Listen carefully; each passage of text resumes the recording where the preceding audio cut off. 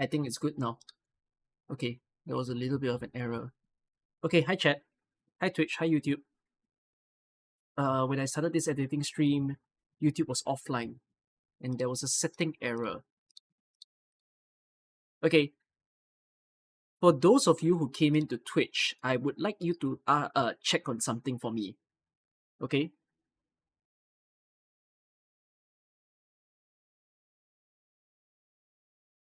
You wanted to watch my VOD? Oh, I deleted the VOD. Oh, I might have broken everybody's stream streak. If it breaks everyone's stream streak, my bad. My absolute bad. Okay. I need to let you all know something. For those of you who have good internet connection, do you have the option to watch the stream in 1440p?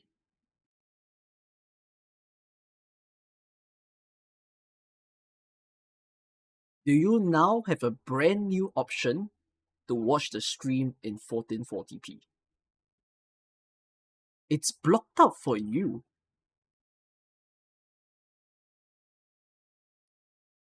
Yours has location restriction. That's weird.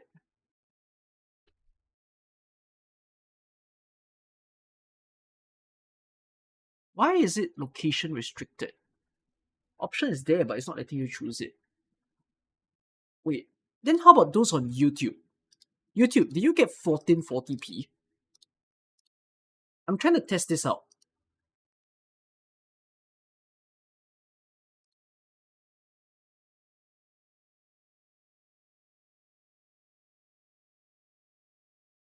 Okay, that's so weird. I read that Twitch has a beta for 1440p. But yeah, I'm basically going to leave it as it is. So I'm trying something new. From now on, when I stream and when I film videos, it's in 1440p. I don't know why Twitch doesn't allow it. I might have to go and check out with Twitch. But YouTube is 1440p now. So I just wanna I just wanna test something. Okay, if you're watching it via YouTube, it seems like YouTube will win. I have insomnia. I've had insomnia since Endfield release, and I've been sleeping with a flip sleep cycle. I'm just gonna reset it today. Okay. YouTube, tell me if for those of you who have it, the regions that allow 1440p, United States, Canada. Oh, so I have to ask the Americans later on when I stream. Yeah, all the regions are not Southeast Asia. Oh wow, Southeast Asia lost in the list of regions. Okay, wait. Let's test this out, okay? For those of you who have been watching my stream and you've been watching it on 1080p, I just want you to let me know, is there a difference in looking at me? You know, like when you see the camera or when you see the game. Okay? This is testing.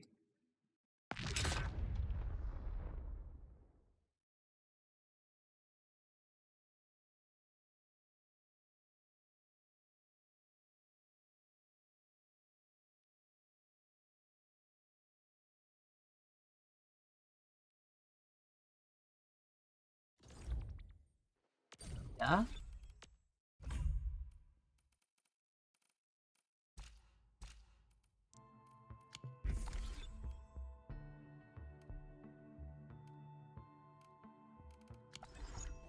Anybody who watches my stream?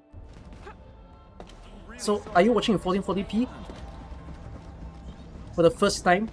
Do you feel a difference between... Well, you can flip... If you have the option of 1440p, you can flip between 1440 and 1080.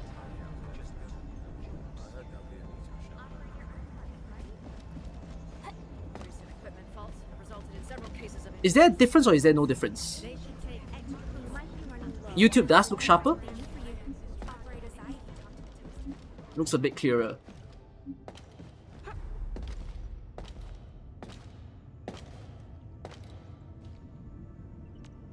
If you had a good enough laptop, maybe you can tell. True.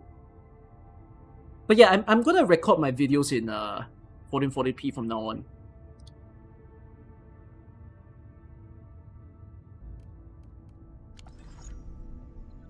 Yeah, on phone it's not noticeable because phone is a small screen after all.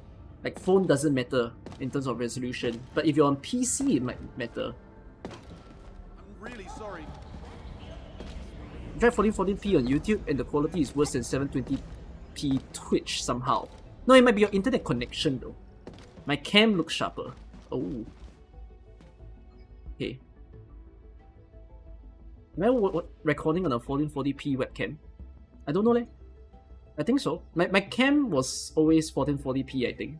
But y'all could never quite experience it because it was always scaled down whenever I stream. Because I scaled it down to 1080p. Like, I've been streaming at 1080p all the time. But recently, I had a discussion with my team and I was saying, I noticed that whenever we record the videos and when I rewatch some of the videos on my PC, it looks a little bit like blur. And I was thinking, is it just because I should just raise up the resolution? So I'm just asking you guys like if you feel the difference, because I'm recording the videos in the new resolution from now on.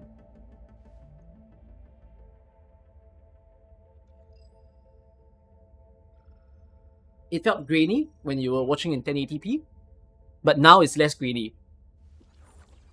Okay, well, good change I suppose. Okay, seems great. You feel that the 1440 is slightly sharper now. Okay. Alright. Anyways, yeah, I have horrendous insomnia. It hurts my soul. And I gotta do something about it. Whew. What's today's agenda? I'm gonna script several videos that I've done. And I'm not gonna record today. I feel like not pressuring myself to record anything today. And instead, just let my mind free flow and write all the scripts that I want. So yeah, I have eye bags. Yeah, I got eye bags, right? So sad. But the eye bags looks like it's accented because of the light though. Actually no, it looks quite baggy. No, I hate insomnia. So I had insomnia, then I had to go to I basically had a book gym session today. And let's just say I didn't have a good time at the gym because I drank coffee and matcha before this. And for the first time, I feel like my body was rejecting what entered my body. I went to the gym, I worked out for a while, and I felt like puking. So like, I even have the sensation right now. But I caffeinated myself. Basically. And I'm basically caffeinating myself to stay awake. But I'm also hurting my body at the exact same time. So yeah, I'm just forcefully trying to reset the sleep cycle right now. Correct. I think the caffeine is giving my body some kind of acid reflux. So, oh wells. You can't sleep because you have insomnia. You can't sleep because you play Arknights Endfield. Well, it's because I've been playing Arknights Endfield that I got insomnia. You get what I mean?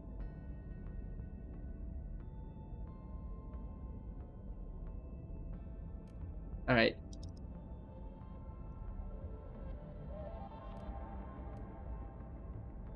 Hey, I need to figure out how to write a negative review. This is a tough one.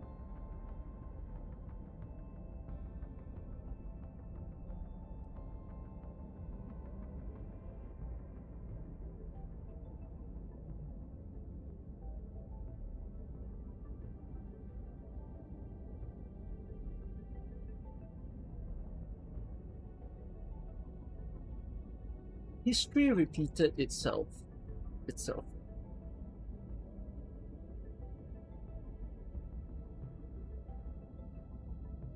Arknights Endfield. If you're an OG Arknights player,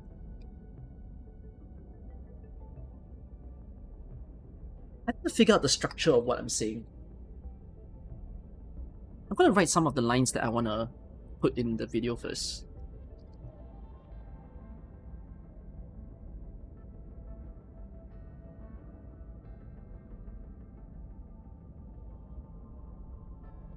What happened to that discussion about complicated gacha video?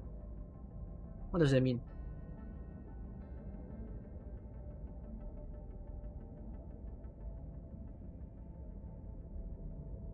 If you're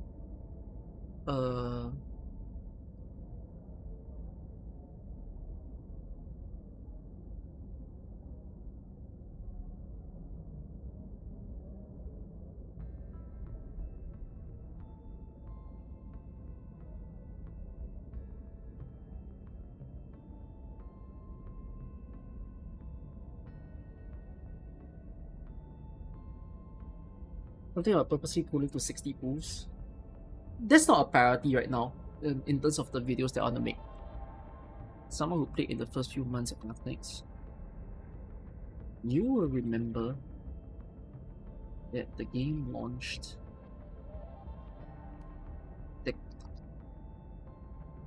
with just 2 hours maximum worth of gameplay.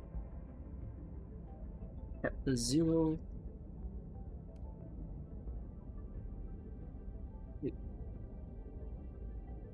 First 2 weeks of Arknights. You remember that the game launched with just 2 hours maximum. Chapter 4. Chapter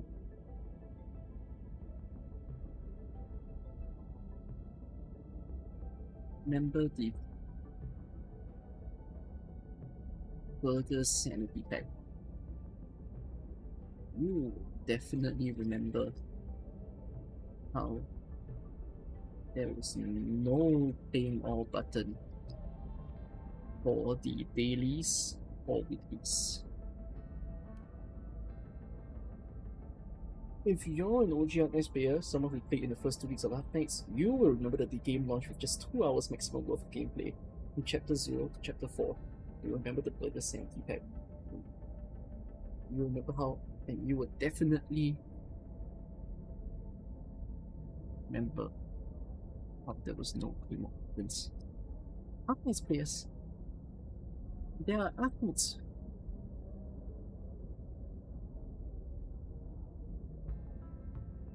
Why I want to script my videos all of a sudden? I don't script every video, but because a lot of these videos are more essay, I cannot like one shot give my opinion. I need to be a bit more certain of what I'm saying. You know, there are Arknights players complaining how Endfield doesn't match the charm, which I can agree. But these people may not have joined Arknights in the first 2 years. In the time where nothing was a replayable content. Clear stages, and you would log in daily just to farm materials and books. Make points of what I want to say first. I already have points lah, but you're not wrong. I want to base off what I did in the recent video.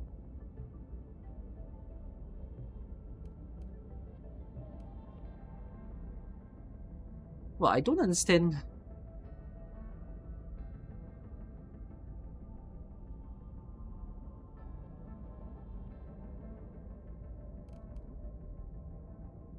I thought Lysara didn't like Endfield. But she's still making videos for Endfield. So weird. Or is she like neutral towards Endfield? Some of you probably watched the review.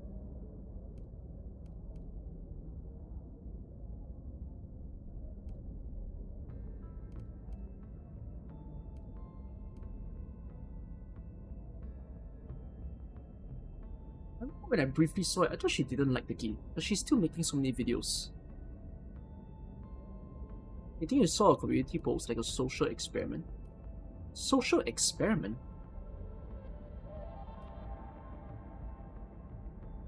What do you mean social experiment?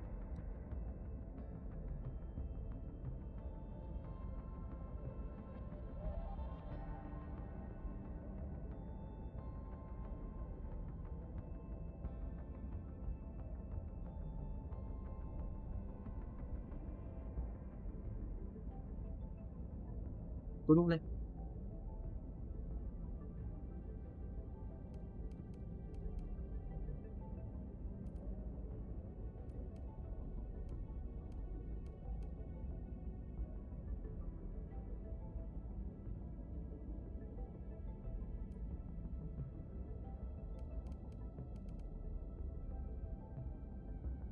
Maybe she's still playing the game compared to some of the haters.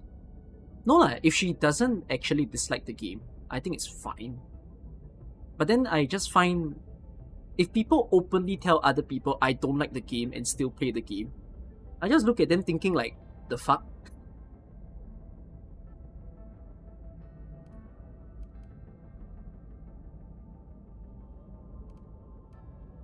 It's quite something else. There's also people who stated that they went further in the game, and that's when they start. Now,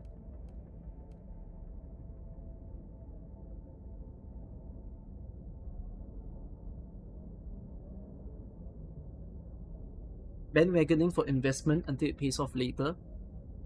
I mean, it's just ironic lah. Then when the viewers watch the video, they're like, oh, good video, but they're watching a video of someone who doesn't really care about the game, and I'm just there like, what can I say? I can't control these content creators.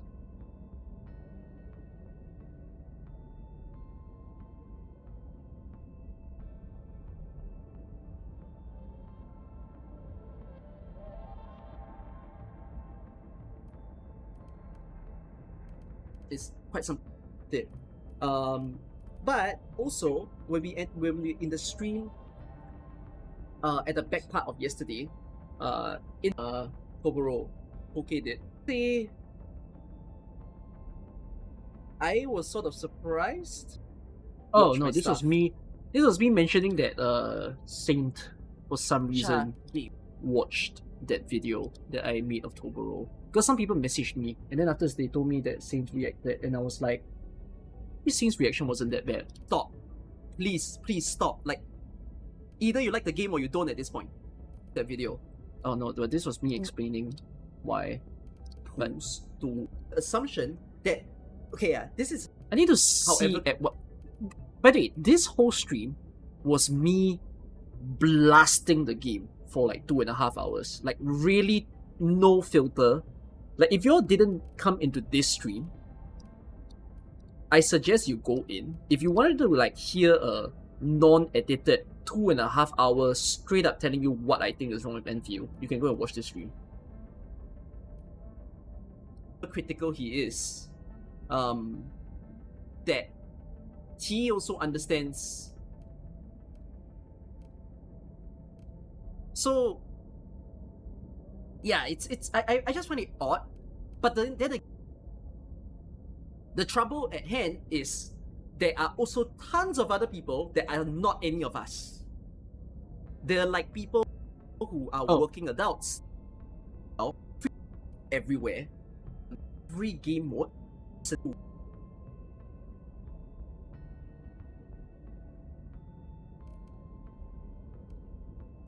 But like, especially to content creators, not just myself, I feel like they've placed all of us in a weird spot. Oh my god, I've just reminded myself why I need to start the review in a first in oh my god. Beta test 2 and release has no changes. Or barely any changes.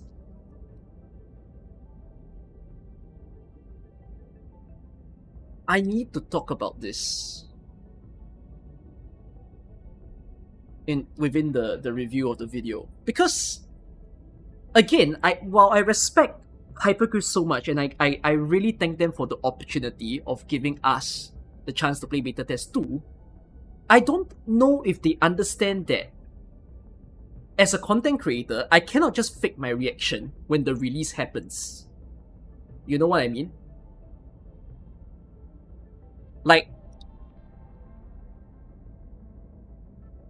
they just made it damn strange for all of us who played through the entire beta test 2, played through the main story, played through a bunch of side stories, only to see that everything stayed the same. then there's no surprise factor anymore.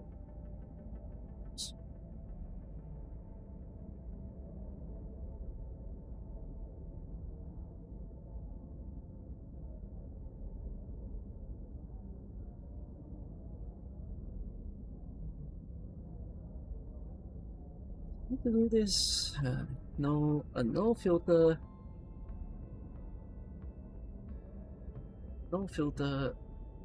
lots of not so nice things to say video. Endfield.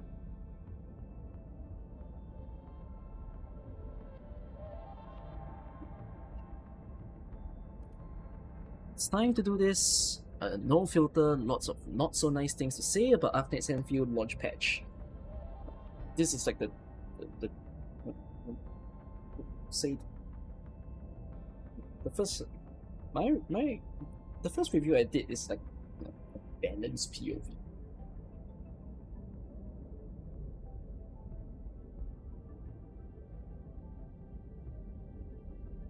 But then let's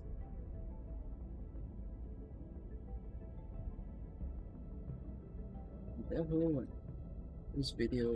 No.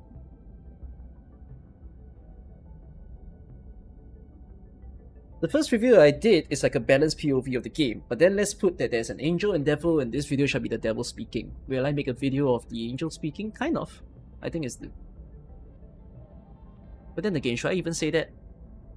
Will I make a video about the angelic side of Endfield? Actually, yes. I want to.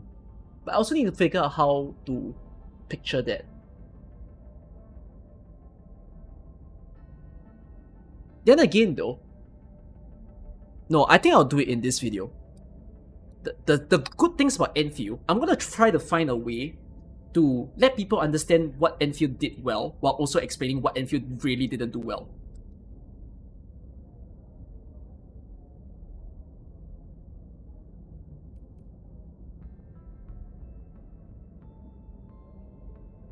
You wish to bring back old manual skill controls but add a button for auto and manual. I think it's just a coding havoc. People don't seem to understand how intense it can be to code a slowed down version of the game with the control, because the bosses and the enemies need to behave differently, which is kind of why it's a one or the other kind of situation rather than a setting. Setting just means more work, which right now the game might not warrant for it. You know, unless the player base is so huge and that the player base actually demands for it, then sure. But now the problem is there's filtering, right, from the factory and everything. So there might not be enough people to push such a change, or like such a revert back to the old system. No filter, lots of not so nice things to say.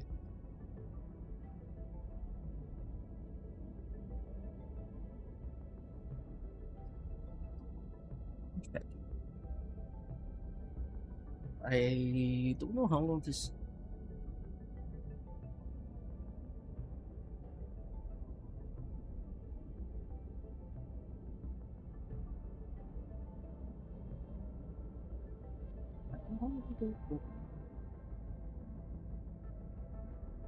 Does it matter that I say that?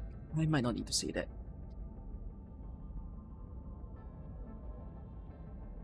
I don't really think manual aiming is much of an improvement to strategy. I agree. I think people are overthinking that the manual aiming will change a lot of the strategy. But yeah.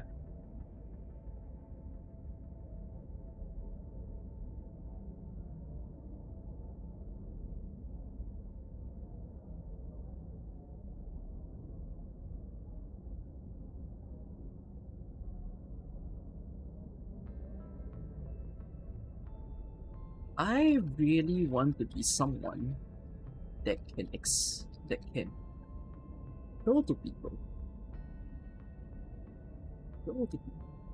that Endfield is a great game. It's a great game in many aspects. But the game also does so many things weird that makes it so hard to stand, defend for them.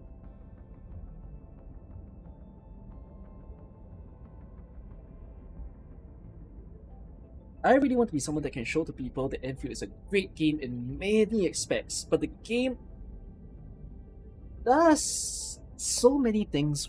But the game does so many things.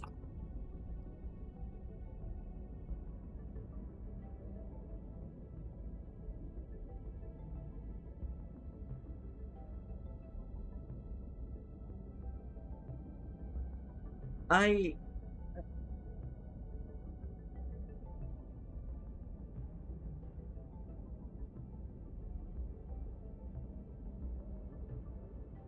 I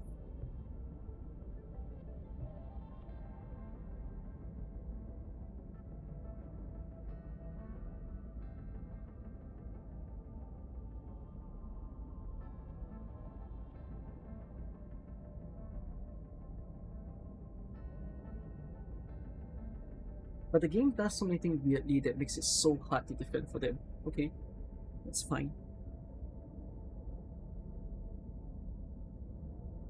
Could do in a way that you mean like what? In a way that you know what? Yeah, doesn't have to be weirdly. You can put the words into that. I think this is going to be a long video. I think this is going to be a long video, but it's going to be really comprehensive on.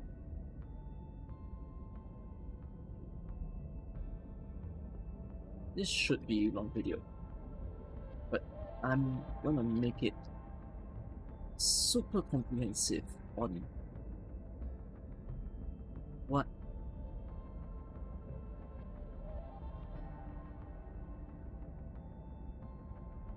expect a lot of mentions.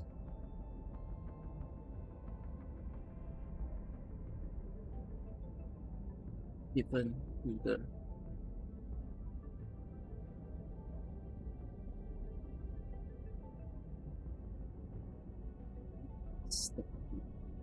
standard IP. This should be a long video. This should be a long video, but I'm gonna make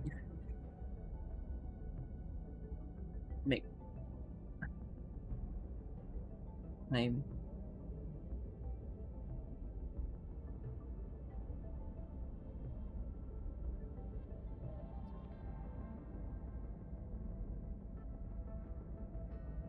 Yes. This should be a long video, but I'm gonna make every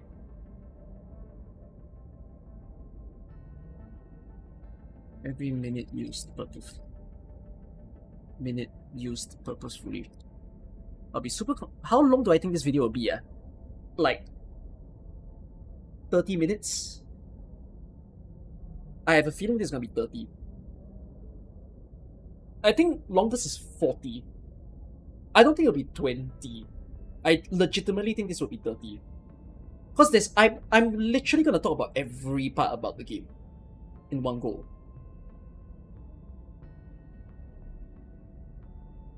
No, but just understand, yeah, this video is not a nitpicking video. I'm gonna have a video that is more nitpicky, which is not as important to discuss. The nitpicky stuff is more like the small little things that I wish they did in order to really beef up the game. But it's like, I don't think they need to do that immediately. Whatever that I'm saying in this video is more big picture of like their methods of how they do certain things that I think they need to work on.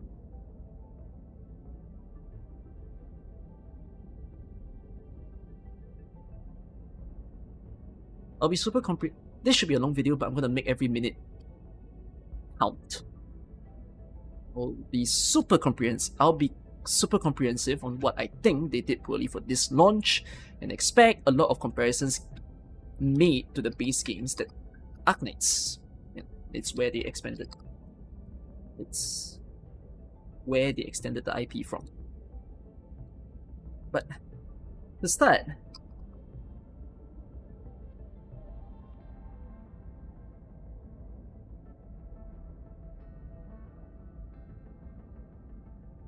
sound ungrateful. I don't mean I'm really happy to have the chance to have been invited to play beta test 2. But for viewers of my stream, for regular viewers of my stream, prior to beta test 2 even being announced, I have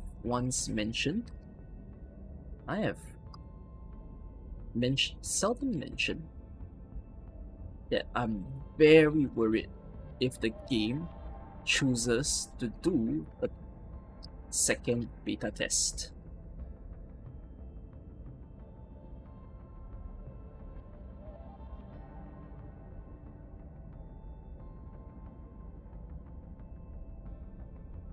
I don't mean to sound. I really don't want to sound weird.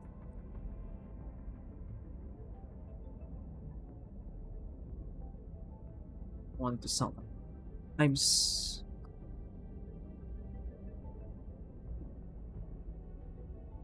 Because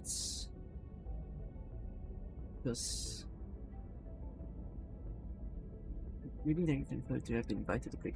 But for regulars, prior to beta test 2 even being announced, I've seldom mentioned that I'm very worried. To me, doing a second beta test is perhaps to test compatibility, perhaps of consoles or mobile devices, because that's something they didn't do in beta test 1. It's perhaps the only valid reason I could consider. But if they do that, I was not to review the full hand of content in the official release.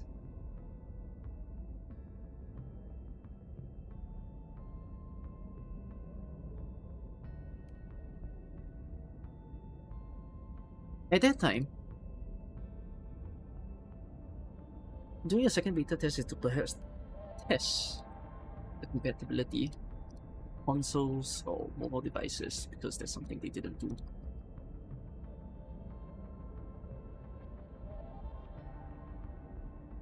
Oh wait, let me change this.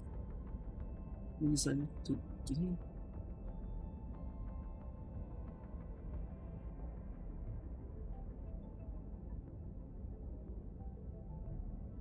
But if they choose to do that, I also said that I hope they do not reveal their full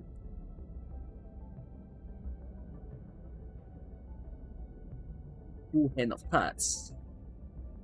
As in, don't reveal everything that will happen at launch.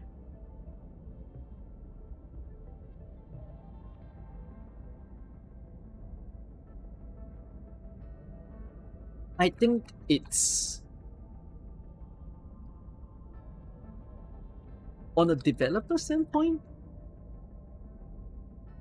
it feels like you are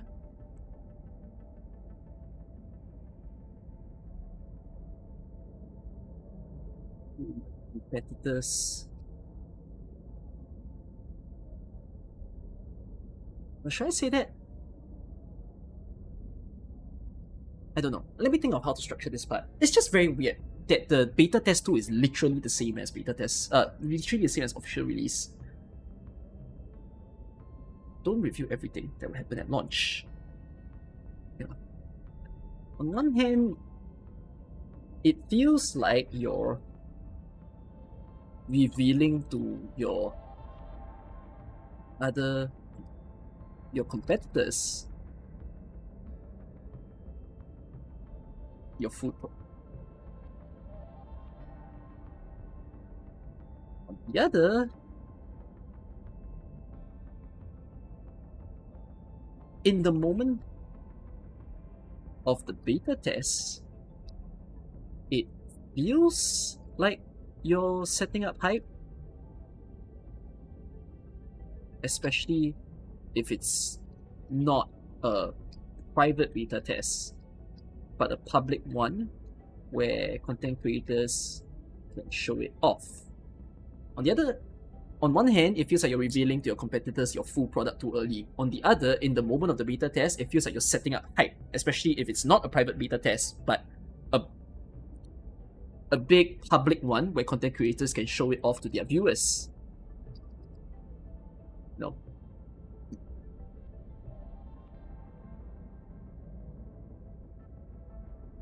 They play out the entire beta test, reach the end,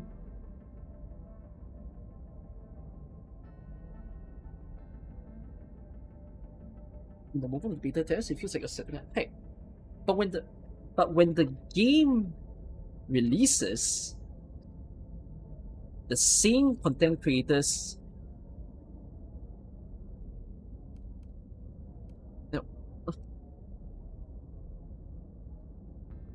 a good number of these creators will play the beta start to finish. And expect that the official launch will show more things than just what's in the beta. But when the game released, the same content creators, that's my personal impression. But when the game released, the same content creators played the official launch, start to end, and then nothing changed. Only small things like English and Japanese voices finally added.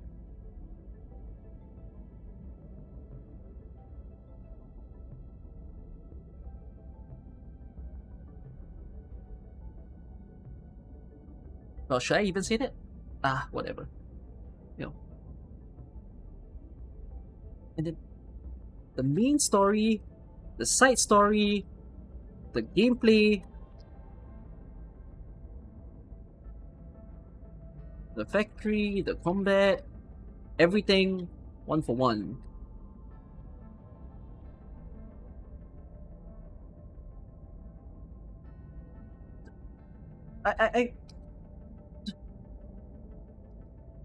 This feels like it's creating reverse hype.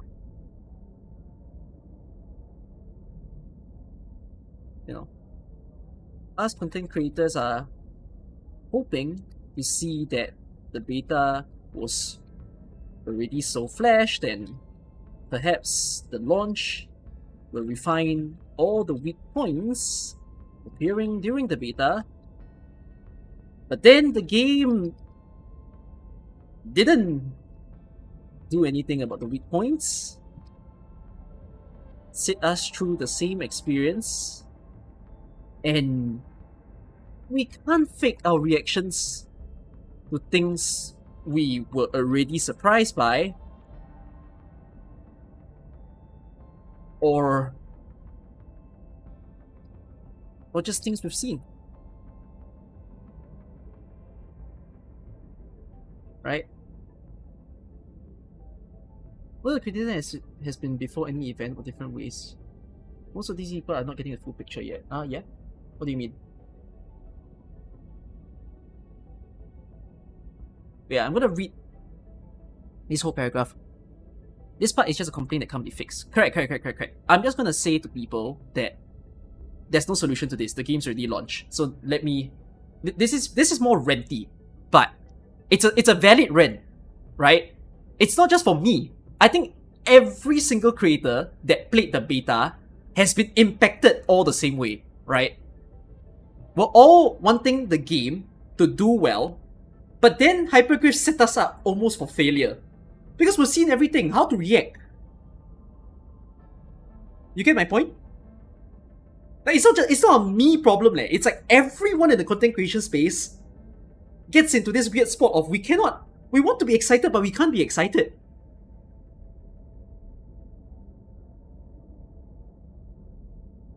But it's a problem that can't be fixed anymore. It's just what I'm just saying that this affected the way that the launch looks.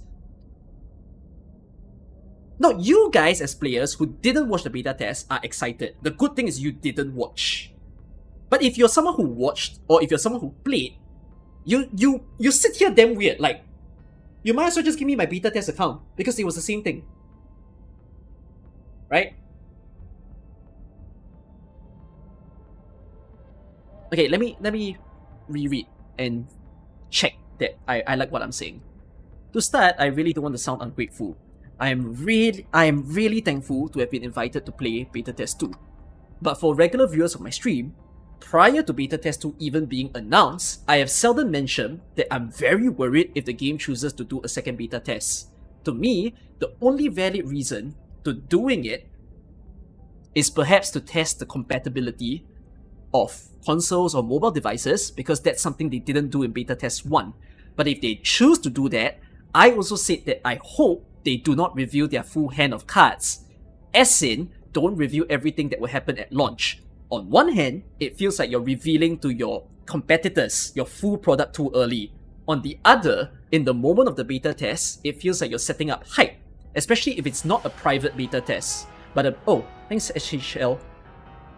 On the other, in the moment of the beta test, it feels like you're setting up hype, especially if it's not a private beta test, but a big public one where content creators, where many content creators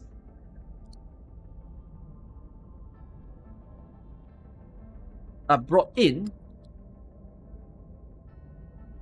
even sponsored, to show it off to the viewers. But a big public one where many content creators are brought in, even sponsored, to show it off to the viewers. A good number of these creators will play the beta from start to finish, and as mentioned, expect the official launch will show more things than just what's in the beta. That's my personal impression of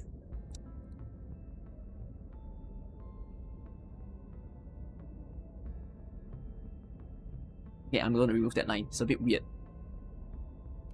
Yeah. Is I'm walking into something serious? No, it's not that serious. It's not too bad. So yeah, this is just me making it. Alright. Is it a video script? Yeah. But when the game released, these same creators, well, I don't want to say the word sponsored. Might make some creators feel like, oh, I'm targeting them. But yeah, I guess let's remove that word. Are brought in to show off. A good number of these creators will play the beta from start to finish, and as mentioned, expect that the official launch will show more things than just what's in the beta. But when the game released, these same creators play the official launch from the start to end again, and then see that nothing changed. Yeah, but if you didn't follow the game's timeline of tests by watching your favorite streamers,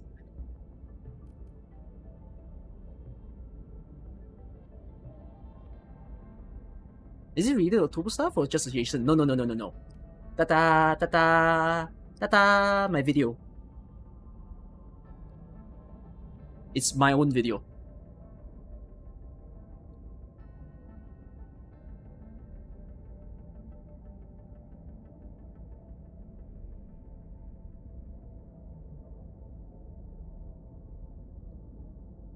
If you don't follow the game's timeline of tests of the various tests by watching your favorite streamers, you heard me right. The main story, side stories side stories, the factory, the combat, everything remain the same. I might say the only tangible difference are more English voices and English and Japanese, Korean voices, subtitles, more languages, which is good for localization,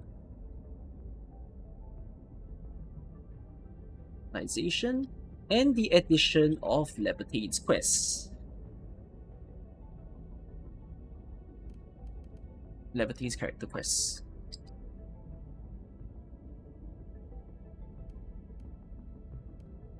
This feels like it's created, you know. I think what this ends up causing the situation of reverse hype. Us content creators are hoping to see that the beta was, you know,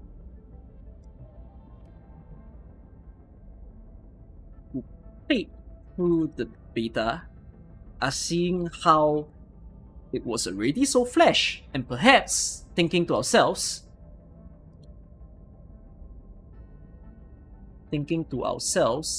that the launch will refine all the weak points appearing during the beta. But then, the game didn't do anything about those weak points.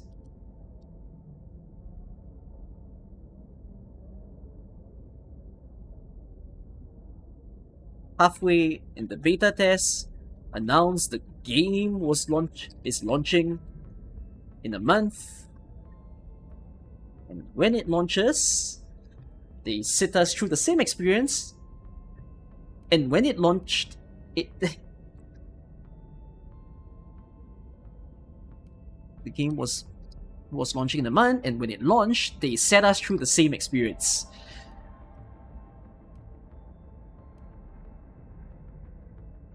For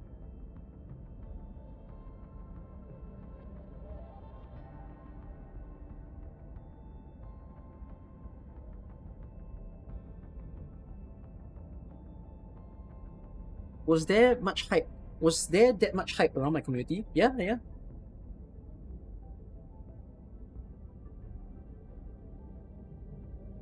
No, but you see, right? Yeah, this makes beta test 2 very weird. Correct? When I say that beta test 2 and launch has no change, I cannot help but ask, what was the purpose of beta test 2? I genuinely don't understand what was it for.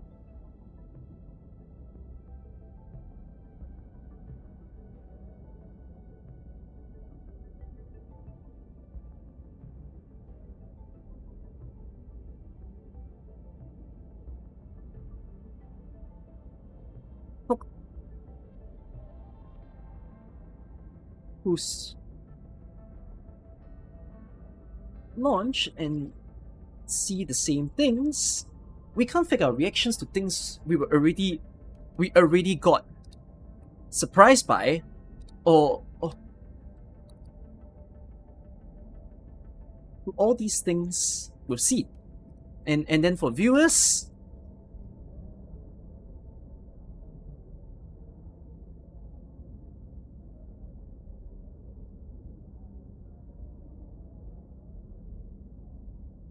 same thing for viewers.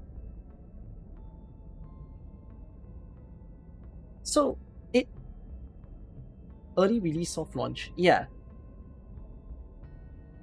I suppose it this is for performance testing. It makes the question of why do a beta test too? Perhaps to performance tests? But I don't think that needs to be the eyes of the public to look into it. It makes the question of why do a beta test too? Perhaps to performance test, but I don't think that needs that needs to invite potentially the eyes of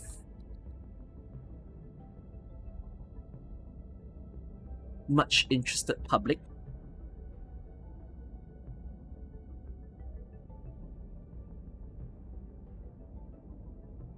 That needs to invite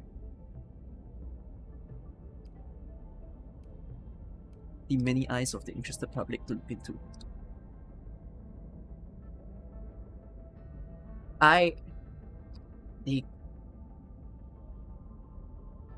They could have protected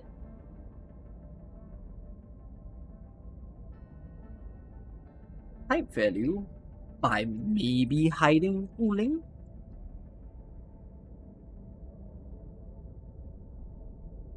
They could have retained some hype value by maybe hiding Wuling.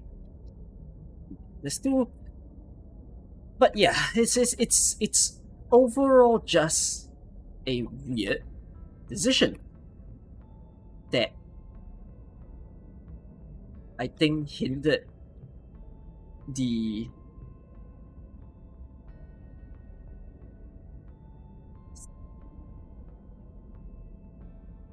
success, greater success of this launch. They could have retained some hype value by maybe hiding Wuling in beta test 2.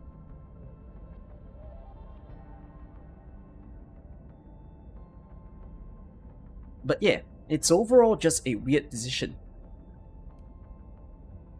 You feel like it's griping about the lack of hype. This can't be fixed. This can't be fixed. There's no solution. The game has already launched. But I'm putting it there that they could have helped content creators to not sit in such a weird spot.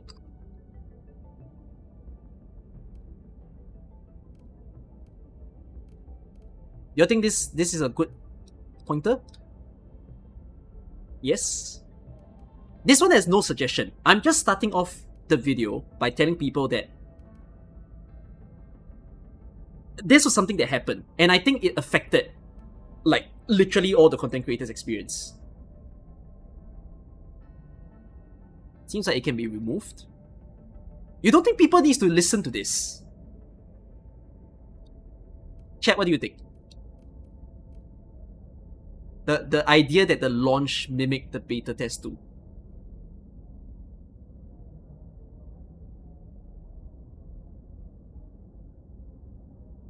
Heat, right?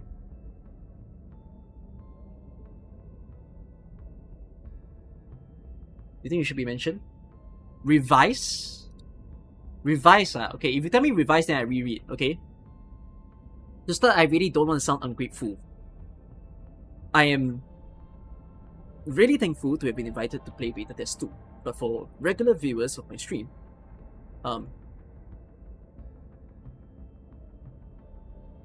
oh, you're not wrong, because some people did not follow beta test 2.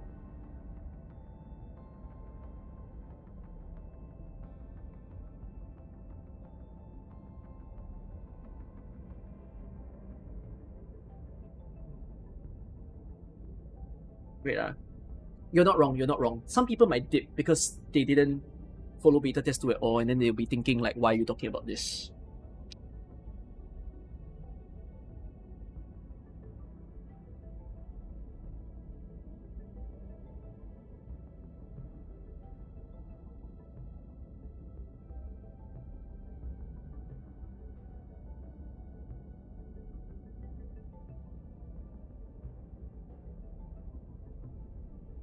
Can I just say, could I just start this paragraph by saying, if you didn't follow beta test 2, you can consider skipping this section.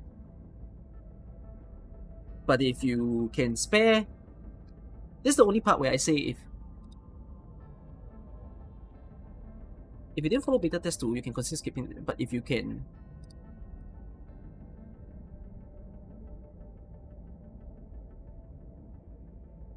but if you wanna,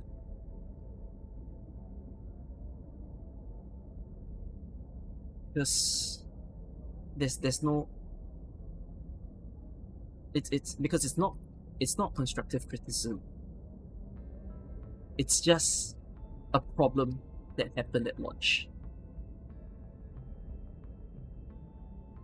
that has no fix. Can I just say it like that? If you didn't follow beta test 2, you can consider skipping this section. It's not there's no constructive. Well, I can't say there's no constructive criticism. There's no constructive criticism here. It's just a problem that happened at launch that unfortunately has no fix. There's no fix. Okay? Treat it as a rent.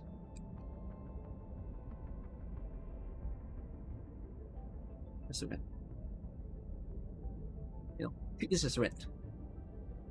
If you didn't follow beta test 2, wait, it's just a rent.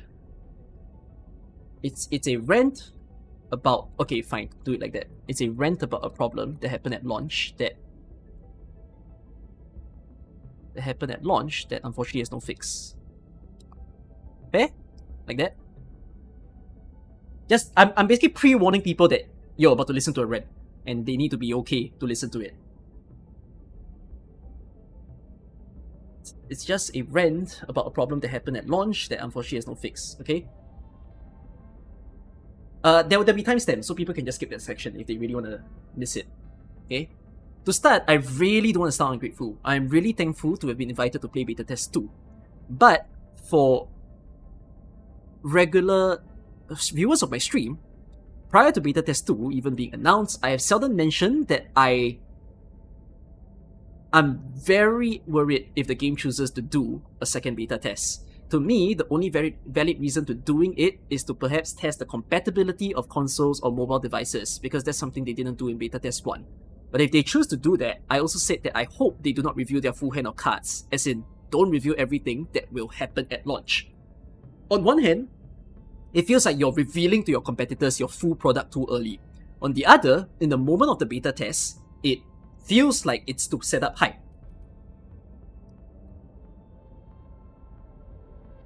If you have skip my opinion too early, it might tune out of place. No blah, but the thing is, I have to say this first, because this is like, honestly, when you read this beta test problem, right, it just cascades, you know? Like, all the things that I'm going to say cascades down from this starting rent.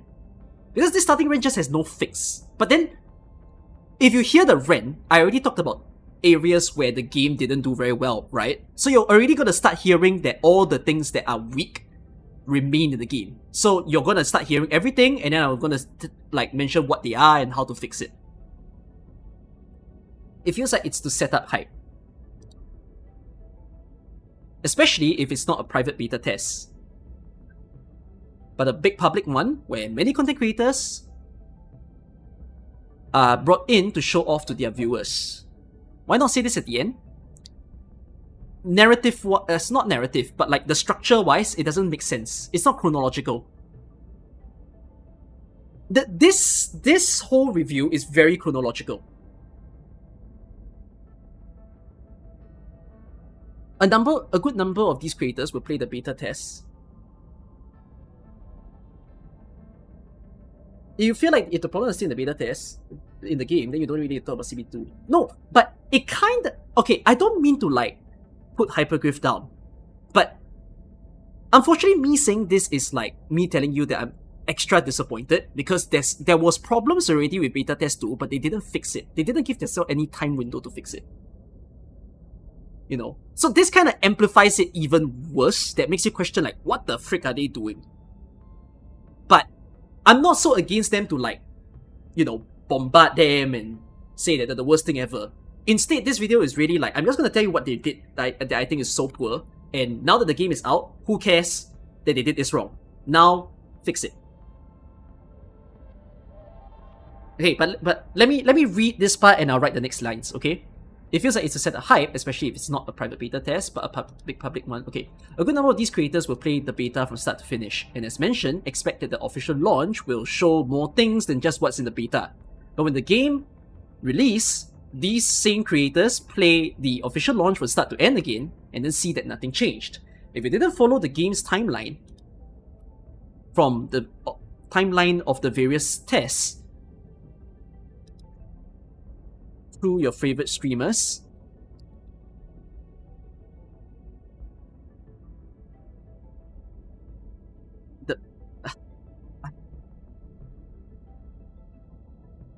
Sad to say, the main stories, side stories, the factory, the combat, everything remained the same. I might say I don't have to say I might say. The only tangible differences are more English, Japanese or Korean voices, subtitles for more languages, good for localization, and the addition of Levitane's character quests. This ends up causing the situation of reverse hype. Us content creators who played through the beta are seeing how it was already so flashed at that time, and perhaps thinking to ourselves that the launch will refine all the weak points appearing during the beta. But then the game didn't do anything about those weak points. Halfway during the beta test, announced the game was launching in a month, and when it launched, they set us through the same experience. For content creators who's trying to enjoy a good launch and see the same things, we can't fake our reactions to things we were already surprised by, or to things we've already seen. Same thing for viewers. It makes the question of why do a beta test too, perhaps to performance tests, but I don't think that needs to invite the eyes of many.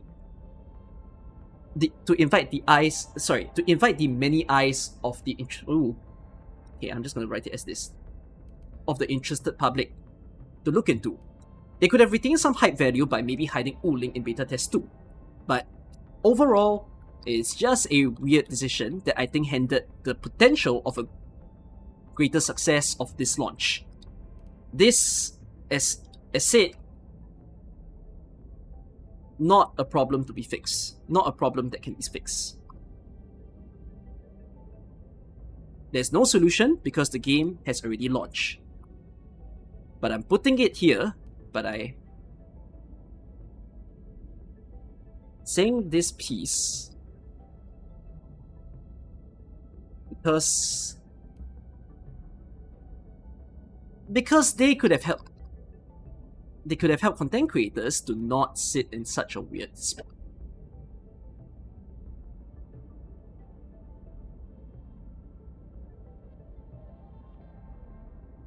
Reading it, I think you sound more confused than lost. Really? No.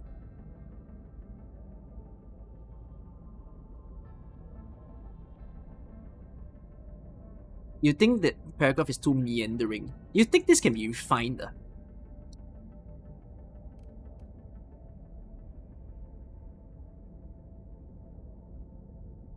You want this to be shorter, is it? How about I fix this later? I come back to this. I still want to put this paragraph here. I'll shorten this if I think it needs to. Because yeah, this does feel very long. This feels very... Okay, there's no solution. But I'm saying this piece to say... Okay, you know what? Not content creators. To say that it kills the hype. It can kill the hype.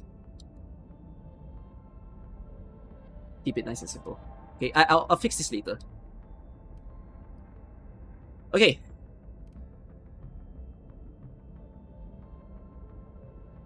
Now, let's go.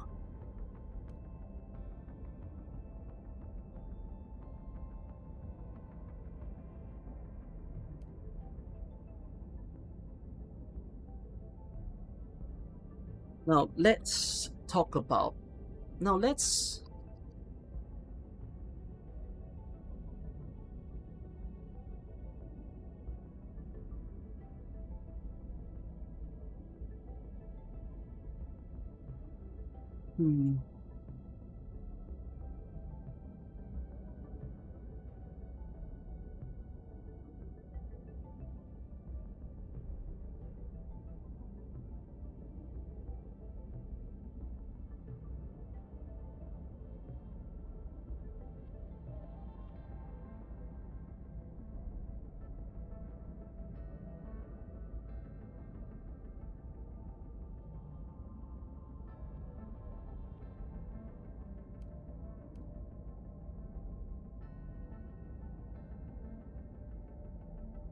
The first part I want to talk about is the painful start of the game.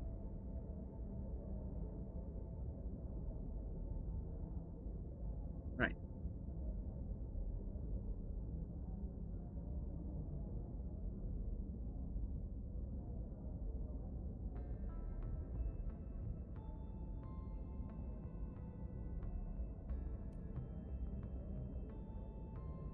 It's a very difficult conversation to have because this is about the first impressions of the game.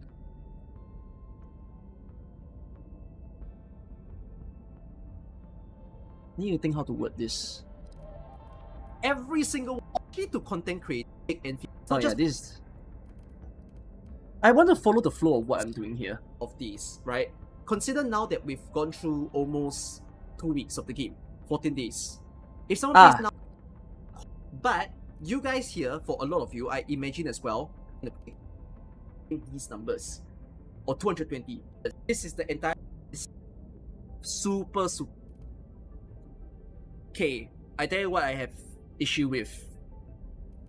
This game is very heavy, right? Super heavy. The problem is the game decided that rather than to give the pools to as many people as possible when they get into the game, they chose to. This is the entire pools of the patch, right? So I think some of you are listening in to some other content creators and you hear that the free-to-play amount of pools is like 200 or 220, 240, anywhere along that line. Okay, you are hearing these numbers. Or 160, whatever it is that you heard. But these pool calculations, right, are basically every game mode, every chest that is scattered all over the map, and every quest as well. So everything all over the world, right?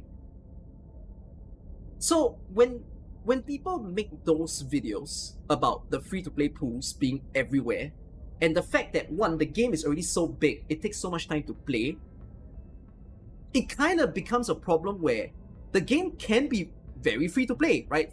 I assume a lot of you here got your level team. If any of you haven't, I hope you get her soon if you were trying to pull for her, okay?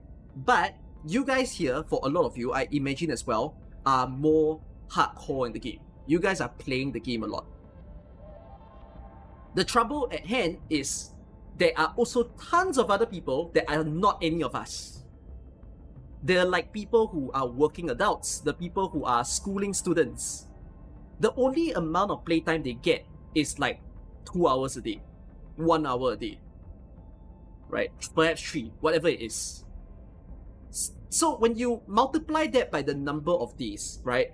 Consider now that we've gone through almost 2 weeks of the game, 14 days. If someone plays only 14 days, and every single day they can only play 2 hours or 3 hours, right? Then you multiply that, that's like what, 30 hours. 30 hours of gameplay. Do you think they're in Wuling?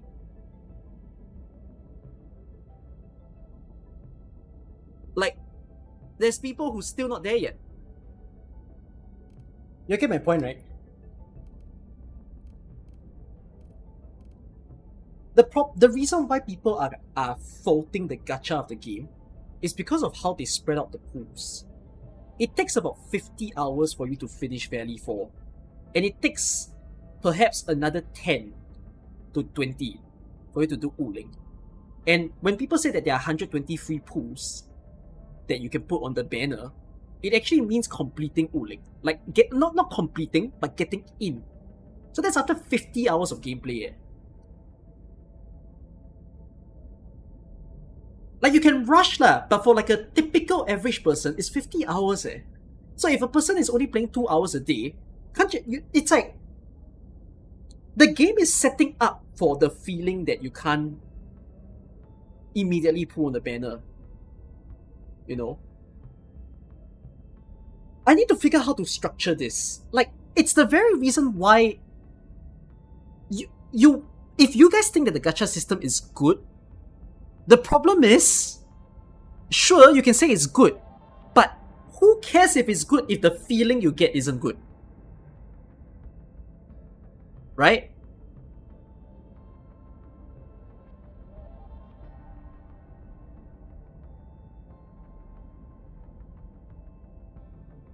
I need to figure out how to word this. This is a very difficult thing to talk about.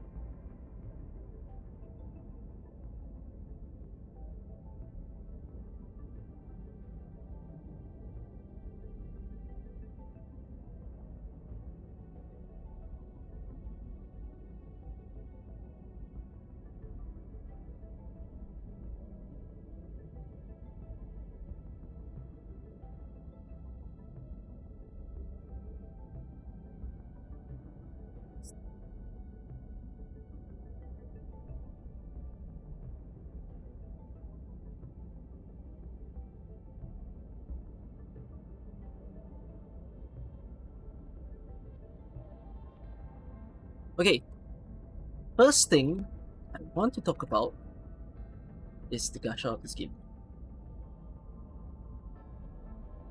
Okay. Oh, I really need to figure out how to, because I don't want people to get turned off by me saying gacha, but I really need to figure out how to say this and people don't like, oh fuck, this guy's talking about gacha. I need to figure out what's the nicest way to say this, okay? I'm just gonna write it like that first, I might reword it. Let me just do a first take on this, alright? First thing I want to talk about is the gacha of this game.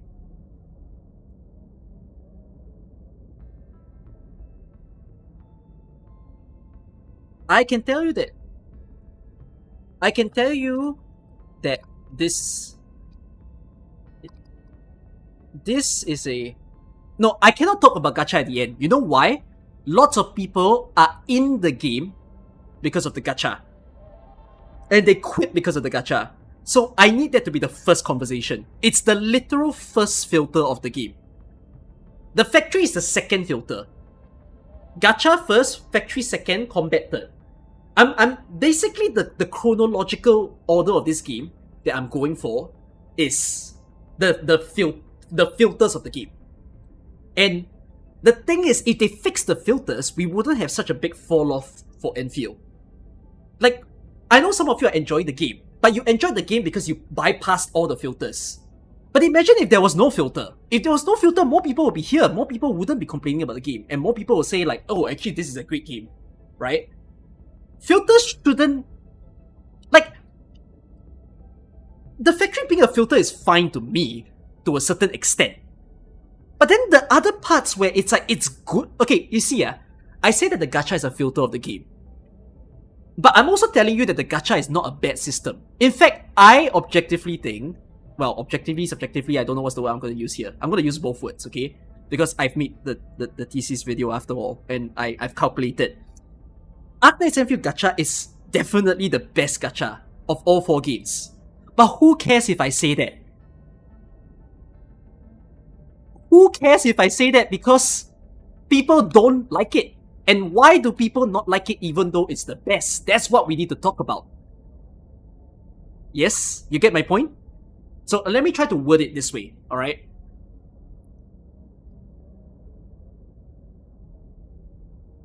Now, it's an online debate on endless online debates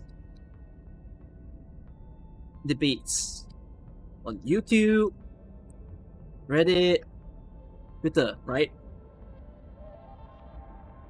People are arguing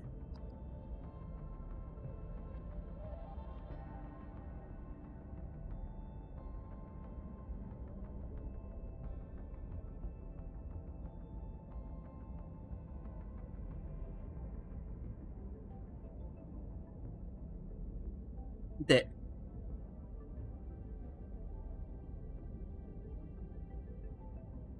you got the 2 extremes of people calling this the best gacha system in the semi-open world market, and also calling it the worst gacha system. First thing I want to talk about is the gacha of the game. Endless online debates on YouTube, Reddit, Twitter, right? You got the 2 extremes of people calling this the best gacha system in the semi-open world market, and also those calling it the worst gacha system. I stand with the best. I stand with the people who says it's the best. But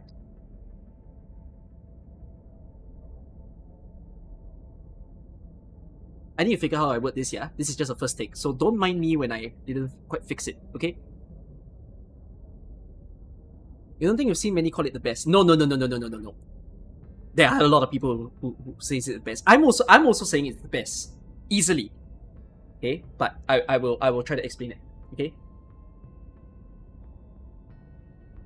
I say with the people who say it's the best, but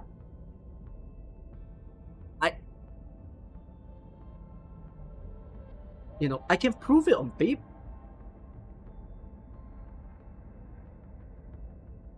Low pulls on release are greedy. Low pulls, you can guarantee levitate. No, you're missing the point. Okay? I know some people are perpetuating that the low pulls is a greedy thing. But it's like, no, the game gives you all the pulls you need to get the character. So anyways, let me take my time to word this, okay? I'm not gonna argue with you guys. Let me script first. You all take the time to read me, okay? I stand with the people who say it's the best, but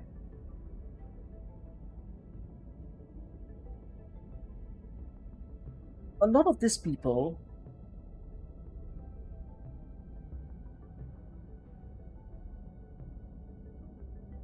it's a different system.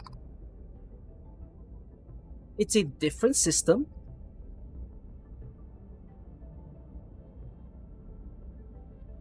Wow, this is so hard. This is so hard to script.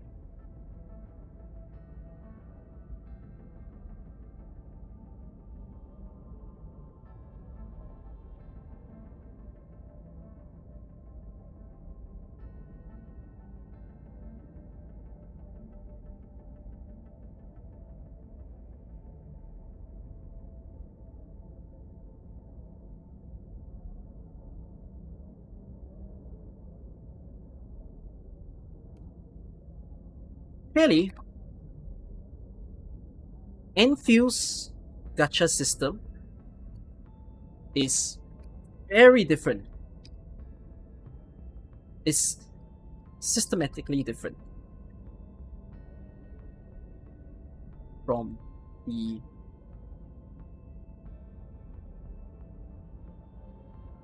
you got two extremes of people calling this the best extreme, the best gacha system in the semi-open world market, and also those calling it the worst gacha system.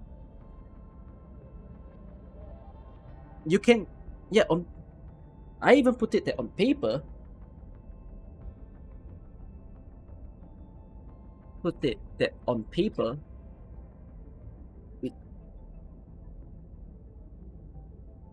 but how?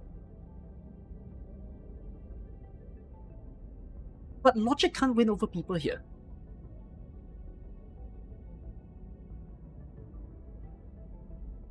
People,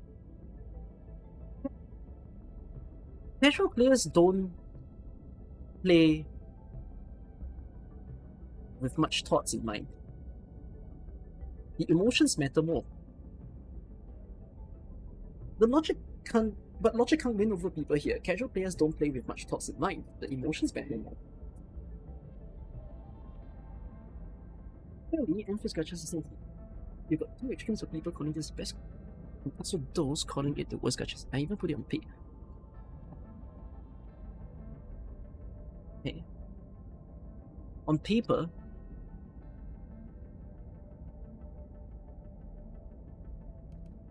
it's clearly the best. But logic can't win over people here. See the point of those who call it worse? No, I know why people are calling it worse. It's because of the loss of the 50-50, which I will talk about in this video.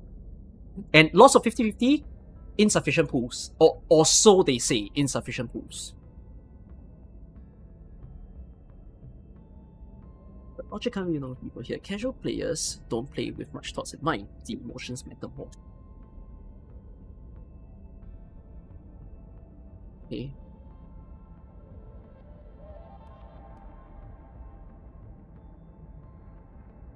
And for a big chunk of these players, they just came from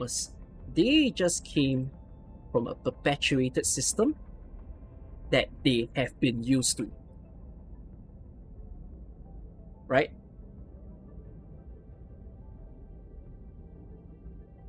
That system has the 50-50 carry. First 50-50 lost, next on banner guaranteed system.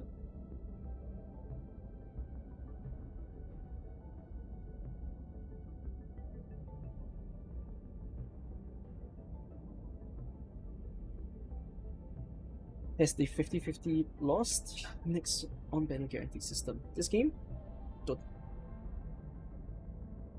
have that. Just the safety net. Instead, it's the safety net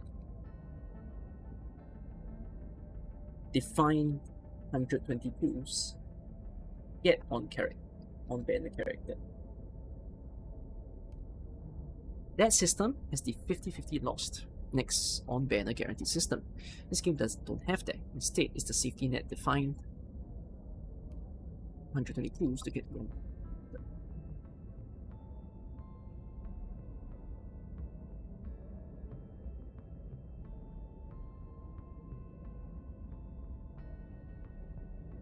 Okay.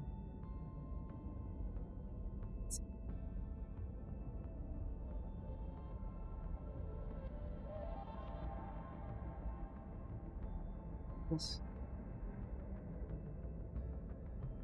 Okay.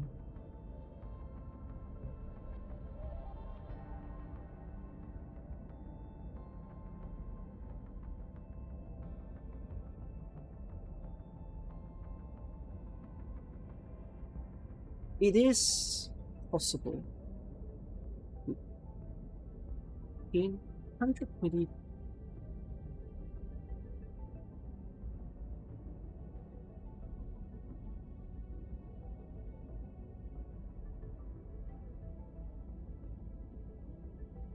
Wow, this is a very difficult timing of a video. It doesn't help that the free 10 at 30 pools doesn't contribute to the pity counter. It just feeds to the narrative that Hypergriffe is greedy. You're high, bro. Since when is giving free 10 pools greedy? You need to reread your sentence like 3 times. Since when is that greedy?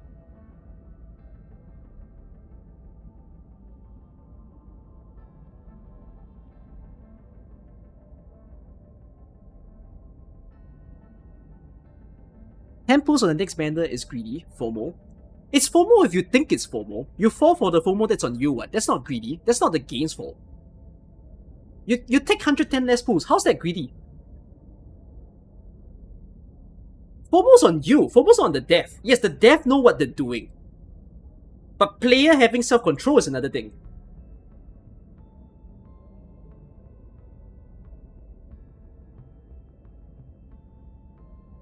Pity doesn't carry over is obviously greedy. I need to strangle people. You're really have issues, man.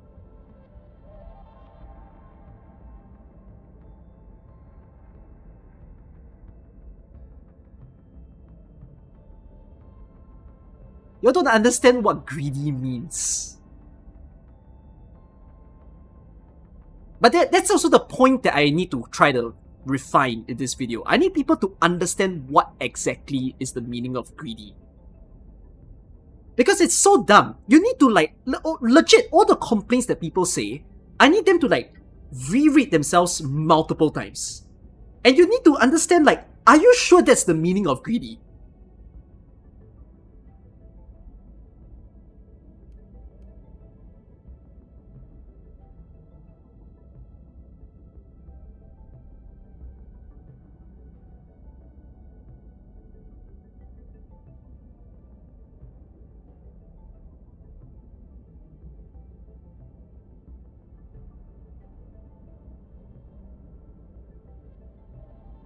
Wait, let me just say this. I'm having a big problem with this line because there's two different issues with the gacha. The first issue of the gacha is the time. Wait, I'm just gonna write this down. The time it takes to get the free pools. The second problem with the gacha is the transitioning from one system, subjectively the worst system. Okay, let me take the time in this stream to cook, okay, and do my best to explain to you why it's subjectively the worst in many aspects, okay, to another better system, right?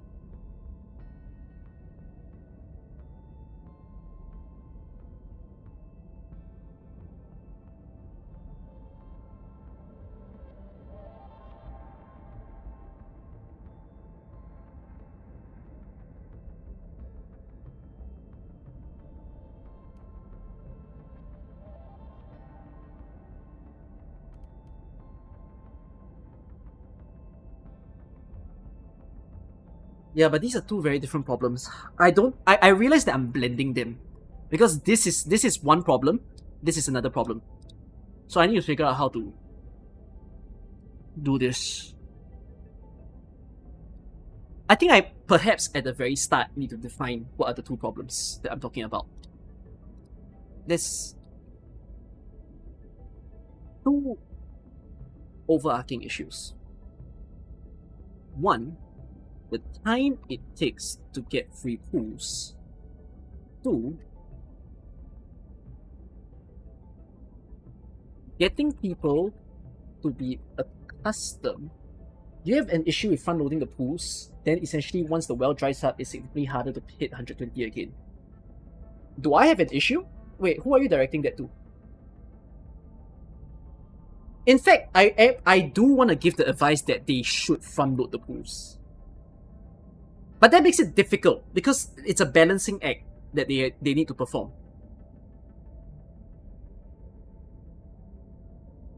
Getting people accustomed to a new gacha system, especially when coming from a perpetuated 5-year-old popularized system.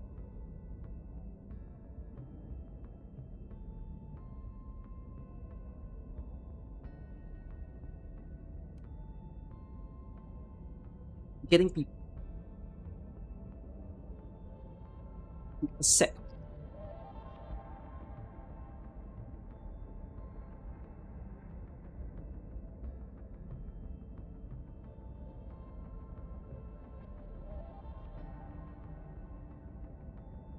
okay, I think we do it like this. This will be a much nicer flow to the video.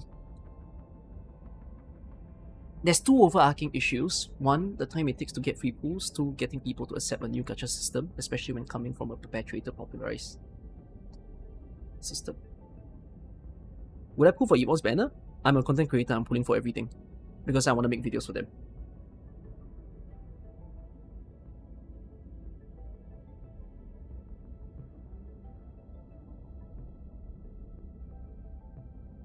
The time it takes to get free pools.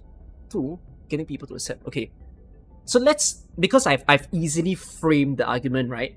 So I shouldn't talk about the second problem when talking about the first. Okay, we concentrate on one at a time. Okay.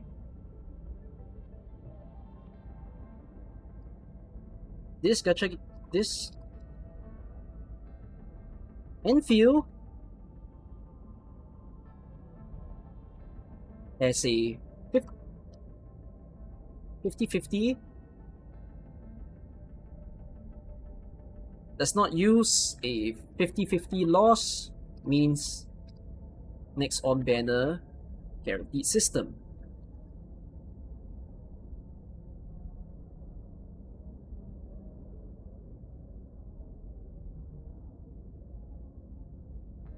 This is what happens in Arknights.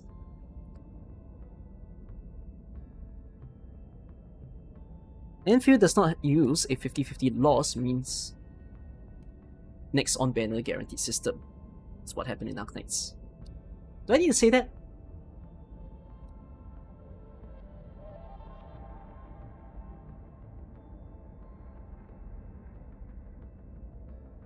Instead,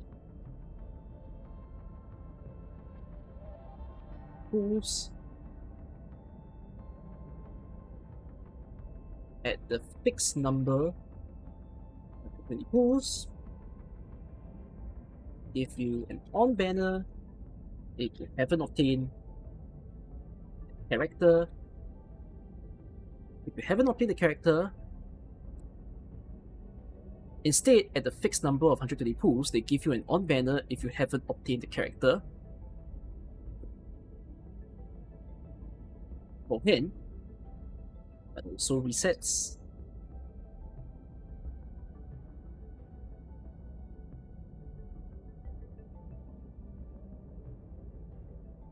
But also resets a 6-star pity you clock up. Okay. So in the worst case,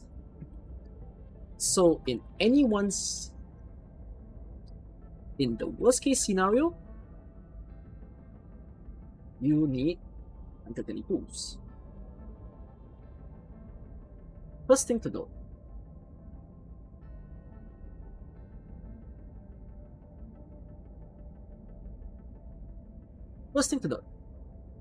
there are, if you came in as a free-to-play, there are more than 120 free pools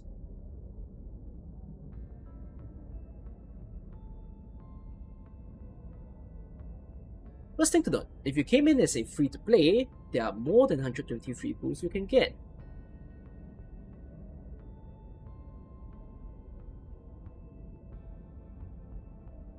So you definitely get an on-banner character. You'll definitely get an on-banner character. However, this game is heavy.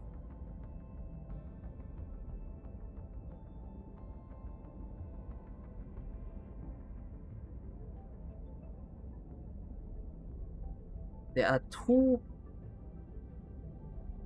is one massive region of Valley 4 and a half region of Hulin.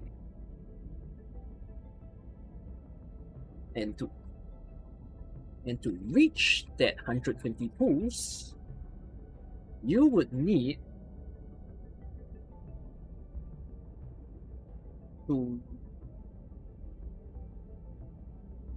realistically be entering Uling.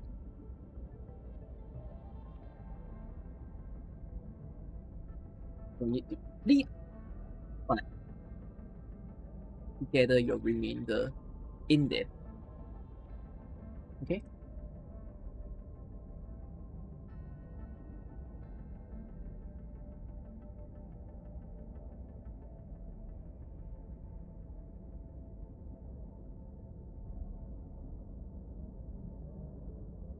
If you came in as a free-to-play,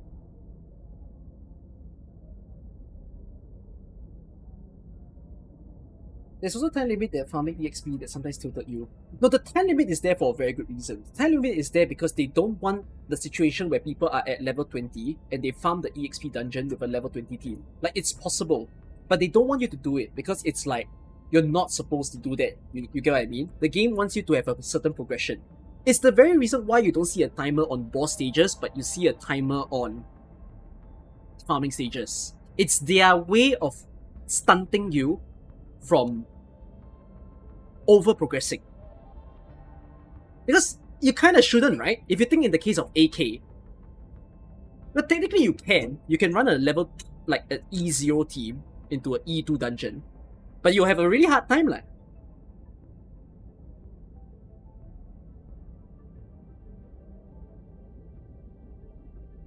How many stages are locked to exploration level? Correct. Basically punish people with rush. Can't say that. I don't think it's a big issue. Anyways, I'm not talking about that. Let me still concentrate on this. This game is heavy. There's one massive, and to reach that, and to attain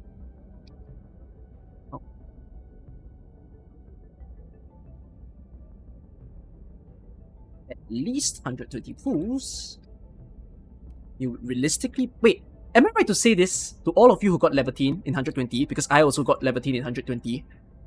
You only kind of achieved it by entering Uling, right? I couldn't clock up the remaining pools in Valley 4. I stayed in Valley 4 for some time and I completed like a lot of quests. I just couldn't. Some of you got it with Valley 4 only. Swipe. No swiping, no swiping. Oh, that's the funny thing. I also swipe. You got 120 before reaching Uling, but you explored a lot. You got 120 in Valley 4.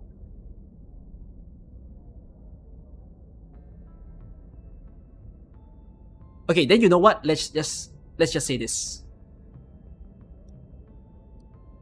You would realistically finish Valley 4 or be inside of Uling.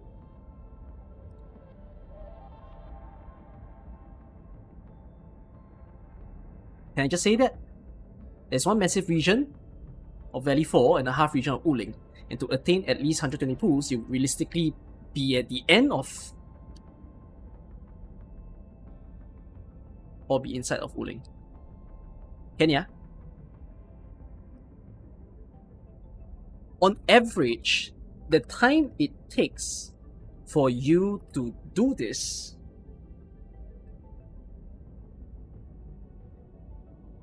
a player would take 50 real game time hours. Real hours to be here.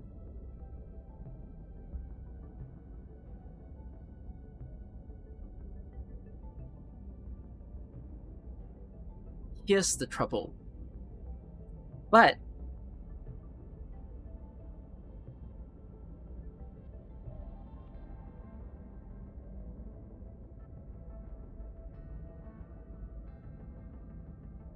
you won't get 120 if you just focus on main missions, you think? Okay.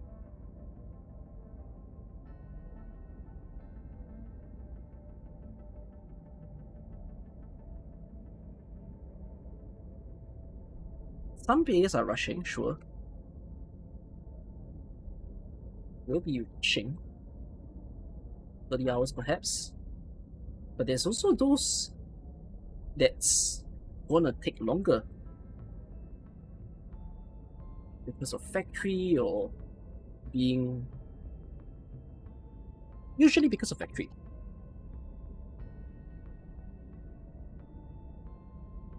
On average, a player would take 50 real hours to be here.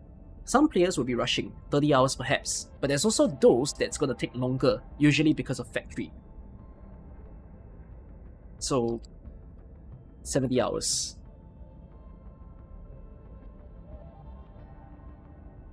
Now, consider demographics.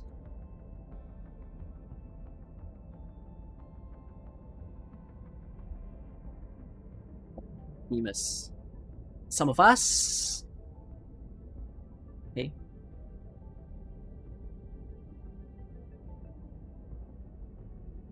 Gamers are not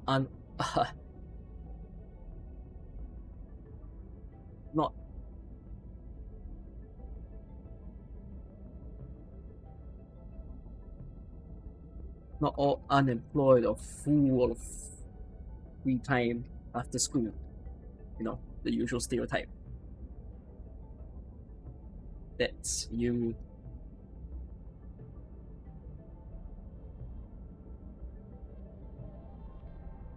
I wouldn't say no offense, but then again, I can just don't say that. But it's true, right? Gamers are not all unemployed or full of free time after school. The usual stereotype. You know? Gamers can be made out of the working class, hardworking students in university or college.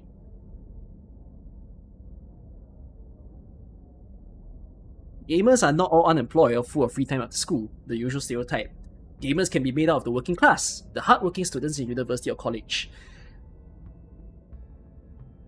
When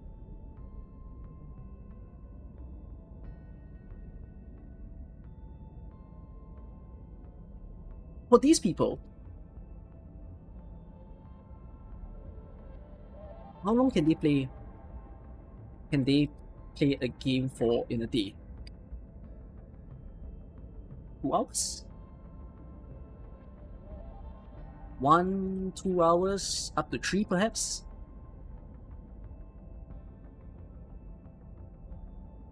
If I multiply that 2 hours in days, that's 28 hours sunk. But that doesn't even get them to finish fairly full.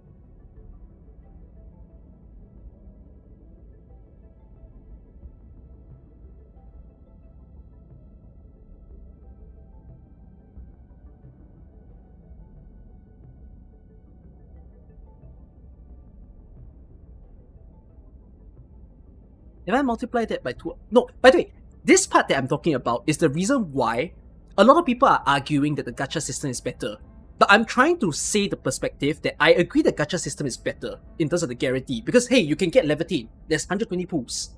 Right? What games gives you 120 pools? What game lets you guarantee at launch? Right? Genshin didn't let you guarantee at launch. HSR didn't let you guarantee at launch. Wuwa didn't let you guarantee at launch. There's not enough free pools in those games. You lose the first 50-50, it's just that your next 50-50 is guaranteed. But the first character banner, you do not have enough pools in your worst case scenario as a free-to-play.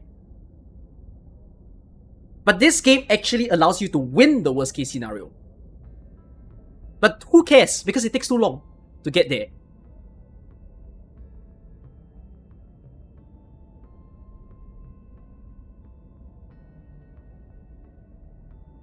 But that doesn't even get them to finish fairly full.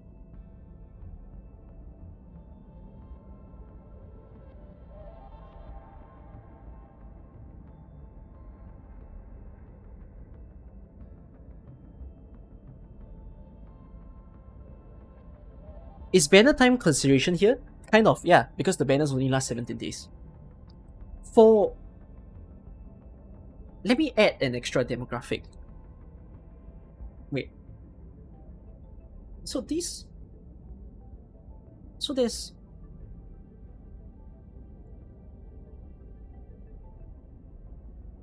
Cannot rectify the worst case scenario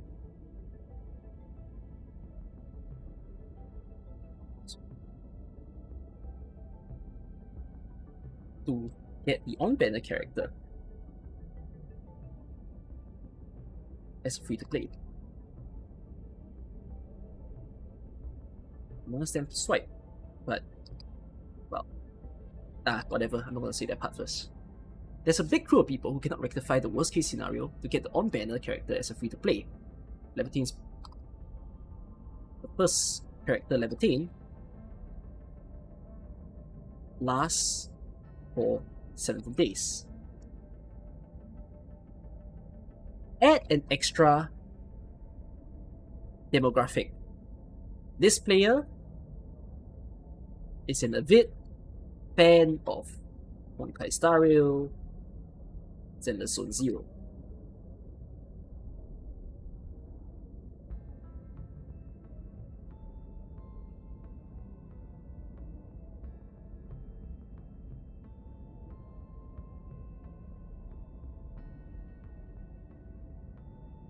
Tying in the second problem of introducing a new gacha system, let's imagine a working adult who loves Honkai Star Rail.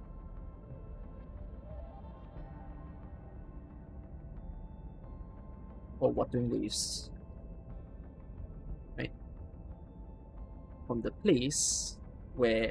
from the place where 50-50 is, you know, losses means a big win next. Coming from the place where 50-50 losses means a big win next.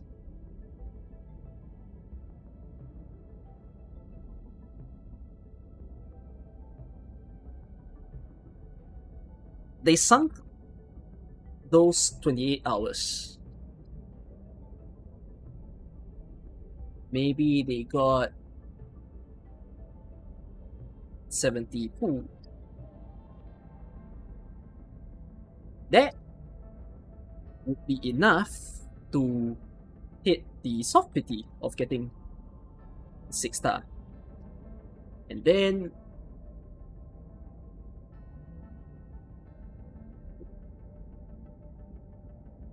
they got themselves some other kid. Didn't get levity. They sunk those 28 hours, maybe they got 75 pulls. That would be enough to hit the soft pity of getting a 6 star. And then they didn't get levity. It's already day 15, it's already day 14.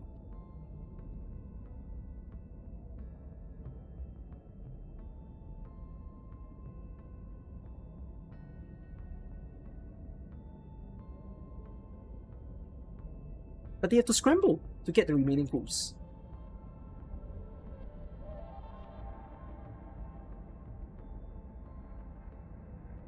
Wait, and then they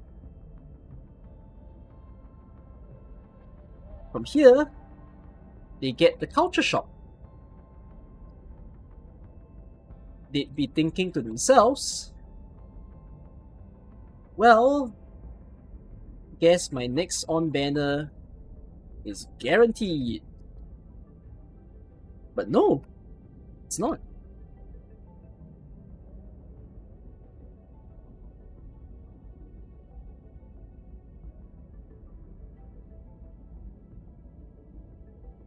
Not a thing enough. Not the end. That's not what Endfield does.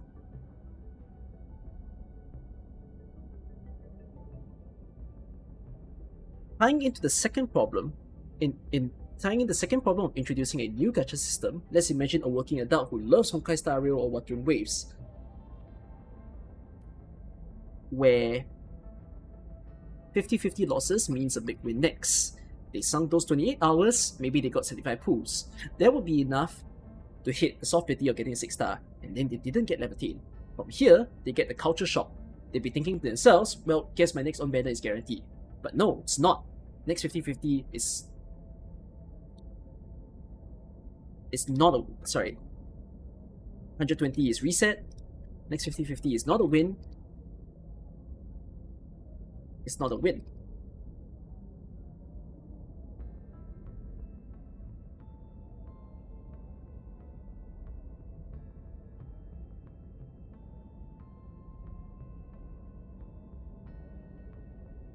As a result,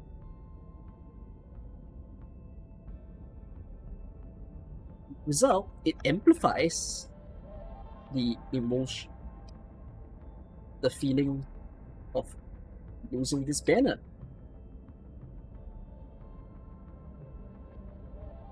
They have no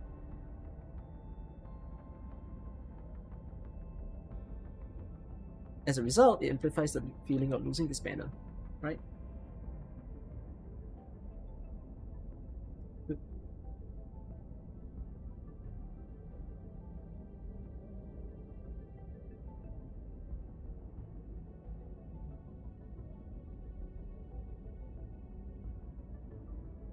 This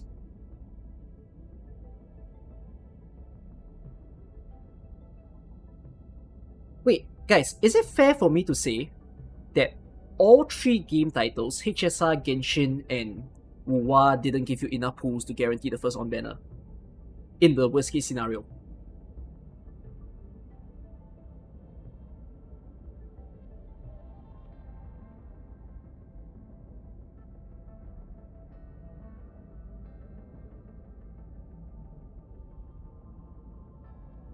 They gave quite fairly. On release, yeah, on release. Oh, can't say that's true or not. Okay, then never mind. I'm not gonna put that in.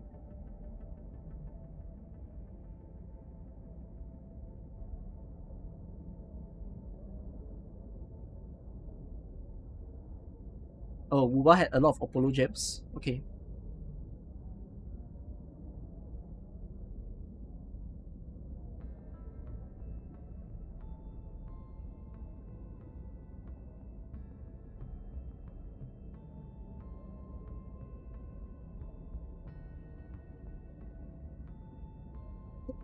So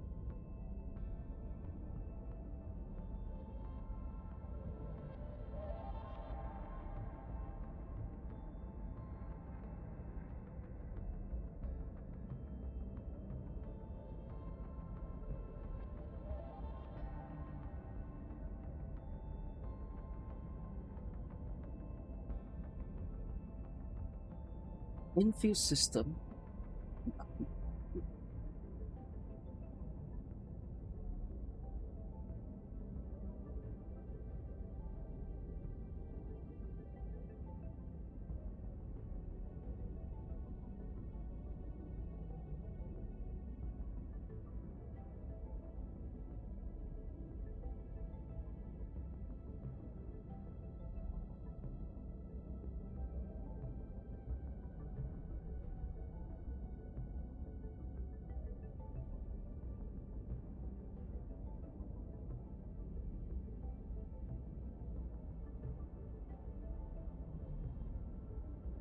On paper, Enfield system can be argued. Is argued to be good. Be good because you have a well-defined safety net to ensure you win on the banner.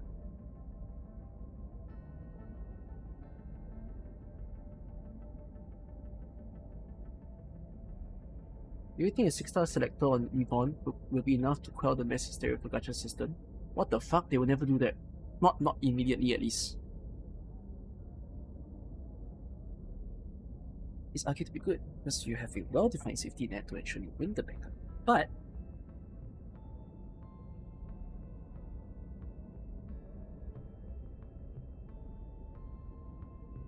a lot of players aren't feeling this. Yeah, okay. A lot of players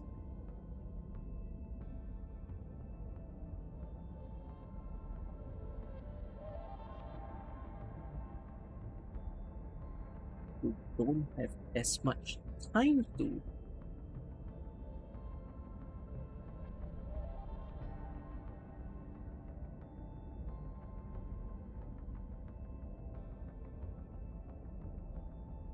fine will not feel this safety net themselves. Who cares if it's good if I don't experience it? Right? Am I saying this in an accurate manner? Right? From here they get the culture shock. They'll be thinking to themselves, well, guess my next on banner is guaranteed. But no, it's not. 120 is reset, next 50-50 is not a win. As a result, it implies the feeling of losing this banner. On paper, Enfield system is argued is, you know,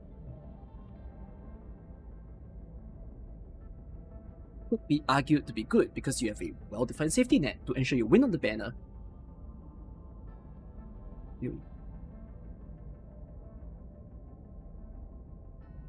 New system are known for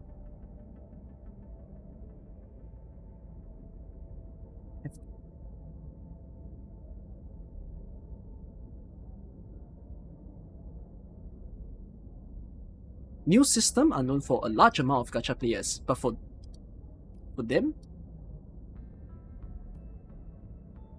these players who don't have as much time to go far in this launch patch, they will not feel the safety nets.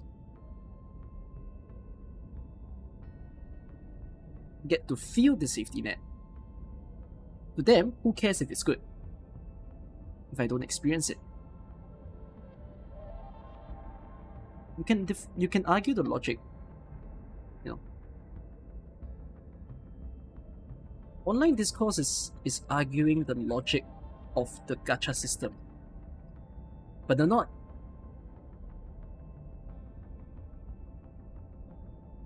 But the defendants of Enfield's gacha are not considering the larger displeasure that people can feel.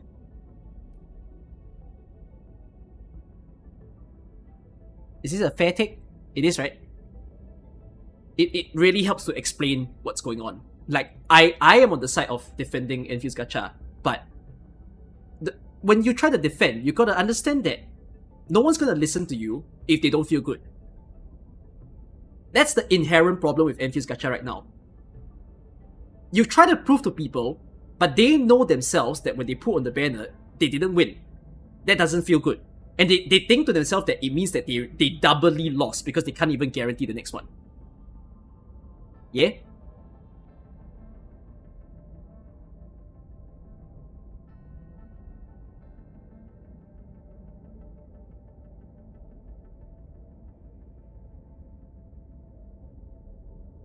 It amplifies on paper and feels sustainable market to be good. Because you have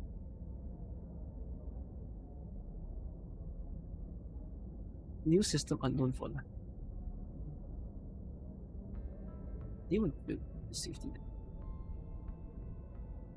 But then, who cares if it's good if they don't experience it? But the defense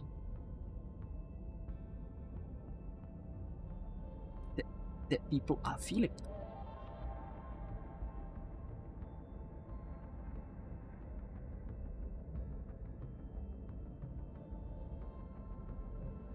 Entesh in video say it's bad, it feels bad even if it's mathematically good. Yeah, the problem right now is Enfield feels bad. I can write a bigger thesis paper on Enfield. It's not going to shut down the feeling. You know, I think when you're in the gaming industry, you do need to consider how people feel. Not everyone's there to think logically.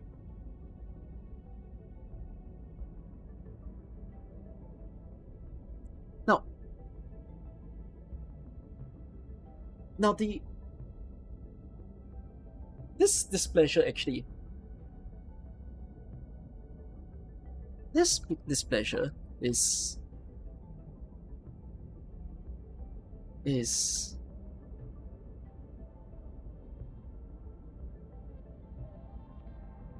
then can be even greater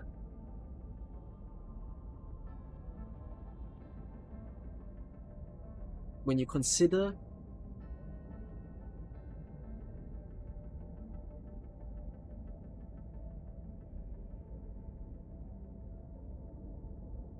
each momentary sensation of getting pulse. Sorry, momentary.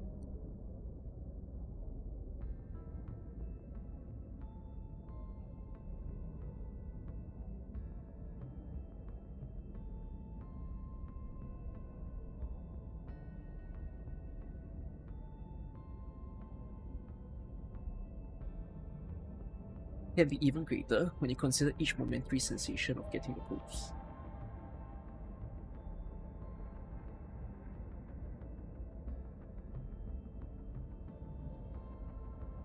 On the chest, then it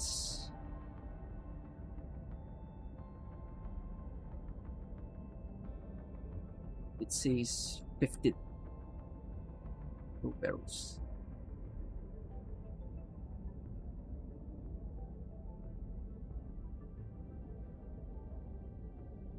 30. That's a small portion of the way to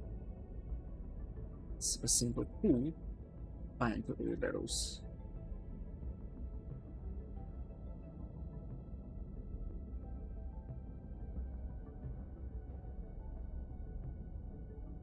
And it says 100 plus chests.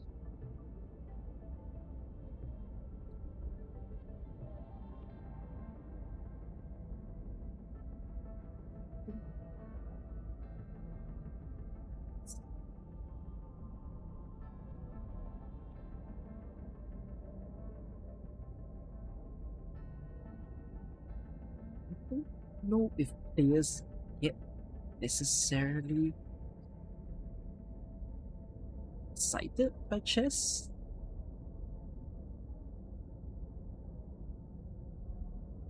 Because it can come off as thinking that, oh, pain instead. Right? By the way, some people said that Genshin chests give less.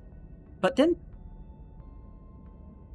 does Genshin have more or less chests than Endfield? I feel like Endfield has more, you know.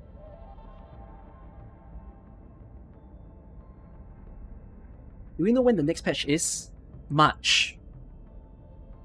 Like 2nd March or something. Genshin chest is more. Oh.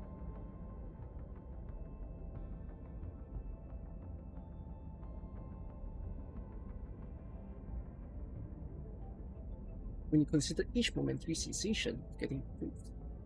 For the chest, it says 15 barrels or 30. That's a small portion of the way to a single pool of 500 barrels. You open the hub map and it says 100 plus chests. I don't know if players necessarily get excited by chests because it can come off other, you know,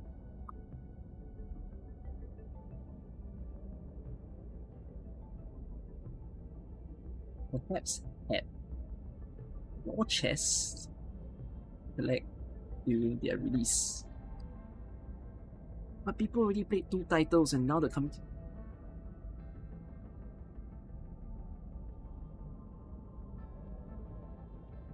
titles. And now they're coming in a third to do it again.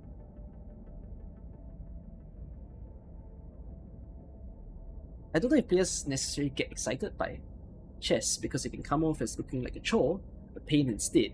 Genshin Impact and Wuthering Waves could perhaps have more chests to collect during their release, but people already played 2 titles, and now they're coming into a third to do it again.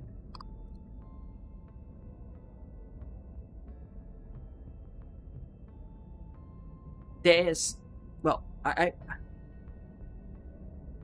want to bring in the Arknights players who don't play any such open world games. Even for them,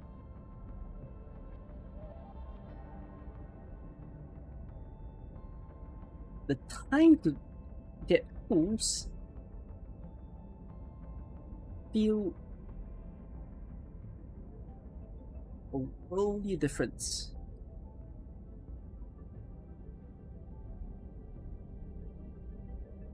Other way.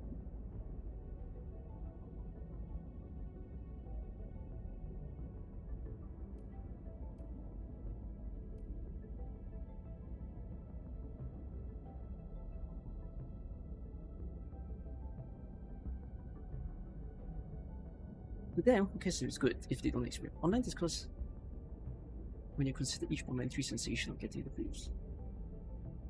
I don't know if okay, I also want to bring in Arknights players who don't play such games.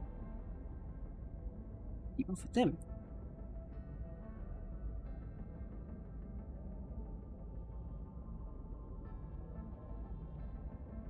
Giant time sink. Getting pools is actually fairly simple. You get them from daily missions, take long, weekly missions, within a week, done, and primary source, Asian, a single farming node has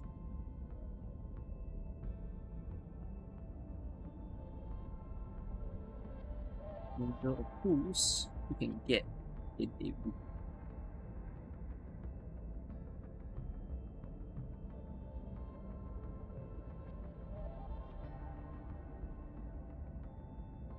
Value 4 has 288 while Genshin Monster has 455. Wow, you cannot. You add Ling, it's a whole other picture. But then again, Genshin did launch with Liyue, so I guess Genshin had more.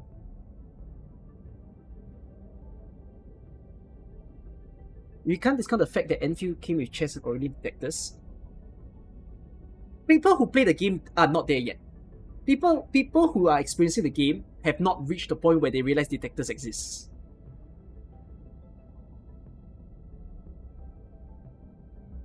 The more you think about it, the strongest gacha system is new operating system standard. Correct. I'm going to point that out in the video.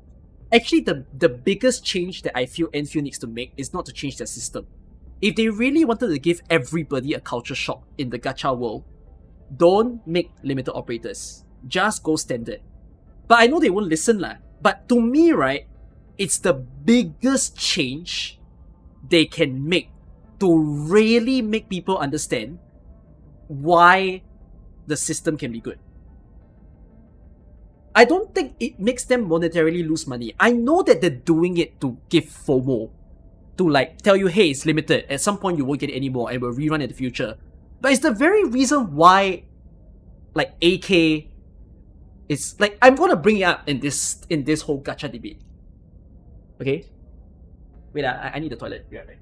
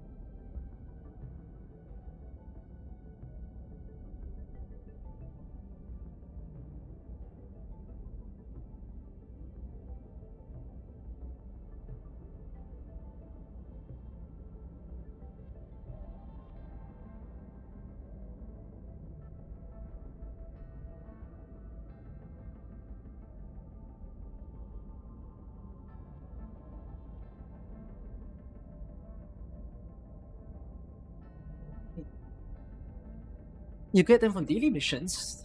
Doesn't take long. Weekly missions, within half a week you're done.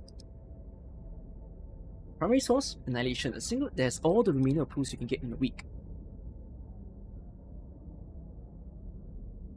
If you...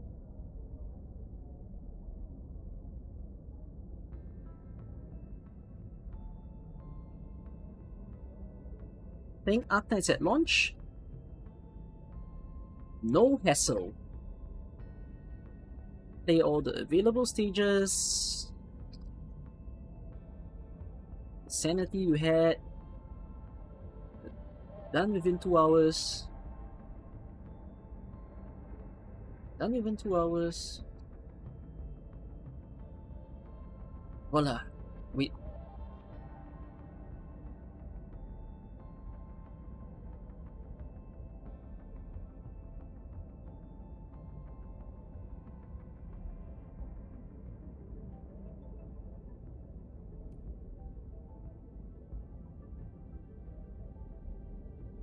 In Arknights, getting pools is actually fairly simple. You get them from daily missions, doesn't take long, weekly missions within half a week are done, and primary source annihilation, a single farming node that has all the remainder of pools you can get in a week. Playing Arknights at launch had no hassle. Play all the available stages with the sanity you had, you're done within 2 hours. Do some annihilation, voila, wait for next week to get more pools as a free to play, and log in diligently daily. Yeah. So,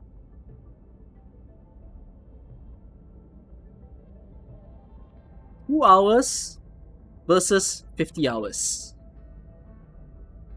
It's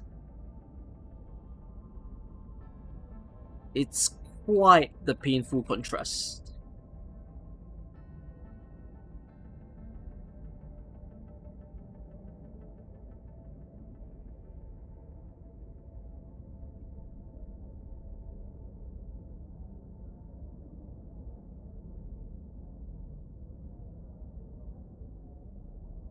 compare the dailies of Enfield with Arknights. Enfield gives 200 daily, 1,400 in a week, 500 weekly, so 900, so nearly 4 pools. Arknights with daily, what is it? 100 daily and someone check for me. Weekly is what? 500, right? 500 weekly.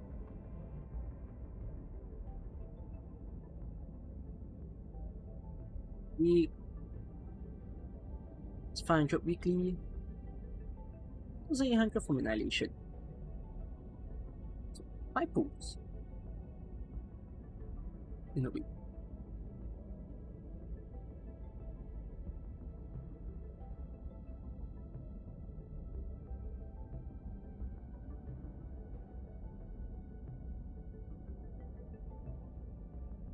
Well,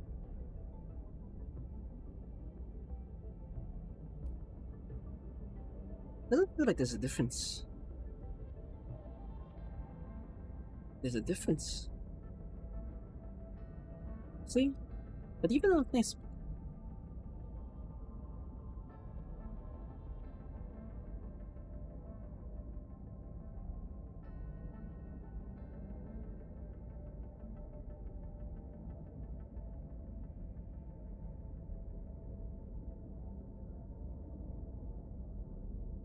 Even last year. It doesn't feel like there's a difference. But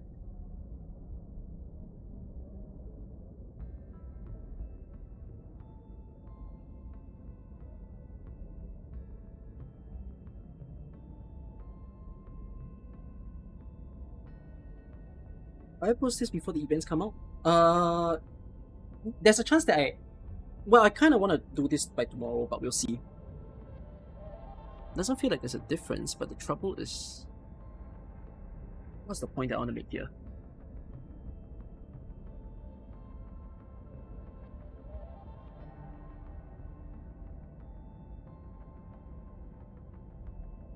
But in Arknights,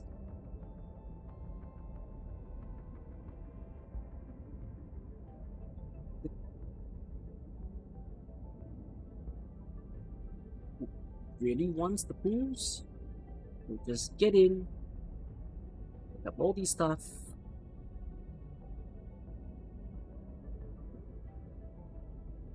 Stop by minutes. Endfield, you cannot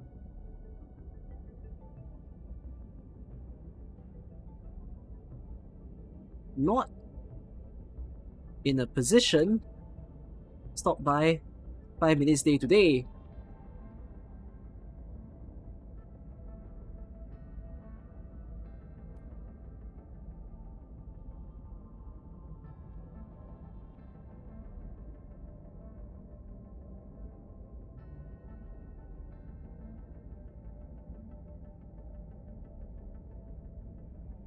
There's a cap to the number of free pools. Yeah.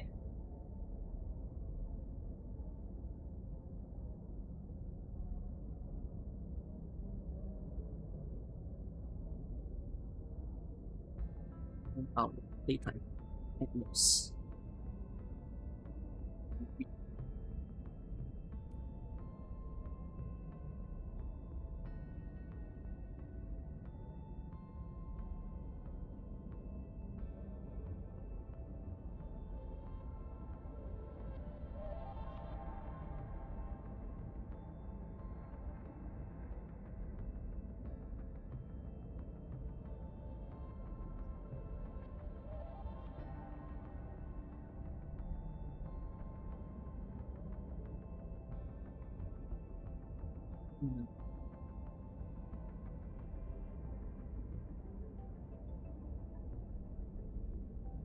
You know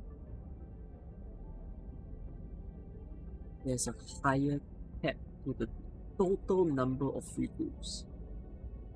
So you get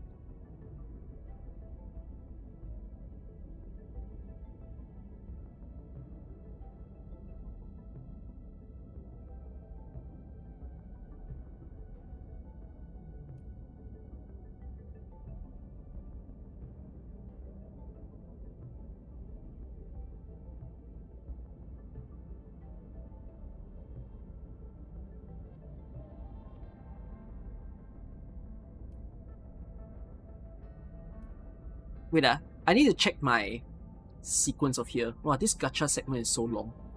I'm so worried how long this video will take, but we'll see. We'll see when I film it tomorrow. I'm not gonna film it today. I'm just gonna try to script as much as I can until my brain shuts down for the day. I'm just gonna read this particular section, okay?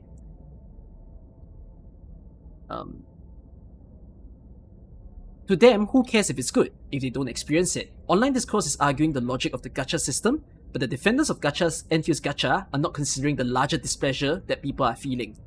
This displeasure can be even greater when you consider each momentary sensation of getting the pools. You open a chest, it says 15 oro barrels or 30.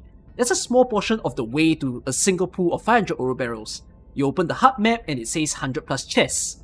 I don't know if players necessarily get excited by chests because it can come off as looking like a chore, a pain instead. Genshin Impact and Wuthering Waves could perhaps had more chests to collect during their release, but there's a lot of these same people who already played those two titles and are now coming into a third to do this again. I also want to bring in the Arknights players who don't play such open world games. Endfield looks like a giant multiplier of a time sink. In Arknights, getting pools is actually fairly simple. You get them from daily missions, doesn't take long, weekly missions, within half a week you're done, and primary source, Annihilation. A single farming node that has all the remainder of pools you can get in a week. Playing Arknights at launch had no hassle. Play all the available stages with the sanity you had. You're done within 2 hours. Do some Annihilation, voila! Wait for next week to get more pools as a free-to-play, and log in diligently daily. 2 hours at most versus 50 hours.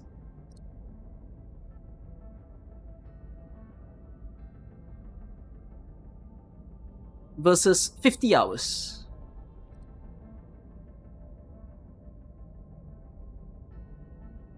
Total time sink. It's quite the painful contrast. Compare the dailies of Enfield with Arknights. Enfield gives 200 daily, 1400 in a week, and 500 weekly, 1900, so nearly 4 pools. Arknights, 100 daily, 700 in a week, plus 500 weekly, 1800 from Annihilation. So 5 pools a week. It's 600 randoms for a pool, not 100 there. Doesn't feel like there's a difference, pool count-wise. But in Arknights, the gacha-oriented mindset who really wants the pools will just get in, pick up all these pools in a day, and stop by 5 minutes day to day. There's a cap to the number of free pools you can attain, sorry. There's a cap to the number of free pools attainable with just 1 hour of playtime at most in a week.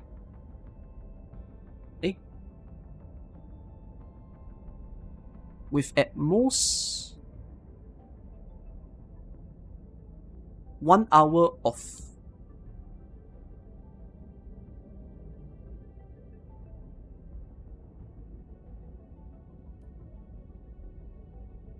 I'm just gonna write 1 hour here just to keep it consistent. So that it's not so confusing when people listen to it. Because in truth, when you think of your life cycle of AK, you know, you could kind of get pools with just an hour of playtime, right?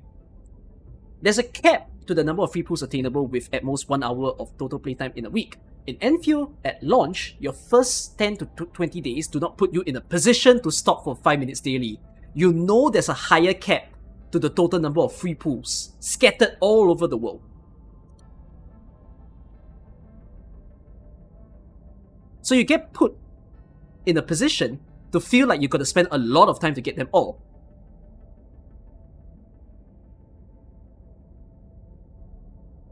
Do I think the comparison of Koyo and Wua is needed there, or should the suggestion be isolated more on Enfield's improvement? Not yet. I'm not at the improvement part yet.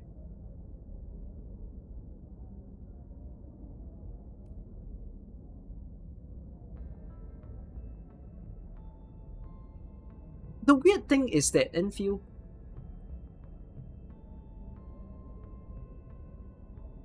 is a game that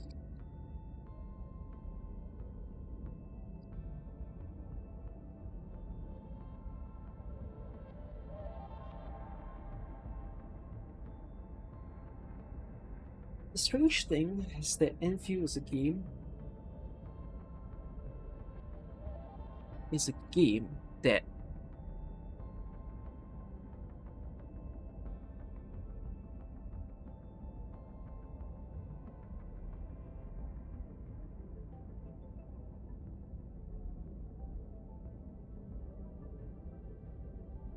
well, I want to say this. Well, that's more for like a later part of my conversation.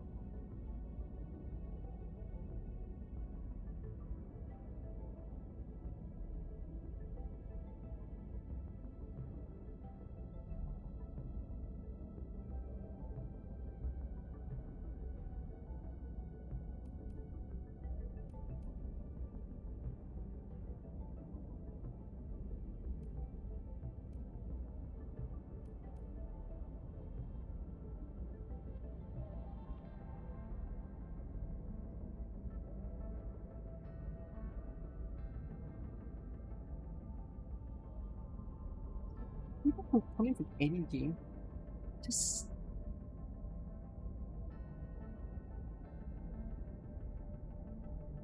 coming from any game, just for a lot of people coming from any game title, Arknights, Hoyo, no bother.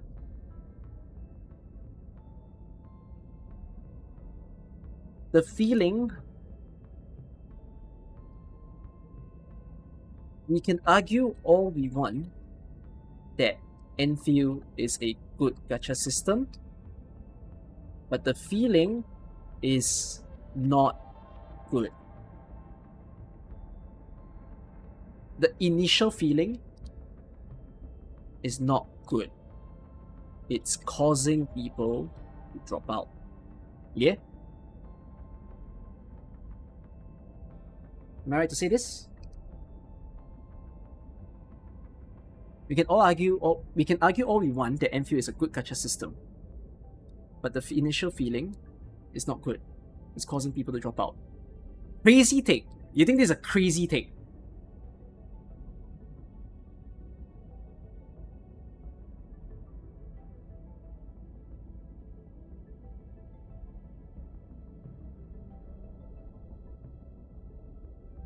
Or you mean good gacha system is a crazy take?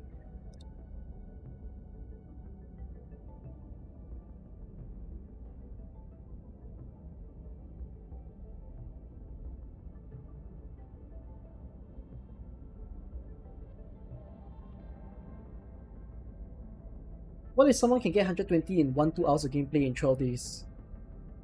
No lah, they just can't.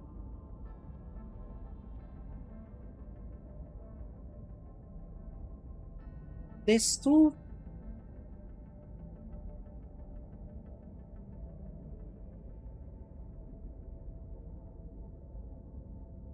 There's two to Infuse gacha system. Gacha open economy.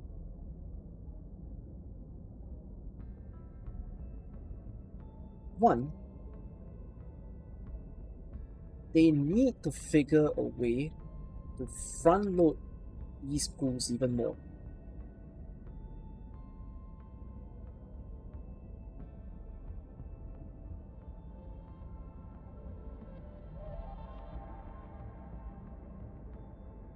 But front loading results in the other areas where pools are available right now to become scarcer. it's a balancing act. But while some argue that people should play deeper in the game to deserve the pools,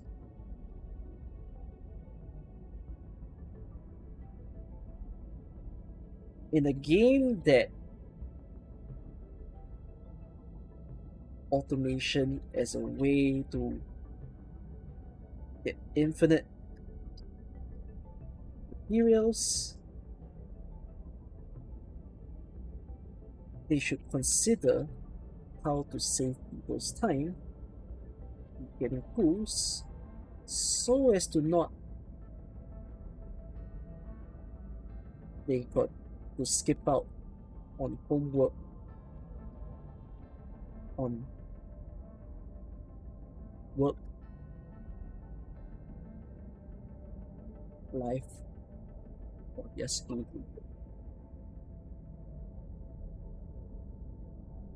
Yeah?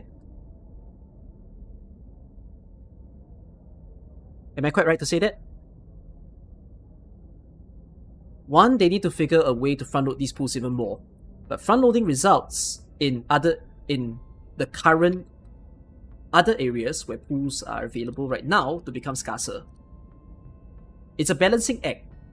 But while some argue that people should, some of you would argue that people should play deeper into the game to deserve the pools after all.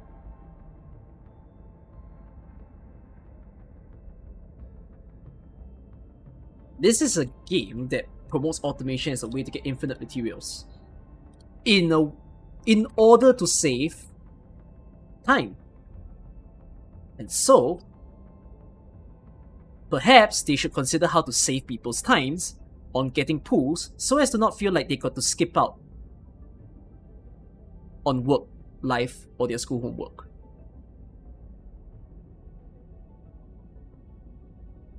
Am I right to say that?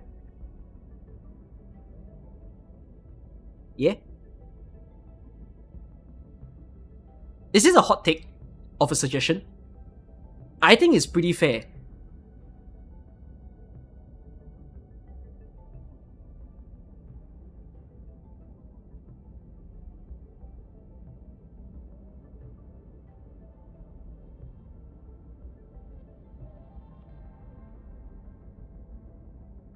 What if all the chests didn't give pools? What do y'all think?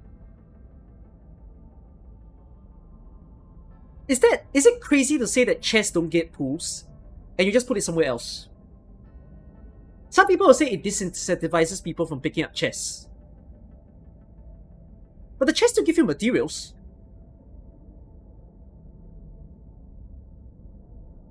Why? Because you save time. You don't feel like you're FOMO.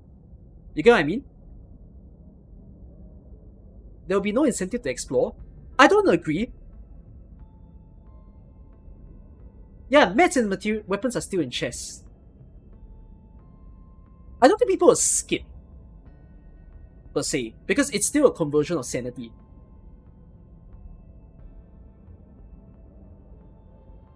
You would riot if chests don't give pools. Then why do we pick up chests? To get materials lah.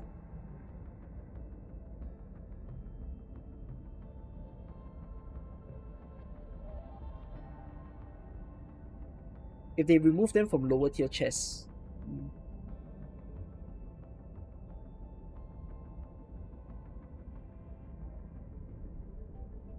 But the mats can be made in AIC? No. Can you make your protoprism? Can you make your EXP? Can you make your weapons? Can you make your promotion chips? You can't what?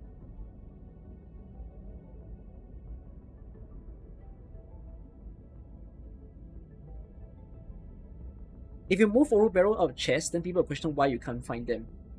Yeah, but the thing is, it's the idea of front loading, right? Okay, people might, okay, you see, you guys might feel that, okay, the chests don't have pools anymore. But what if I'm changing it by telling you, your chests don't have pools, but instead, right, your daily doesn't give you 200 Oro Barrel,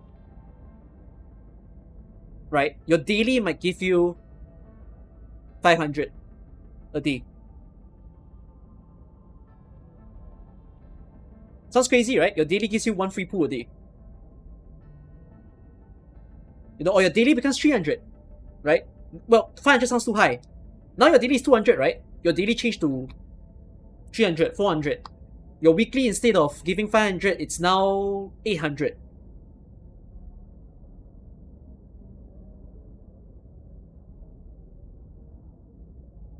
It feels like exploration would be kind of useless.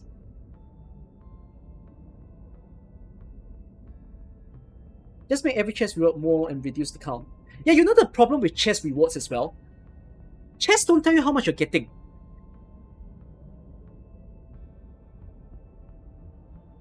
I think we're too... Correct? The problem with chess now is, you guys will say chess needs to have pools. But the thing is, chess also don't feel very good sometimes.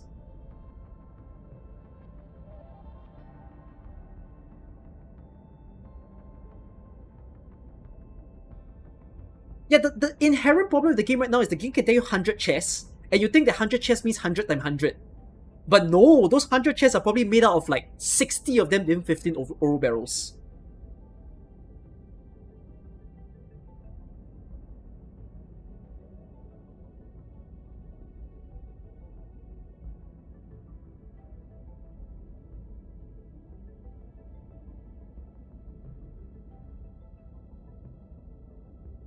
Doing a 3-minute puzzle for a grey chest kind of hurts sometimes, right? No lah, it just means that they need to create a new incentive for why you even go chest hunting.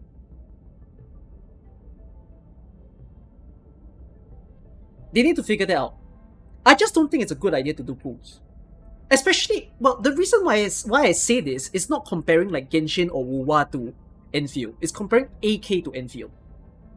Like, the reason why a lot of AK players are also skipping out on Endfield is that Endfield takes too much time.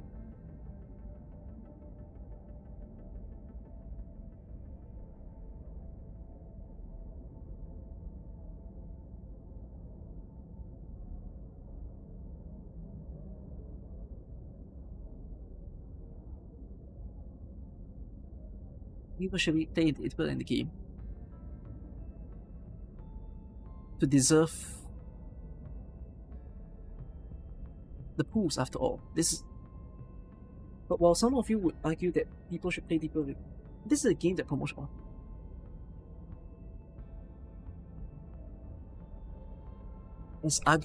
As stated earlier, there are more people out there who don't have the luxury of free time, right? And so perhaps they should consider how to ways on cutting down spended time to gather pools.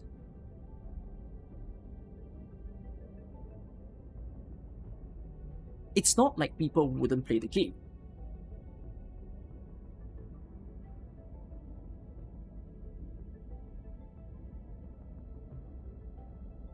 You're at least making them less deterred. Dropping the game. Right? Who do I think is the target for Endfield? I cannot say now, you know why? I say it, but I can't prove it. Like, Endfield is a game for people who wants serious challenges. But you know why I say I can't prove it? It doesn't exist. The game looks like it will do it. But they didn't do it in 1.1. They didn't do it in 1.0. It's like the game is made for people who want hard shit.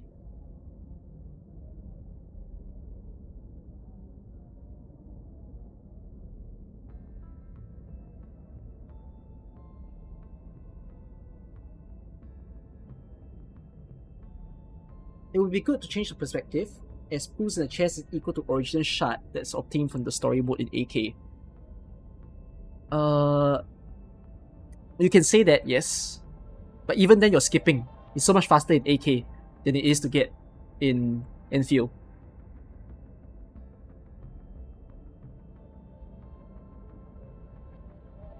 but front-loading results in the current other areas, it's a balancing act. But what some of you will argue, some of you are currently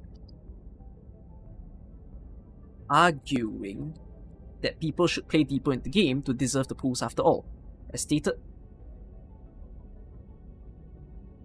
But, as stated earlier, there are more people out there who don't have the luxury of free time, and so perhaps ways on cutting down expended time,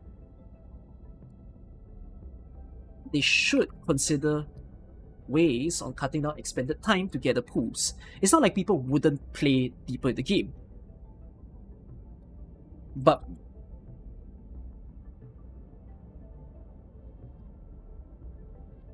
you'll have less people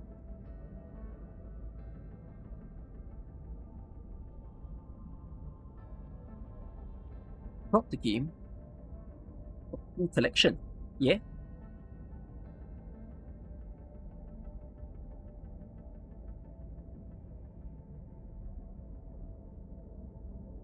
Pool collecting should not be the hindrance to people trying to enjoy the game.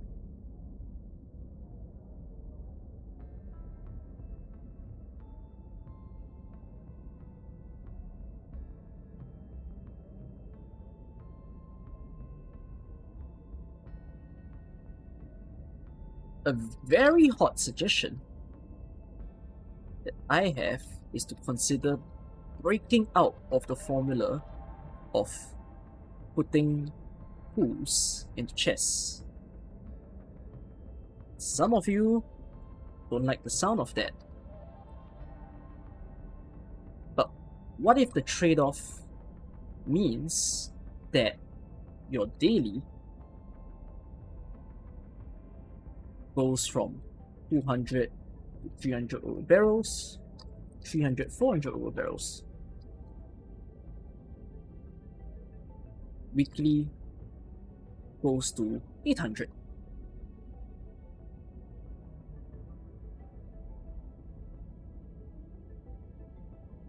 Goes from 500. This might disincentivize people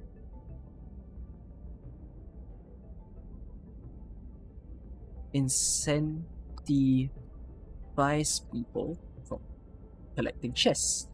But then the other thing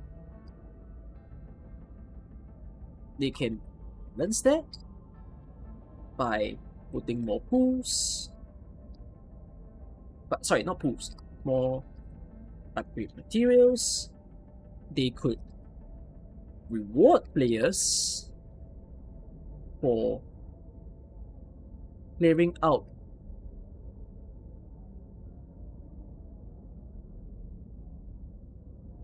portion of the chess collection with clearing out a proportion of the chess collection at 50%, 75%, 100% with furniture, special furniture for display on Bijiang.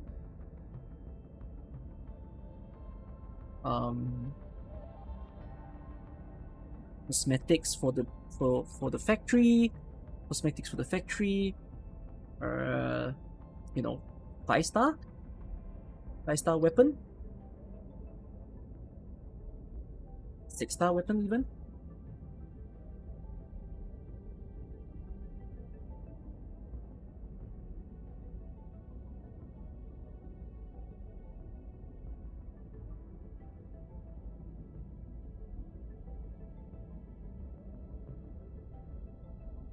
You still encourage the players who want to play the game for long,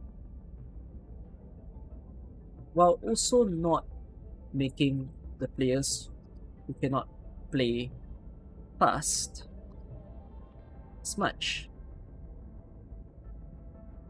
as much time yet to not feel like the left out and come back to do the collection. Am I right to say this? Actually, I think this is a fantastic suggestion, right?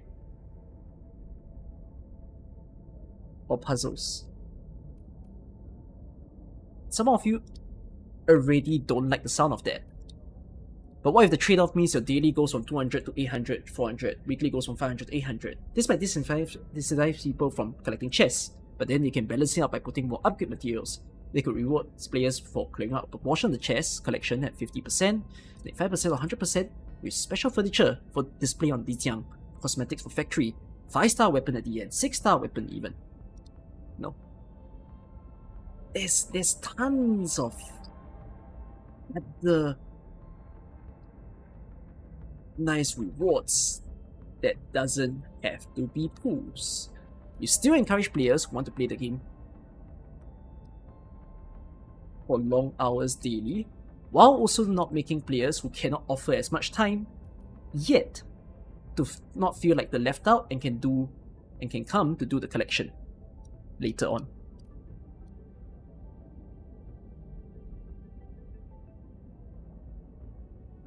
If Endfield releases a patch,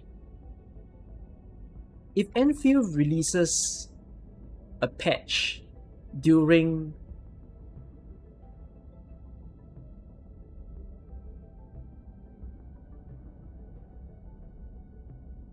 this will be negative towards new players who join the game later and don't grind out day in, day out. Chests are more per pool.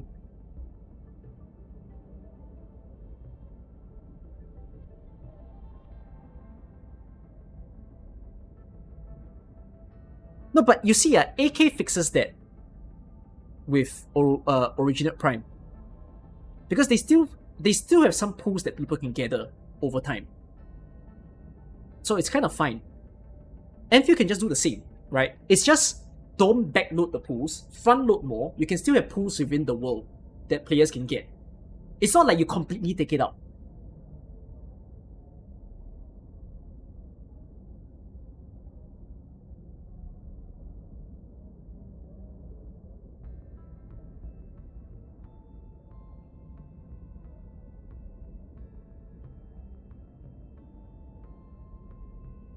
Of course, I don't think they should do a full front load, because the different problem is when new players join next time.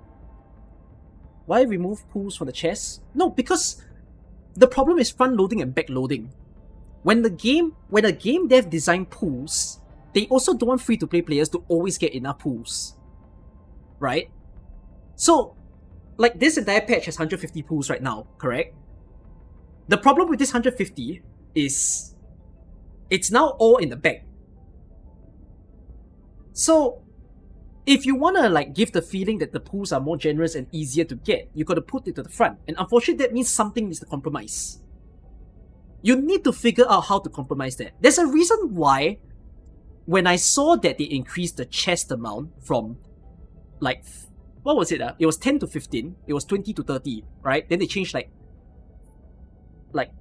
30 to 60. Like, they upgraded all the chest amount, correct?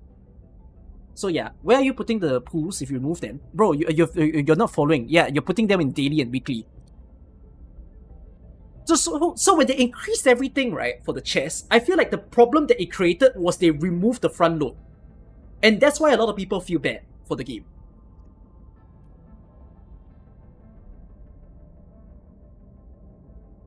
I don't think they should do a full front load, you know.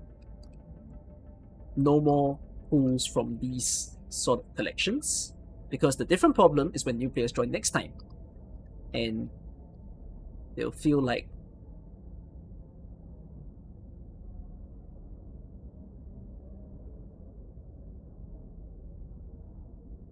these, you have some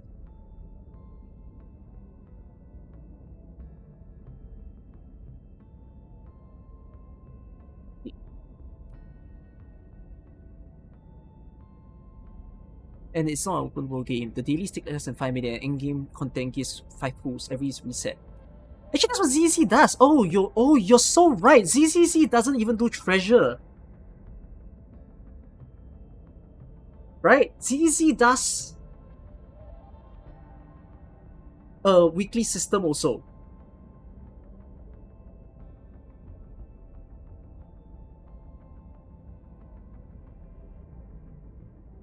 No, ZZ got treasures, but it's not as much.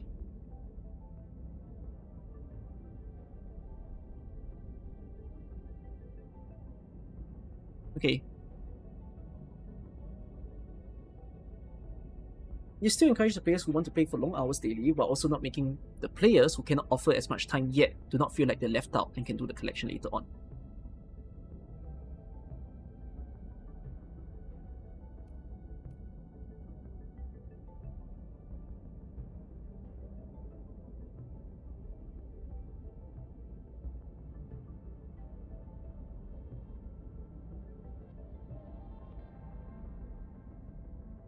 This way, this proposed solution would still encourage the players who want to play the game for long hours, but also not make the players who cannot offer as much time yet do not feel like they're left out and can do the collection later on. We're not putting all the pools in the daily and weekly force players into a cycle of login instead of getting pools at their own pace. Wafu, why is that a bad thing? Whether you get pools at your own pace or whether you log in daily, the game has a weekly and daily system after all. You're already doing that daily. You're already being forced to do that in the game right now. So you have double force, You're forced to collect pools everywhere. And then afterwards, you're also forced to log in daily. You're forced twice to get pools. Why is the game forcing you twice? The game should force you once. Every way it forces you is more FOMO.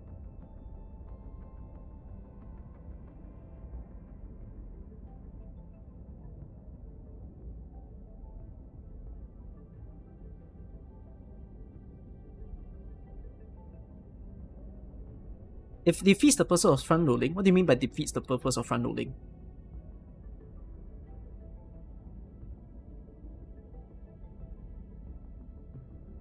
The best imagery I can give for this, there is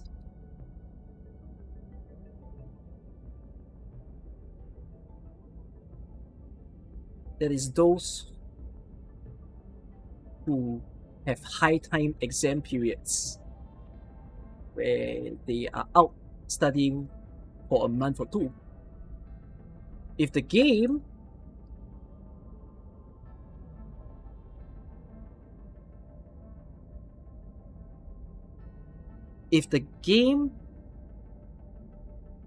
a patch in that time, am I suggesting front load or back load? I'm suggesting front load.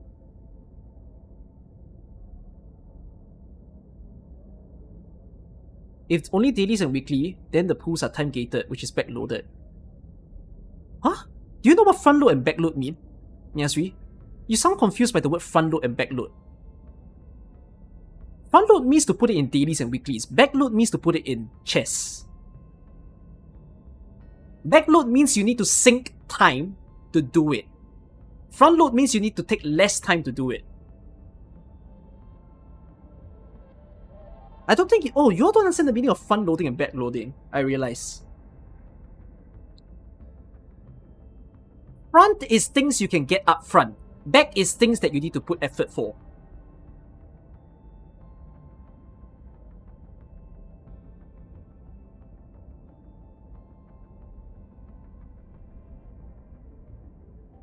You really like the welcome banner pools being tied to story progression. Maybe there's another thing with stick currency. You worry that new players have FOMO.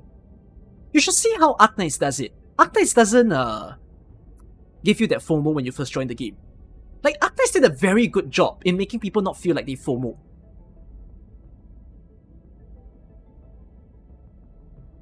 Why not do it backload but give us a way to half automate factorial style? That's something they will have to figure next time. Or my point over here is there needs to be a redistribution. somehow of the pools. Because it doesn't feel great right now.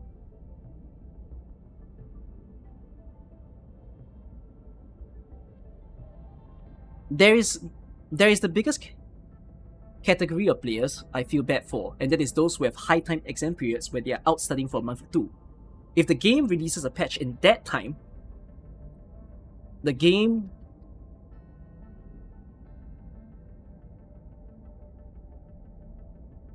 releases a patch, these poor people have no time to get the new set of rules. It's gonna make them fall out of the game. Who want to enjoy.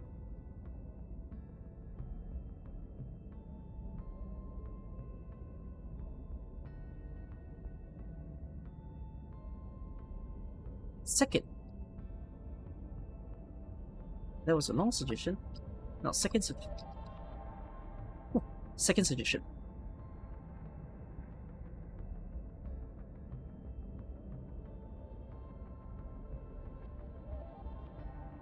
This game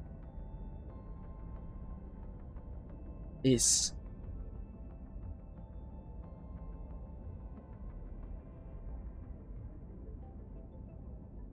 second suggestion, which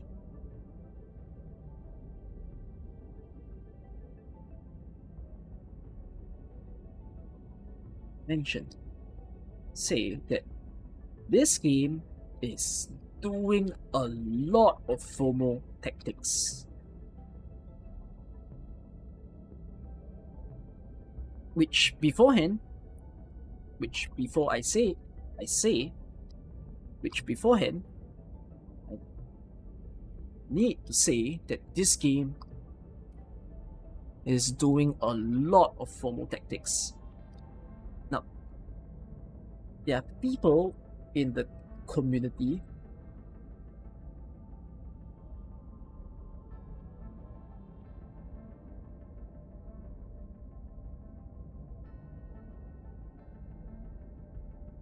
that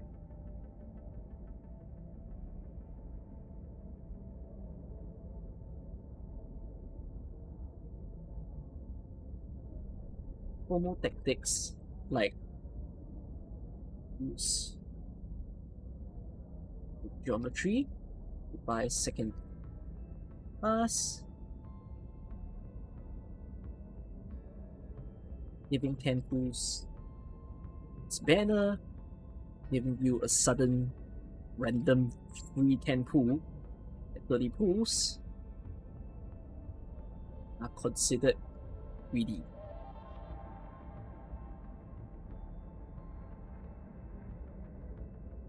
That second tier turns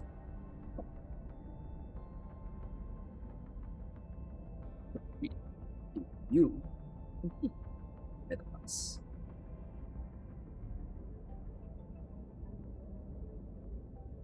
Since when is a game giving free things supposed to be FOMO? Sorry, supposed to be greedy. You spent nothing to get it. You spend no money to get it. If you did,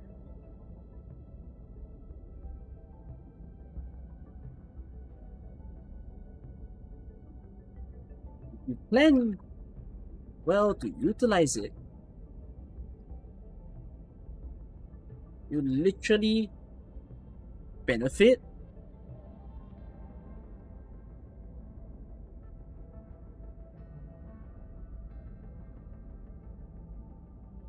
beforehand. I need to say that this game is doing a lot of FOMO tactics. Now, there are people in the community who argue that certain FOMO tactics, like making use of origin geometry to buy the second tier pass. I'm not gonna say I'm too lazy to explain this part. Like giving 10 pulls to the next banner, giving you a sudden random free 10 pulls at 30 pulls.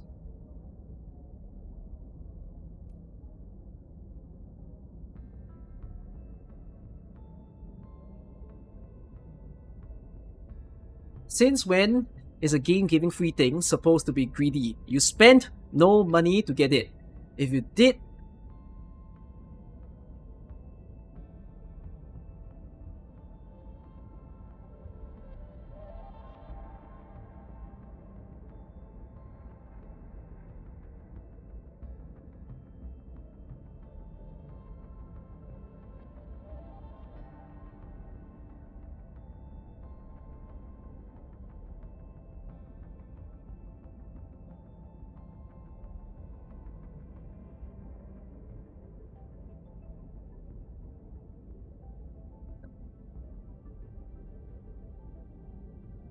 if you got 10 pools, rebate into the next banner,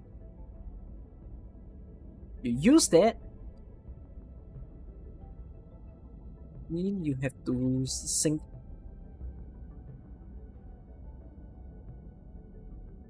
It's only use it and then.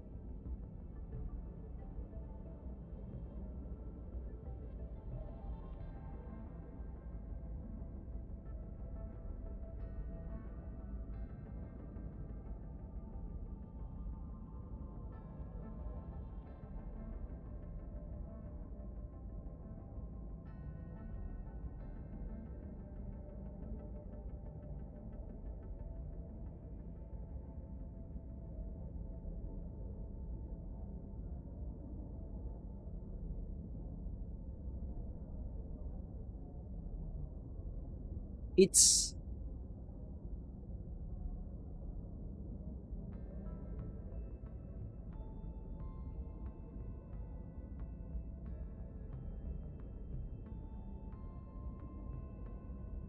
is it a 10 pool rebate not affect PT? Actually that's to be tested. Because we don't have the next. I think it does. The 10 pool rebate does increase the 6-star PT, and it also increases the guarantee. No, but the 10 pools during the 30 free pool, during your 30 pools and you get the 10 pool, that one doesn't affect PT. But the 10 carryover does affect PT. So, weird shit. But anyways.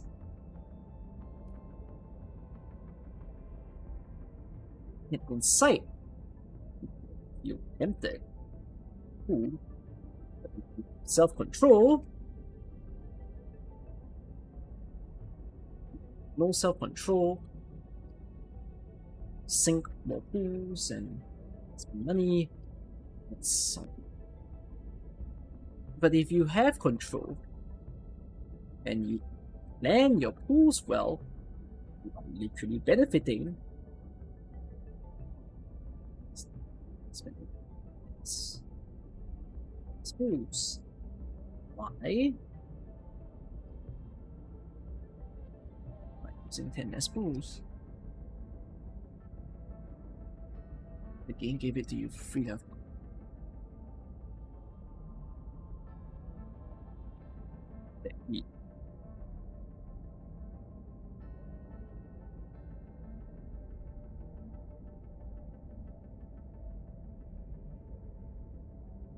Is there a way to disable friend structure? They don't have a setting yet.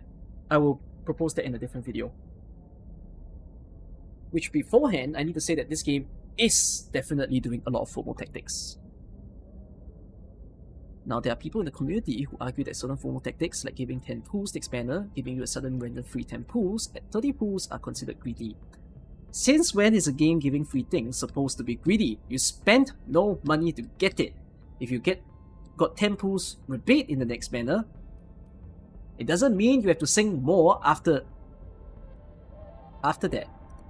Just use the free stuff and you're done. If you want to get the character of that banner, now you have 10 less pools used. If you don't,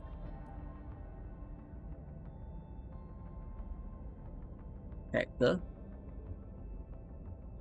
net spawn. It's a system that can.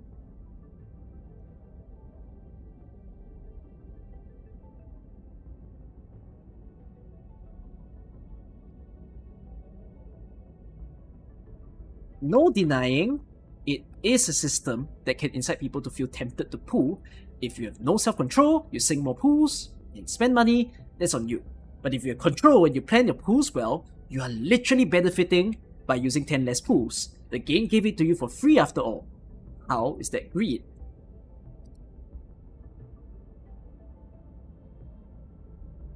But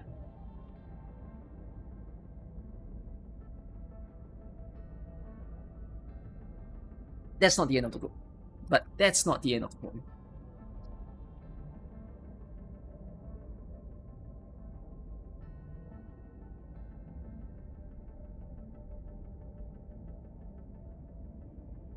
But there is one very... Okay, wait, hold on. But it's not greedy, it's predatory.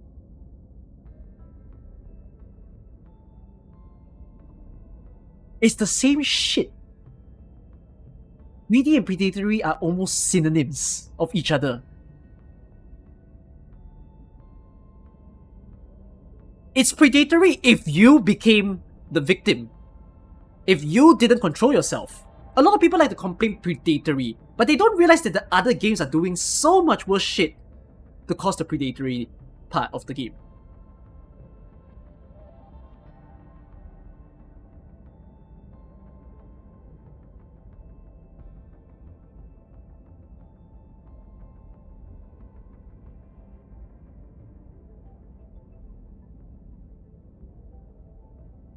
Or do you want to add it for the next banner?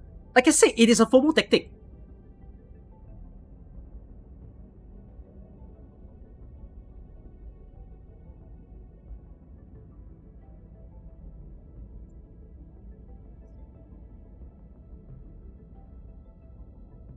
But I want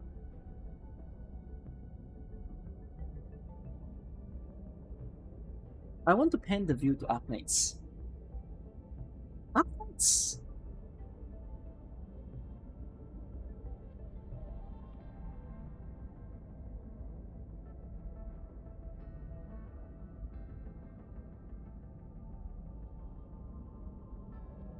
Adopts system. Endfield, by the way. I haven't actually... That Arknights adopts are very similar.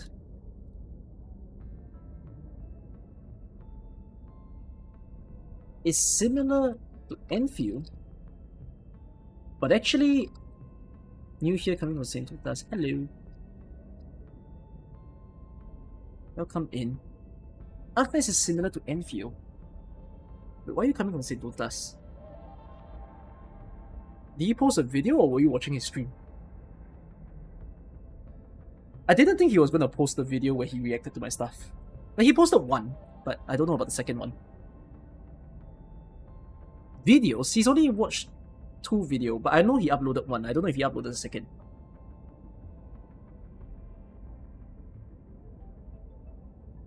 He uploaded a second?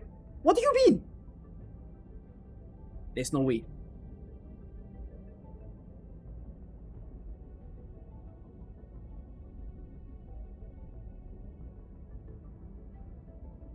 Nah, he didn't. But he reacted to the second one lah.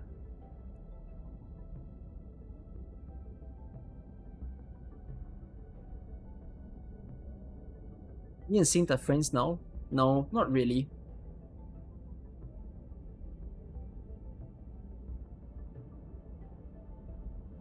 I might even argue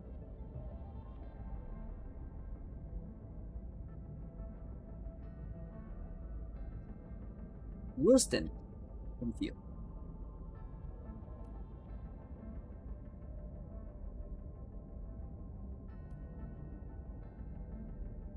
I just realized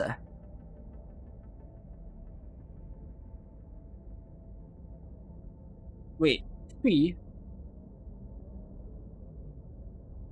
Okay, I realized, right? there's 3 overarching issues to the gacha. 1, the time to get free pools. 2, getting people to accept a new gacha system, especially when coming from a perpetuated popularized system. 3, the FOMO tactics used by Endfield.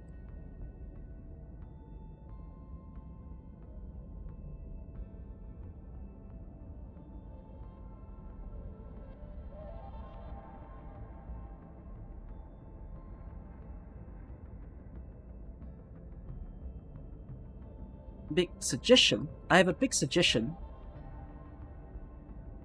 for the first 2 problems stated. And it's a hot one. It's a hot suggestion. It's a hot suggestion. I think Hyperglyph needs to figure a way. Do you think Endfield will get better? You're thinking of quitting 1 month or so.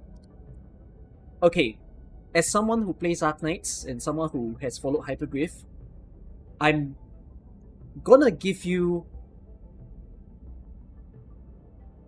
I want to say 100%, you know. I'm so willing to say 100% confidence. But let's just be a bit wary, and I'm just gonna say I'm gonna give you 90% confidence that this game will get better. But I just need to also mention, as a person who enjoys Arknights, enjoys the things that Hyperglyph do, god damn, I don't know what the things that they do in this launch is so uncharacteristic that I think I'm taking this video to explain what's going on for the game. You hate it though, it takes so long for the fixes. I'll explain later, over time. Hyperglazer confirmed.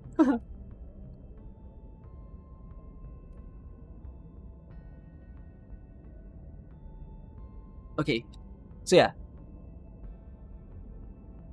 Okay. The last problem with Gacha. This game is definitely doing a lot of FOMO tactics. Now, there are people in the economy. Okay, this is a good hand. Wow, I spent so long to take the gacha. I spent so long to talk about the gacha leh. What if this video is 1 hour? I'm gonna die, bro. If this video is 1 hour.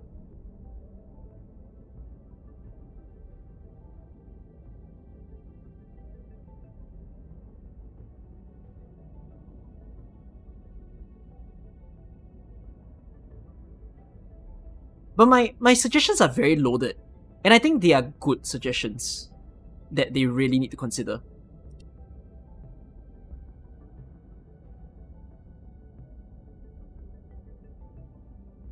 But I want to compare the view to Arknights. I haven't explained that gacha system yet. Arknights is similar to Endfield, and people out there might even argue, I might even suggest worse than Endfield.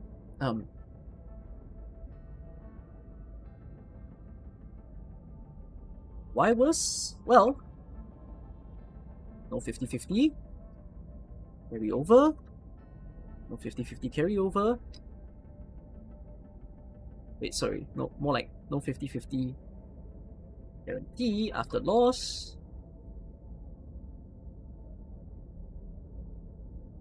Net triggers after 150 pools, and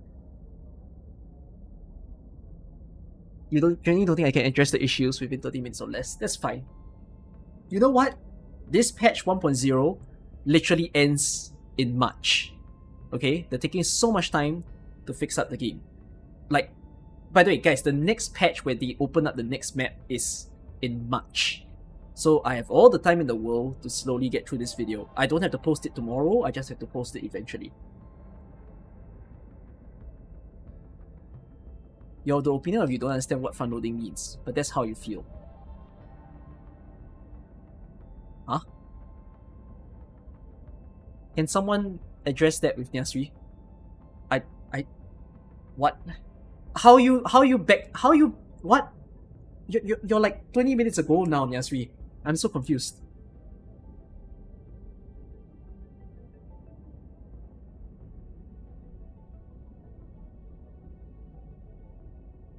Front-loading refers to bringing up content early. Yeah? Yeah, so my suggestion is front-loading the pools. Am I saying it wrong? What's wrong with saying that?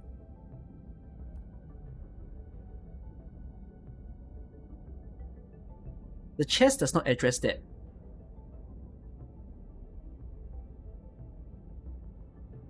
Explain? Why?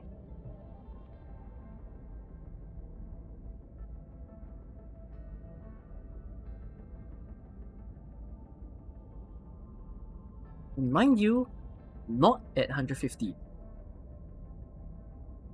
The 6-star. Yeah, after 150. We got limited banners in Arknights. That runs 2 characters.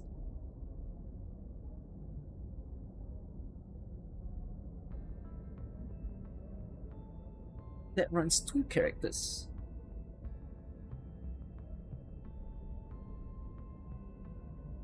You got limited banners in Arknights. That runs 2 characters. So instead of 50-50, it's 35.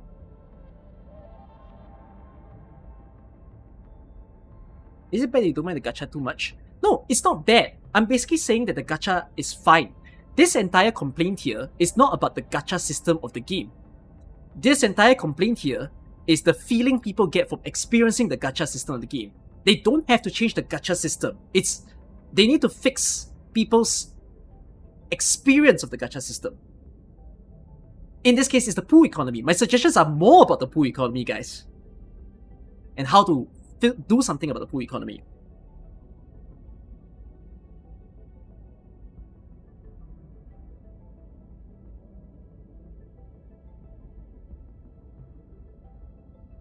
In worst case scenarios, you haven't given adequate source where the pools from the chest go. If it's only dailies and weeklies, those pools are time gated and amplify the problems of not having enough pools for current banner. Front loading would increase the pools acquired from missions, pushing events like Umbriel release at launch with pools. Bro, Umbriel is backloading. Are you okay? Front loading is about easy access. Easy, no requirement access to the pools. Annihilation is an example of front loading. You do it once, you farm it all the time for the month.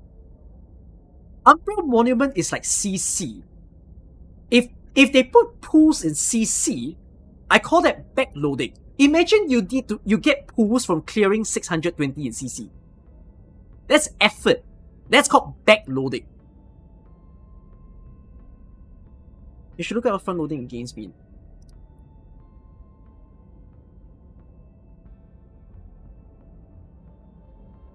What?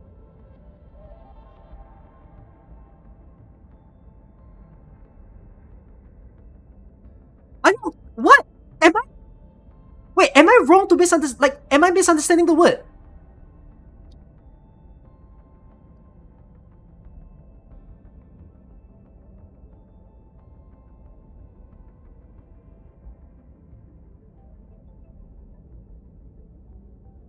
Bro, why am I arguing the definition of a word?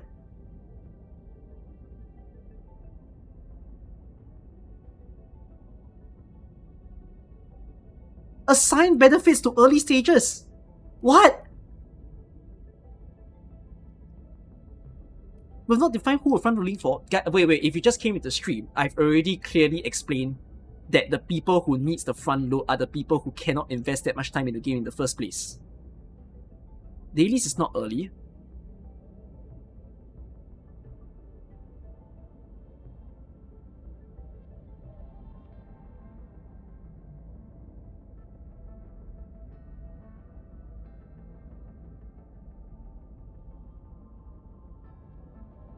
My brain is fucking frying.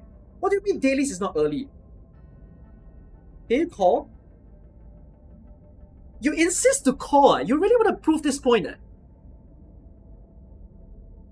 Wait, you shouldn't care about the word, you know. Who cares if I'm using the word front loading? The point here is, do you agree that more pools should go to daily or weekly? If you don't, my question is why?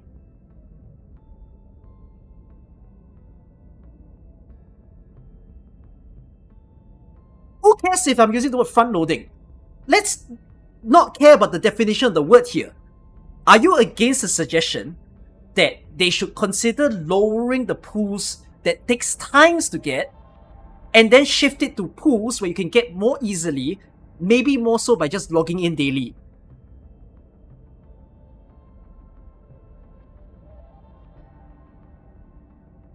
Fuck care the word. Think about the suggestion instead.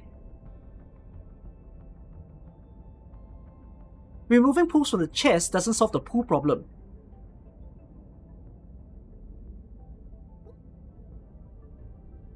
Why?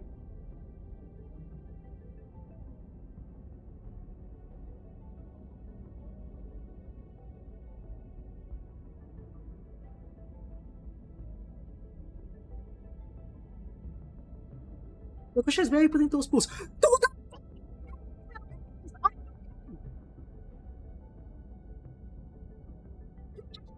The pools from the chest to things that you can get more easily. Remove effort, make it easy effort. I'm fucking dying here.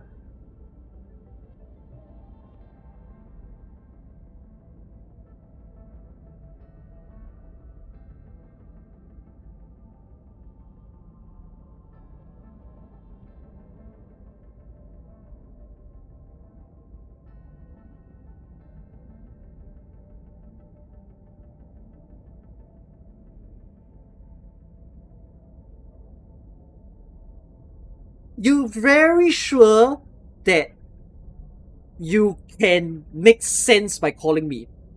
If you insist I'm gonna call you, I'm gonna give you the 5-minute, 10-minute of a time. But I strongly suggest you think about why I'm making this suggestion.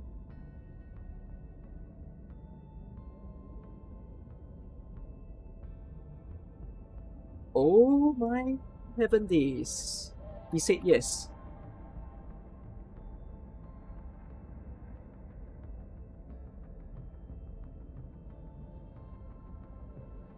Yes, go ahead.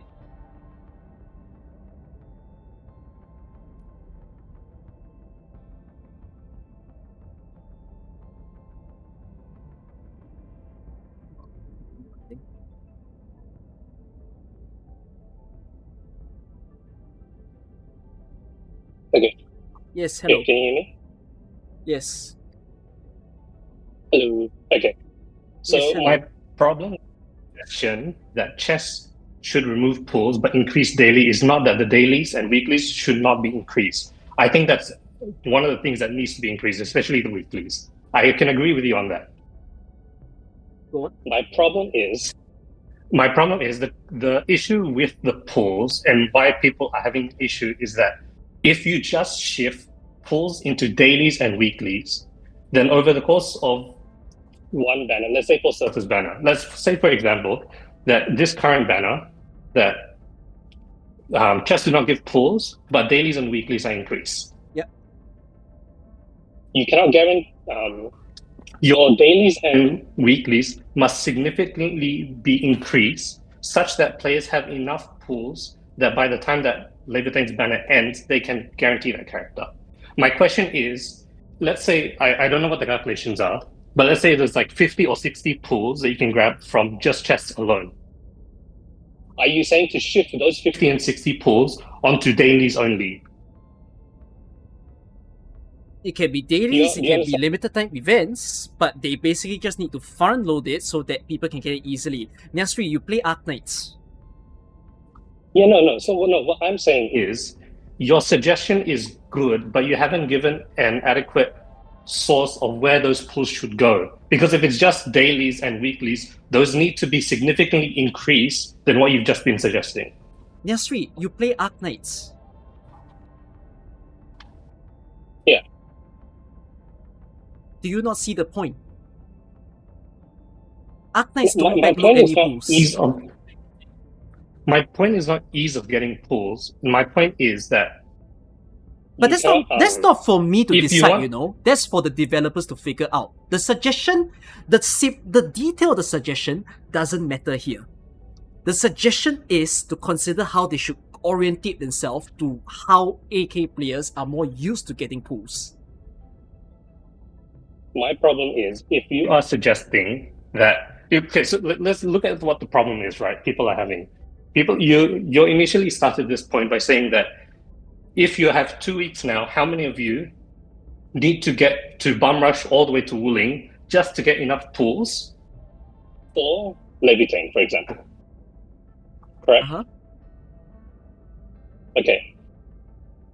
You need to give an adequate source. So my suggestion was always been you should increase pools for missions. You should bring Umbro or events like that up. No. You are creating a problem where you put pools in situations where people need to put effort. That's worse than chess. Imagine telling people you gotta clear CC to get pools.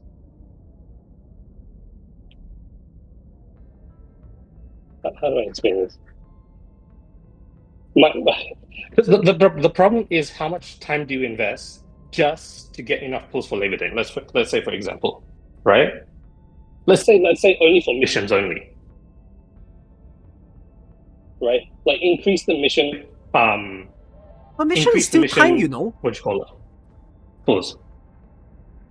Missions are still time after all. No, as in like main mission stuff. Like my Yeah, there's problem still is time. like your. Which are you talking about? Like the story events. Wait, if this patch gives 150 pools now, perhaps yes, Correct. the sort of difference that can happen is, okay, I removed every single 150 pools that you can get all over the world. Then they did a shift, okay? They celebrate the event by giving 50 pools, you know, as the start of the event, you know, big launch and everything. Perhaps maybe the daily system gives like, well, if you do it in a month or something, or if you do it within a banner, right? If they can give 30 pools, 40 pools, fair, they might not guarantee. But my whole point is, you need to understand not in terms of whether they can guarantee the level team banner or not. This is about effort to get pools. If the effort to get pools is so intense, people can feel like they want to drop out of the game because they don't have the time to get those pools. Look at Arknights. People are still playing the game because they don't need to feel like they need to sink a lot of time to get pools. People are just getting into the game, 5 minutes, step in, tap out, I got my pools, it's settled. I don't have to play the stage, I can play it like next week.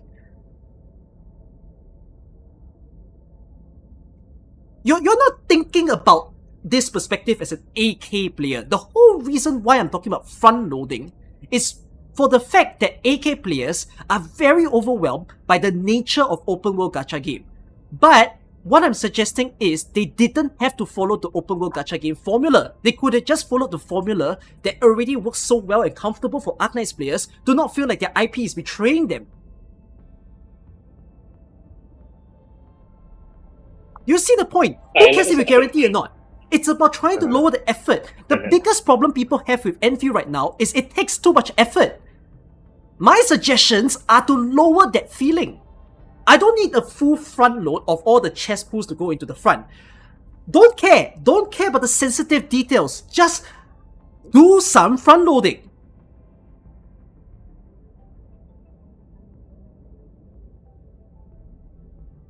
I'm not the dev here to figure out how that works. But we can all collectively agree that front loading is something they can consider doing to fix the fact that people are getting pissed with the gacha, yes? Yeah, no, I definitely agree. I just think that Oh you my haven't god. given where should those pools go. That's all I'm asking. That's really all I'm Okay, asking. fuck it. Where do those What's your pools go? suggestion? My suggestion is, number one, they should increase, let's say, okay, dailies and weeklies increase. That's fine. We can agree on that. The second thing is they can increase pools from, say, like your missions and stuff. That's that's all I'm asking. Where backloading, do you those pools piece go? of shit! That's backloading. Do you know what? That's not ease of access to pools, you know? That's the problem that people are having, is that their time playing this game, they're not awarded that effort. You want to That's why, incentivize because more the pools FOMO? are scarce. Your solution is to incentivize more FOMO in the game. My solution is you're rewarding players. Okay, if the issue is you're spending too much time exploring, correct? Then shift that shifted time to the missions, so that when they do those missions, they feel more rewarded for what they've done. Okay, sure, that's a balancing act. That's not any different from how I'm suggesting things. I'm not, like I said though, if you read what I'm saying, I'm not even asking for a full front load. I'm asking for a fucking rebalancing. That's also what I'm saying, but I'm saying the rebalancing that you suggested is... Okay, fine. I got the semantics, okay? I will figure it out. Alright, I'm gonna re-script. Specially for you. All I'm trying to say, that's all I'm trying to say, is that if it's just dailies and weeklies, then it's not enough. Okay. Like, that's all I'm asking, is like, if you want to front load these pools and take it away from exploration, you haven't given an adequate source of where those pools should go. And if it's just dailies and weeklies, then that exacerbates the time that people need to actually get to what they want, really.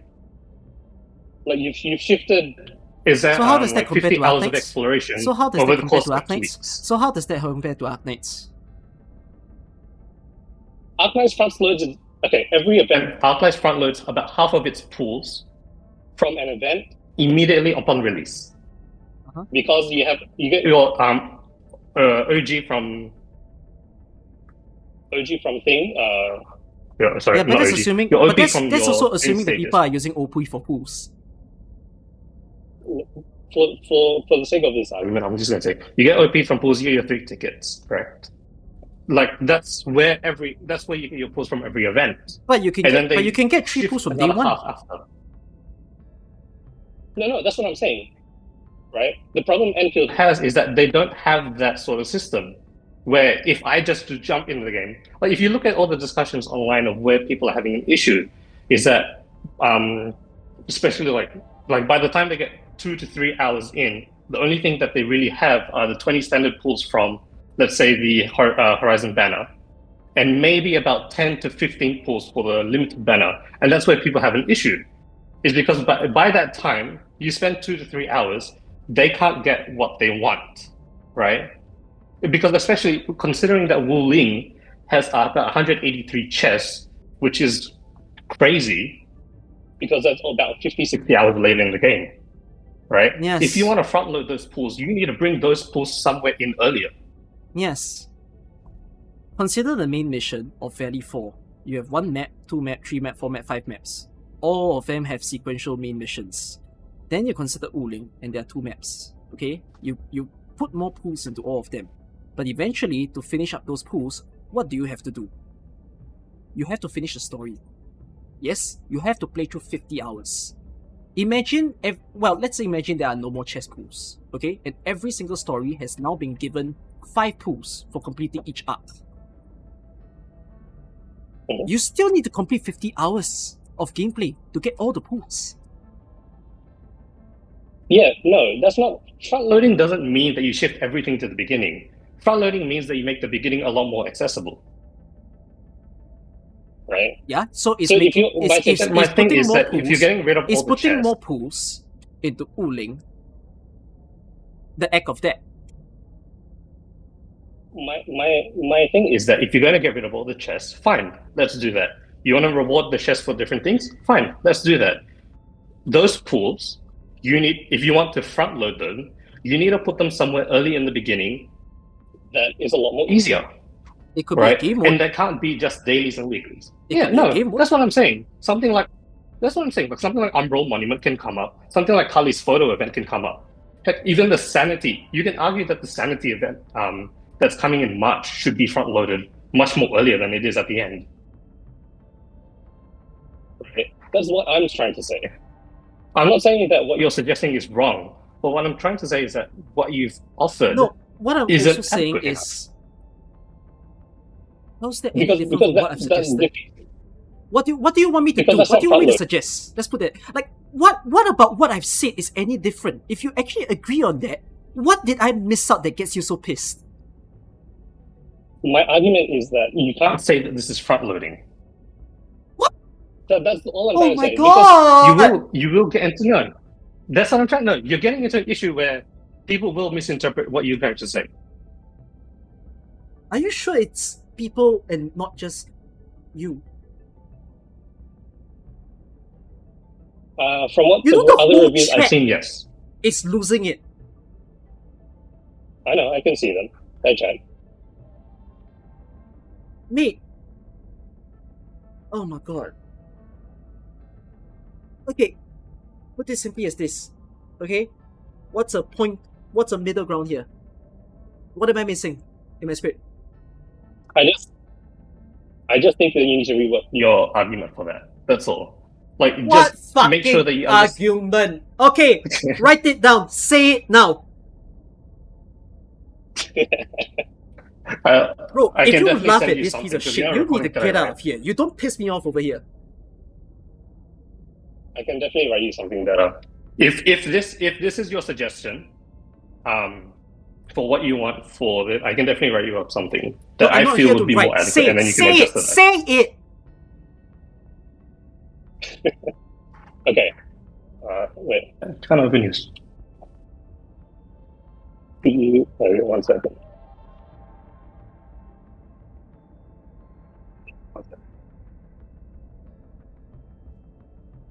Okay. I have a big suggestion for the first two. Two problems stated, and it's not a suggestion. I think Hyper should figure out a way to front load these pools. That's fine. Okay, how do I word this? I'll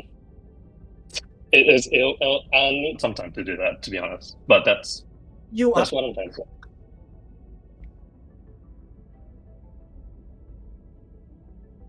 Spend all this time only to say I need some time to think about it. Are you kidding me? You made me sit here and some you time. don't have. You are kidding me, bro.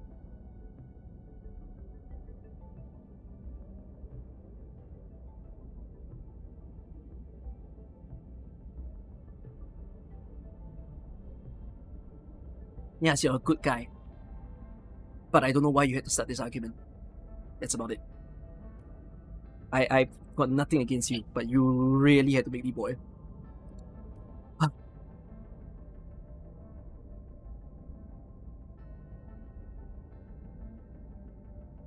My goodness.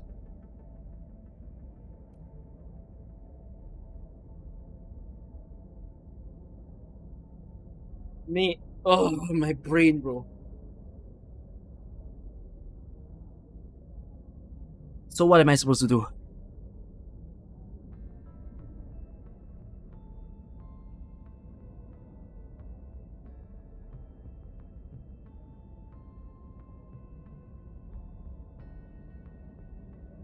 Do I need to change the word front loading with ease of access?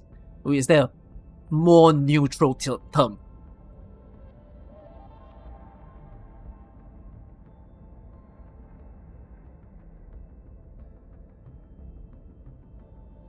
Ease of access. Okay, no more front load.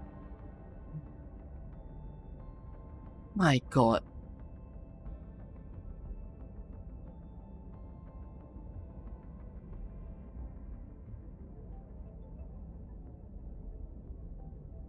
I think even my mom coming back is wondering like, what the hell is my son doing?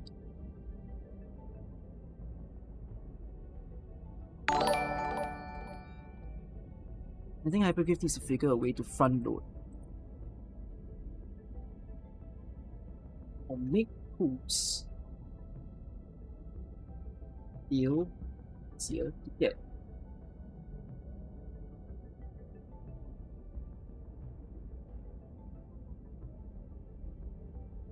Okay.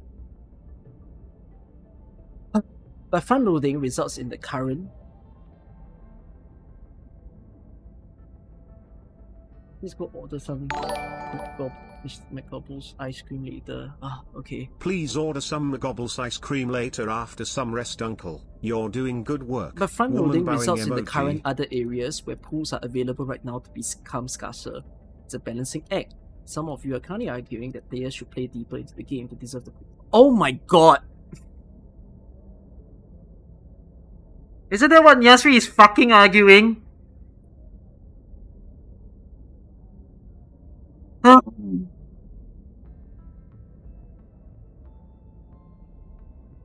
That's literally what he just argued about in the call. And I completely forgot I rotate the script.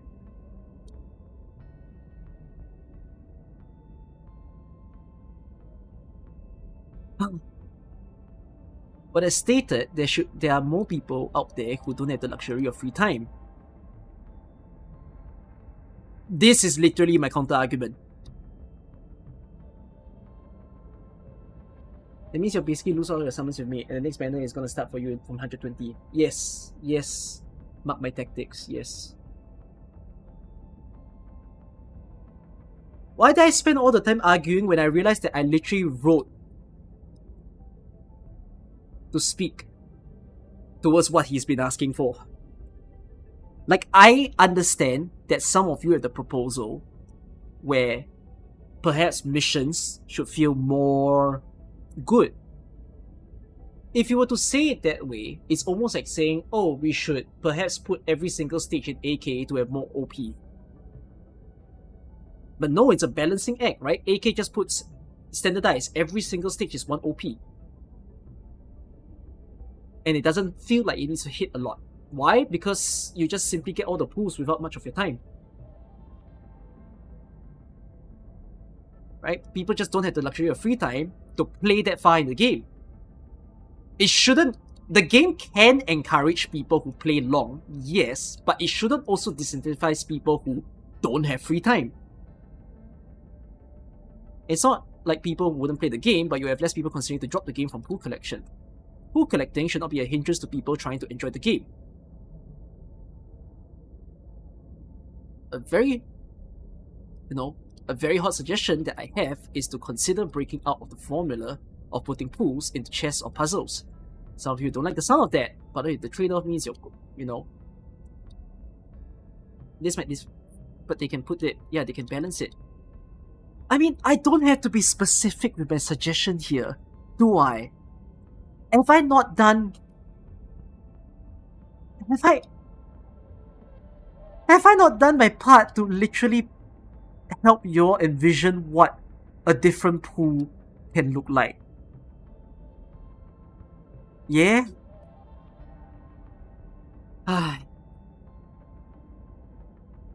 Why did I take so long? God damn it. You're just asking me to be specific. Yeah, I'm getting grilled for specificity. Brother, if that's the case, everyone's gonna nitpick everything about my review. I'm gonna die. Can we not do that? Can we look big picture, not small picture?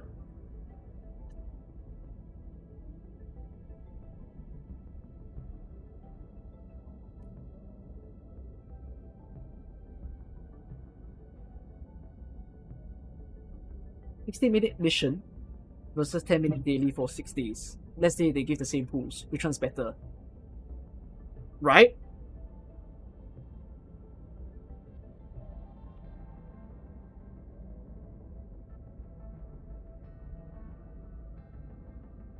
Anyways. We got limited banners in Arknights. That runs... I can add this game in the beginning. That's for hyper-green bets.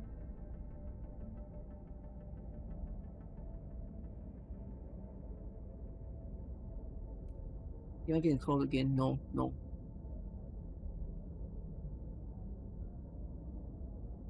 Yeah, if you go about nitpicking every... Like, I don't mind your suggestions, but guys, don't be so specific in my stuff, okay? I just look at the overall picture of what I'm arguing. I don't have the time to be so specific. I've only wrote for Gacha, guys. I'm only at Gacha. I haven't wrote for story and combat and all the other problems of the game. It's one freaking section. Alright, let me live. Let me come back into this.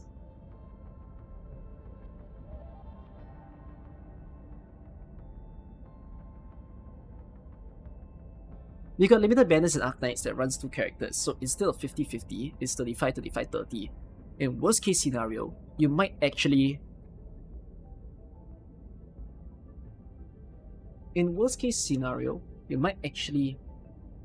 take lots of pools, and the game lets you buy one of the 2 characters only at 300 pools. So much worse than any... Sounding so much worse than any gacha game. Yeah?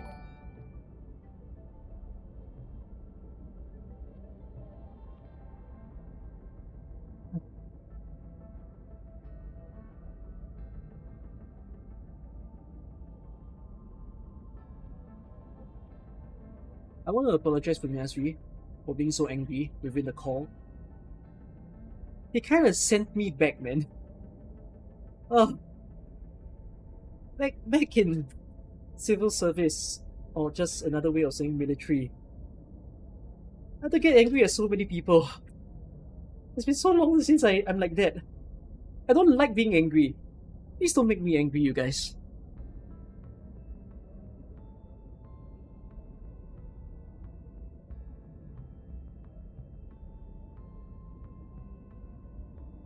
In worst case scenario, you might actually take a lot of pools. The game lets you obtain one of 2 characters only at 300 pools, something so much worse than any other gacha game. But so many people are still playing Arknights and saying it's a good gacha. There is a big defining characteristic that makes Arknights well loved for 6 years. That is, most units are not pool limited.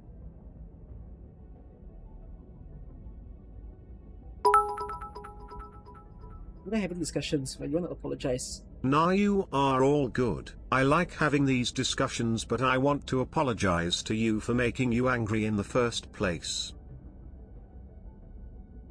I'm about to cancel it. Bro, you...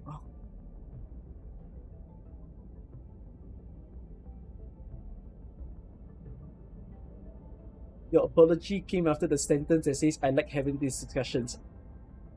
I don't like pointless discussions.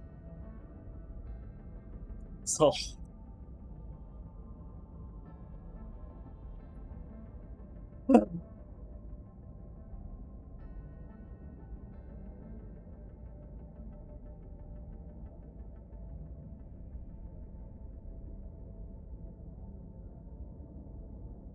that is most... There's...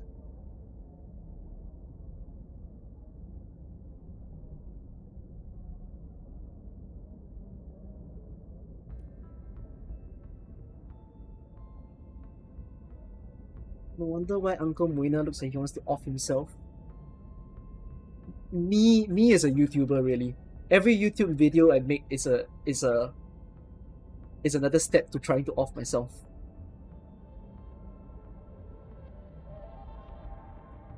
To make Arknights and saying it's a good gacha, there is a big defining characteristic that makes Arknights well loved for 6 years, and that is most units are not true limited.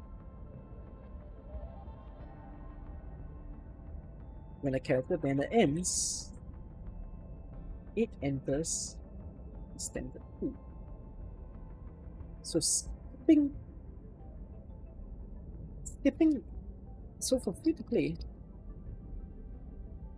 despite the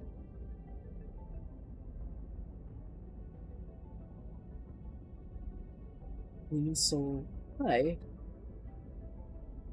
1250, they time to time just pull the unit and skip whichever one, even if they didn't block up 50.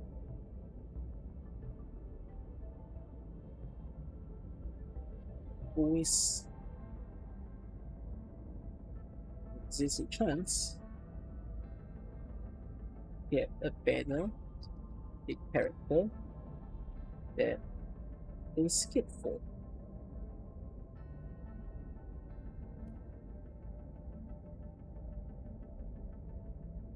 Yeah. But so many people are still playing Arknights and saying it's there's a bit defined characteristic that makes Arknights well loved for 6 years. That is, most units are not true limited. When a character ban ends, it enters a standard pool. So free to play despite the theoretical big number. So for free to play, sorry. Despite the theoretical big number of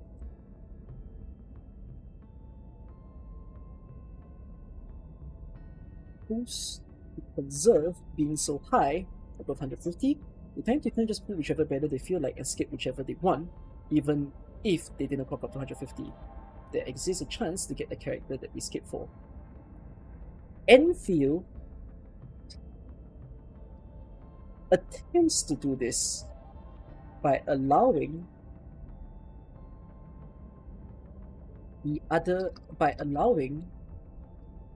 new characters to exist as off-banner for 2 banners.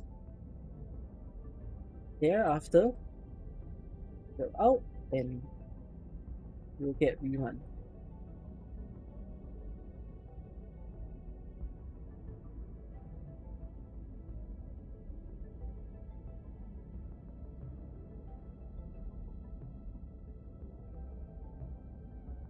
To put this perspective, why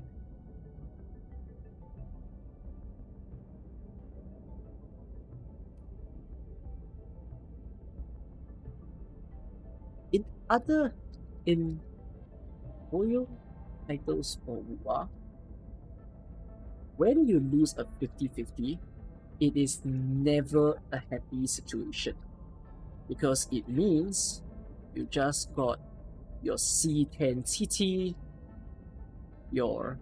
Is it called C10? Is C in Genshin? What do you write?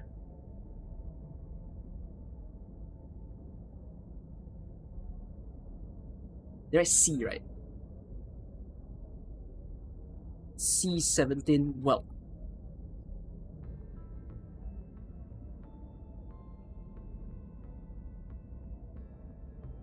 There's no happy factor.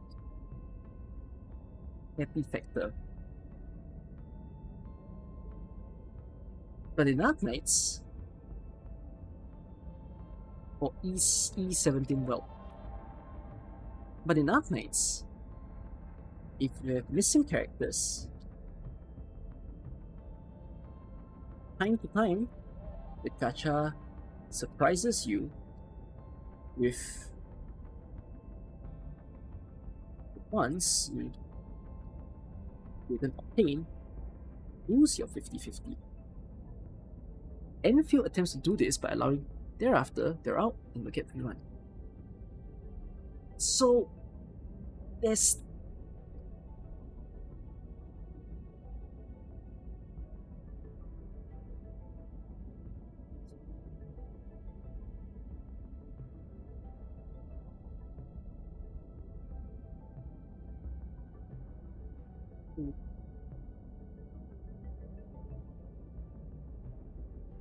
us Arknights. Let me run the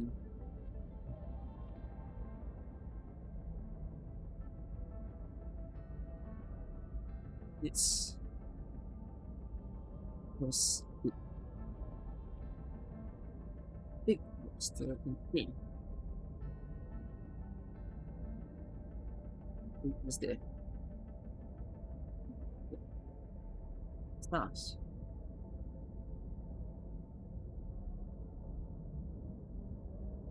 When the pools get when the 6-star pool gets too big, we even shift older units. Right now, year 1, year 2, different banner that can use a different. Let's see. No. Sudden. Let's also have easier cards. But let's all the other cards. Those, but the point being, Endfield people allowed the same to show its culture and surprise all those other titles. This was, but the point being, Enfield could allow for the same. We show.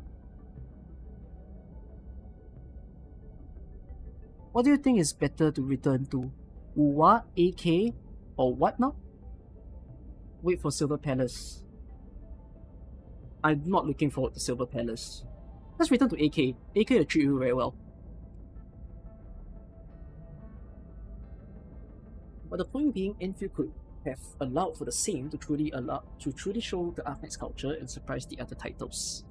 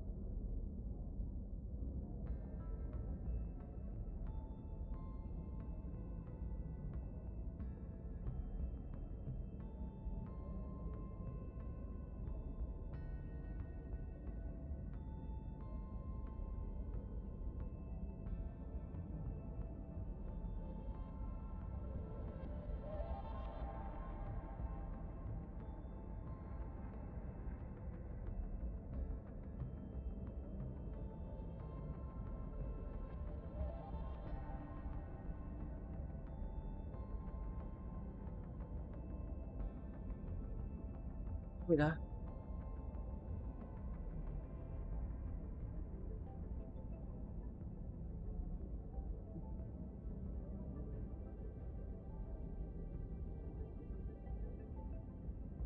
Benefit for us. It's 2%. Yeah, 6-star. 0.8%. Here. Wow.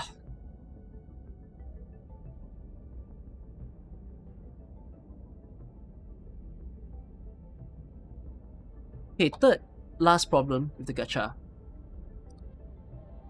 Third and last problem with gacha. This game is definitely doing a lot of FOMO tactics. Now, there are people in the community who argues that certain FOMO tactics, like giving 10 pulls next banner, giving you a sudden random free 10 pulls at 30 pulls, are considered greedy. Since when is a game giving free things supposed to be greedy? You spend no money to get it. If you got 10 pulls rebate into the next banner, it doesn't mean that you have to sink more after that. Just use the free stuff and you're done. If you want to get the character of that banner, now you have 10 less pulls to use. Now you have 10 less pulls to use. If you don't want that character, it's fine. You rolled a gacha chance that could spawn him or her. No denying, it is a system that can incite people to feel tempted to pull if you have no self-control. But if you have no self-control, you sink more pulls. That's on you. But if you have control and you plan your pulls well, you are literally benefiting by using 10 less pulls. The game gave it to you for free after all. How is that greed, or sometimes even called predatory? But I want to pan the view to Arknights. I haven't explained that gacha system yet. Arknights is similar to Endfield, but perhaps worse. Maybe worse. Why worse? Well, no 50-50 guarantee after loss, the safety net triggers after 150 pulls, and mind you, not at 150. It's the first 6-star you get after 150. Benefit for Arknights, it's 2% to get a 6-star, but 0.8% if Infield. You got limited banners in Arknights that runs 2 characters, so instead of 50-50, it's 35-35-30. In worst case scenario, you might actually take a lot more pulls. Lots of pulls, and the game lets you obtain one of the 2 characters only at 300 pulls. Sounding much worse than any other gacha game. But so many people are still playing Arknights and saying it's a good gacha. There's a big defining characteristic that makes Arknights well loved for 6 years. That is, most units are not true limited. When the character banner ends, it enters a standard pool. So, for free to play, despite the theoretical big number of pools to conserve being so high above 150, they time to time just pull whichever banner they feel like and skip whichever they want, even if they didn't clock up 150. There exists a chance to get a character that we skip for. In the Hoyo titles or Ua, when you lose a 50-50, this is never a happy situation, because it means you just got a C10 CT, your CE17 well.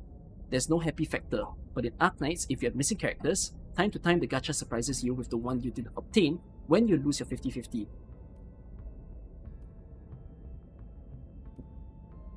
You see players surprised by the experience when showing they got Gilberta or Yvonne on Levitane's banner.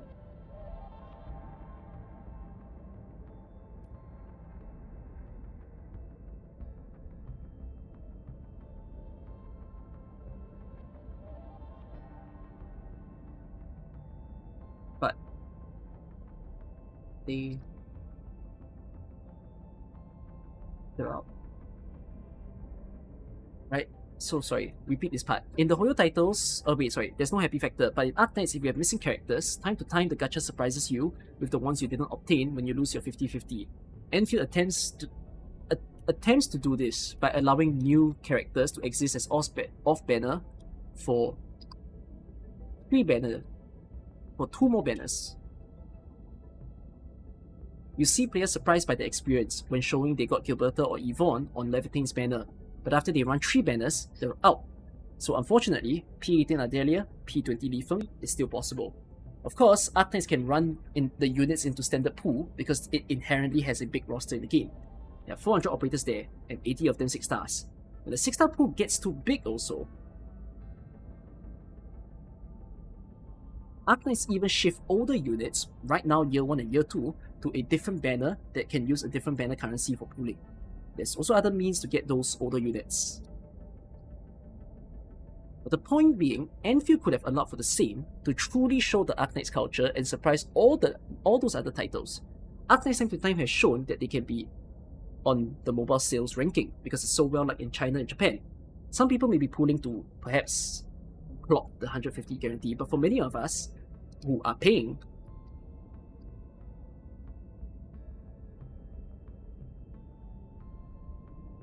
we pay because we see that the game treats us well. At the moment, I sense that the same Arknights people who would have paid might be restrained, might be holding back till they have confidence for Enfield. Yeah?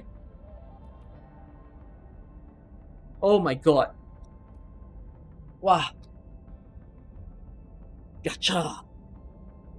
No, that's not gacha. It's here. Gacha starts with here. Wow. Actually, maybe not as long as I think. How many words is this?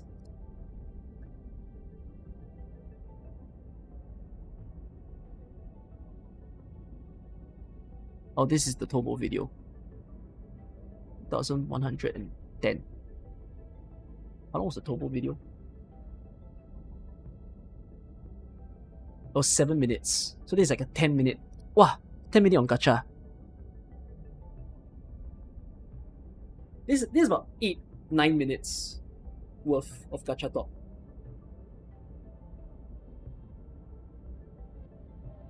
It's not even past 1 banner. Yeah. Alright. Anyways. Actually, 9-minute talk for gacha quite fair, right? Make separate video. Cannot leh. Tomek, sorry, there's a 1.5 hour video in the market. Need to match.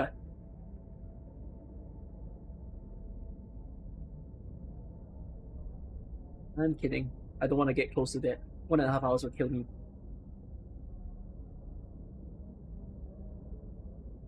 What's this up? The gacha. It's an initial experience. I think something needs to be done for sure. Will Hyperdrive do it? Maybe they won't do it. But I've suggested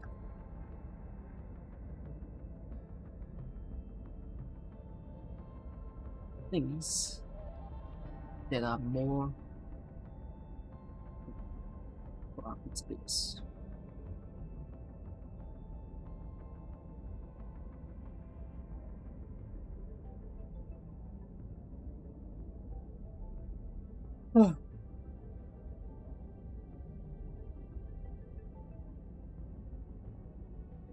Okay.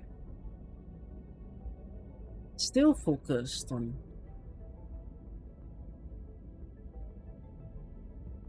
Gacha isn't just filtering. Next thing they come in contact with is story. More like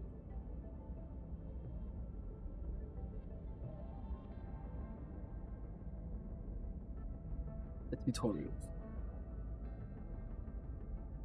Replace the story. Well, I'm not say it as that. Or more like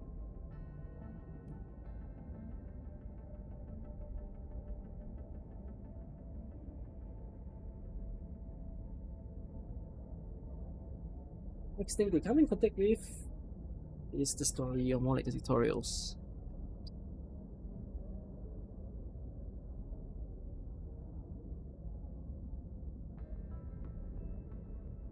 The tutorials are necessary for the game, especially since this game is introducing people factory concepts they perhaps never experienced before. No contact with any simulation game.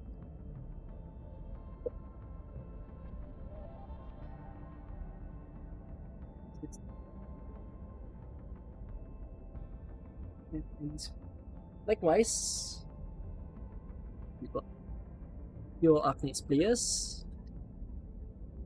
who never experience 3D combat style games. They also need some guidance. They also need guidance.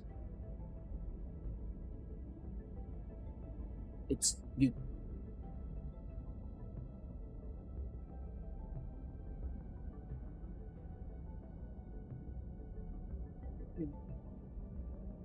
Tutorials are necessary for the game, especially since this game is introducing people factory concepts they perhaps never experienced. No contact. If I check DMs, sure. Why? I know. Can I just send that to you tomorrow? It's missing P and Q because I haven't filmed it.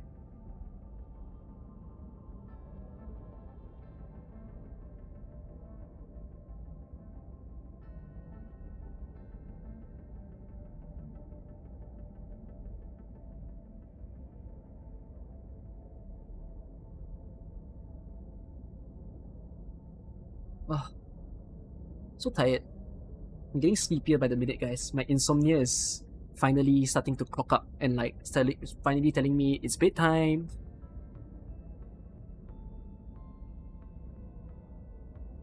Gacha isn't just filtering the people. Sorry, yeah.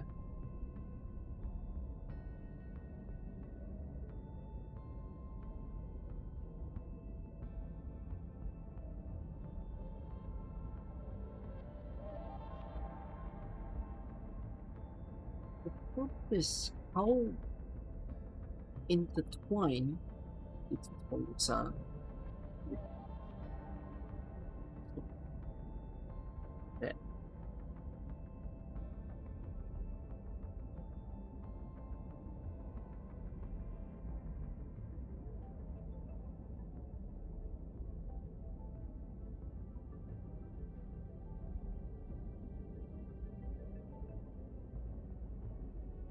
The first two maps of the game can feel like you're in a traffic light loop.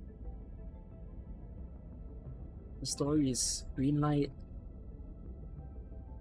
combat is yellow light, base is red light, and it just cycles sequentially. It sort of gave broken attention to all these aspects, making your understanding of things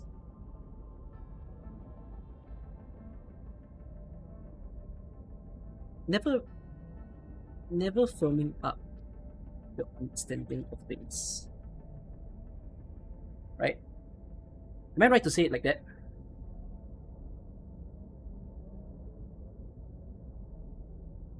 Can I add that having characters like mixed elements, element plus physical mostly, is not a good thing? You mean as a future character or as an existent character? Right? The problem with is how intertwined the tutorials are with story and combat.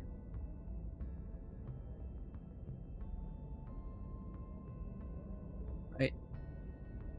Story is green light, combat is yellow light, the base, the factory is red light. And it just cycles sequentially.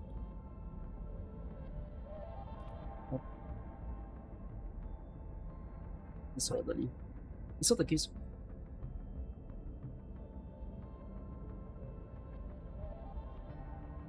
You are just taken for a ride. Step by step. Not so much freedom. Actions.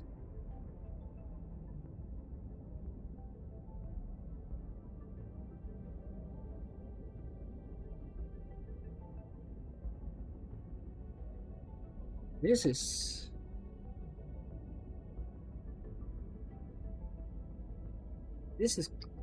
giving players a rating experience on first playthrough to the point that they can't even last entering into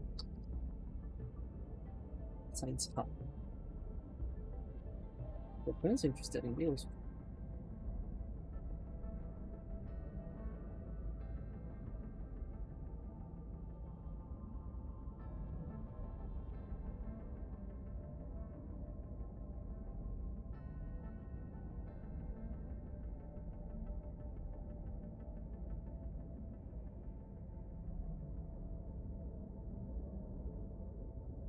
Elaborate the traffic light.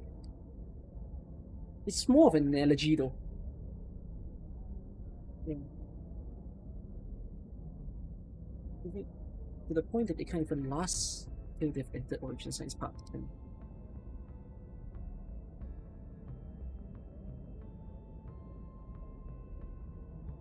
Can you explain combo triggers? You know it's basic, but the most is not. I'm uploading a video later for combat. The video title is Players Still Don't Understand the Combat of Endfield.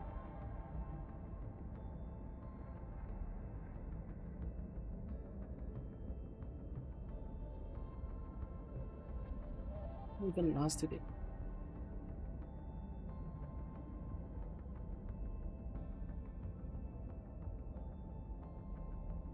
Let's say that this isn't felt as much in Arknights.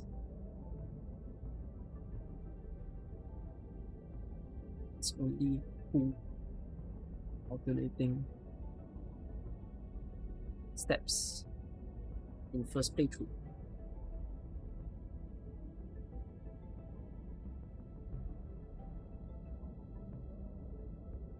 Gameplay, tower defense gameplay, story. Sometimes people even skip the story, power through all the gameplay first, then read the story after. Non-good experience.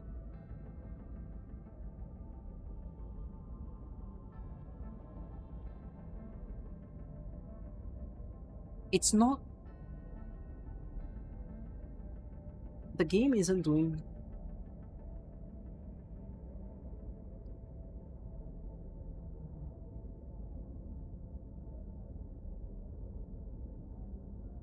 I'm not.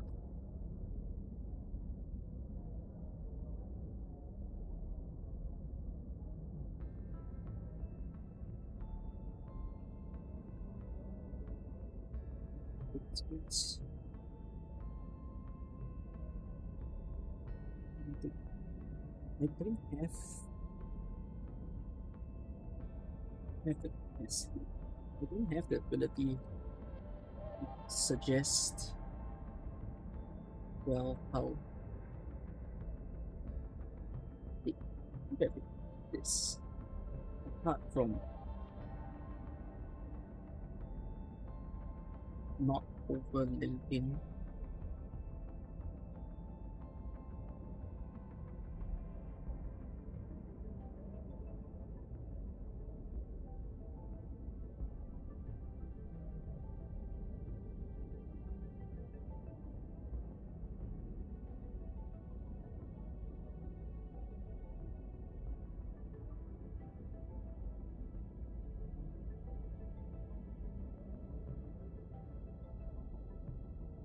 I don't have the ability. I don't have the ability to suggest how they could have improved this apart from not overlinking the story to the factory and perhaps just giving the factory its own mega screen time on the first interaction, on your first interaction with it.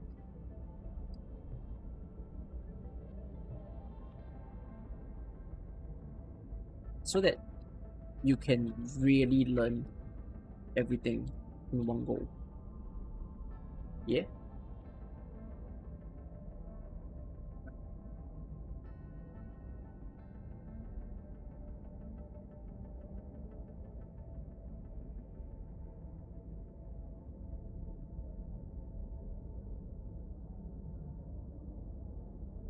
So, since have undivided attention for story and combat since it's a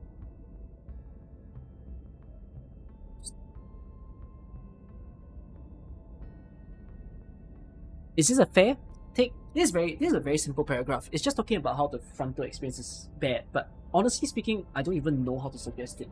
They just needed to do something about it. I'm not a story writer to say exactly how.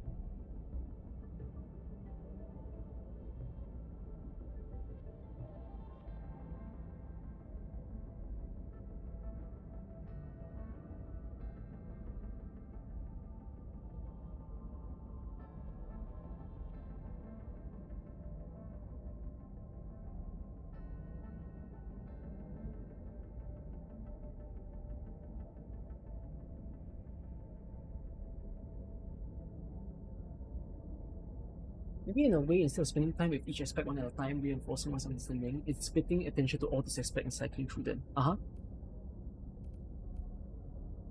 Oh, is this what? You mean this part?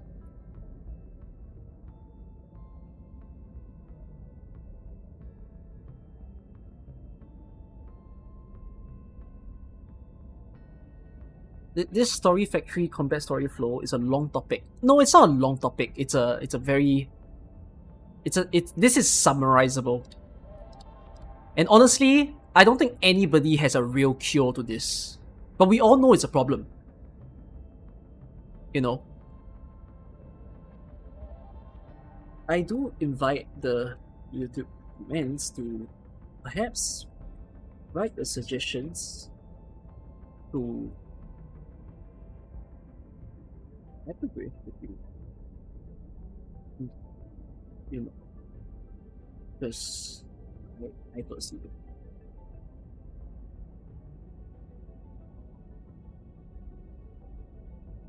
It's factory combat and story is a... Wait, does Satisfactory have combat? Well, I know Kernel Space Program is technically combat.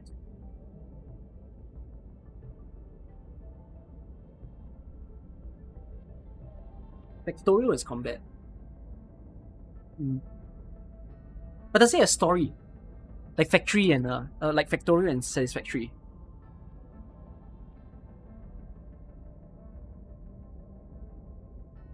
This is giving players a creating experience on first playthrough. So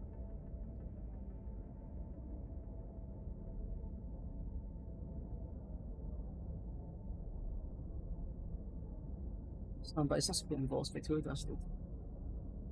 I think this attempt at the deep factory combat story combination of the game is so new that it's to give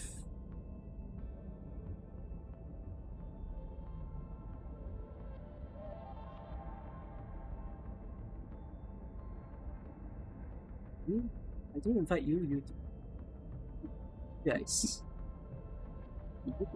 That's right. One bit more. I could be a bit. I personally don't.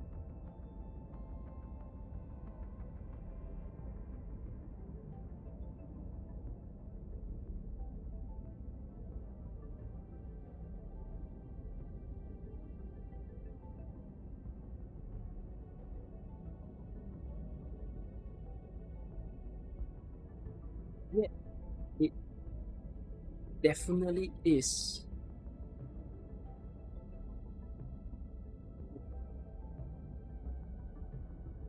Right. Let me just read this section. This is a very small section of the video, by the way. This is like less than 2 minutes of a speech. Like some people will be complaining, oh, you give such a short time to this thing, but there's really not much else to say. The more time I put to it, it's more ranty. But I don't have a suggestion. But we all know it's a legitimate problem. Right? Gacha isn't just filtering people. Next thing they come into contact with is the story. It's the initial story. Let me just put that instead. Or more like the tutorials. Tutorials are necessary for the game, especially since this game is introducing people factory concepts they perhaps have never experienced before. No contact with any simulation titles. Let's just remove this. Likewise, you got pure Arknights players who never experienced 3D combat style of games. They also need guidance. The problem is how intertwined the tutorials are with story and combat. The first 2 maps of the game can feel like you're in the traffic light loop. The story is green light, the combat is yellow light, and the factory is red light, and it just cycles sequentially or even disorderly. It creates broken attention to all these aspects, never firming up your understanding of things. As a result, you're just taken for a ride of step by step and not so much freedom of actions. This gives players a grating experience on first playthrough, to the point that they can't even last till they've entered Origin Science Park and drop the game from there. I would say that this isn't felt as much in Arknights because there's only 2 alternating steps in your first playthrough. Tower defense gameplay, story, occasional beat. Occasionally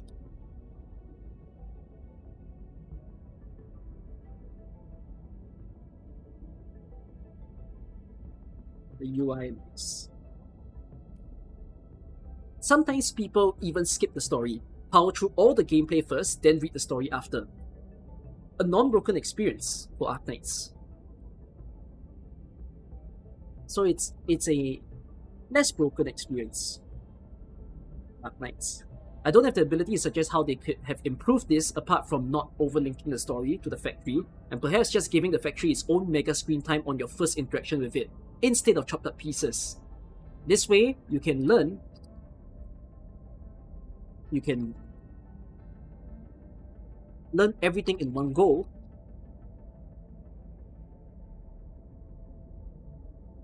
and have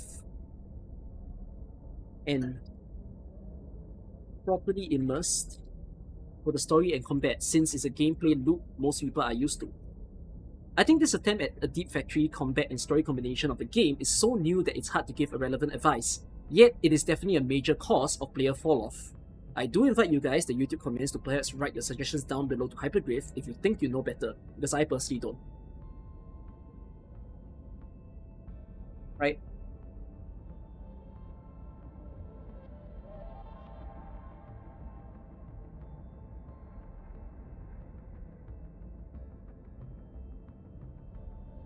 Wait, let me write down the remaining stuff that I have to say for the game. Right? Endgame, Edge Space Salvage. I need to make a whole portion on Edge Space Salvage.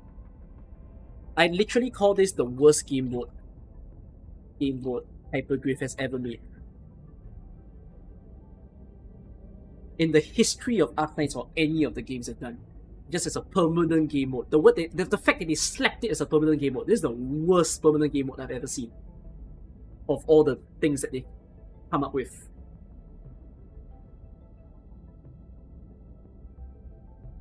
What other stuff? Oh, combat. And then...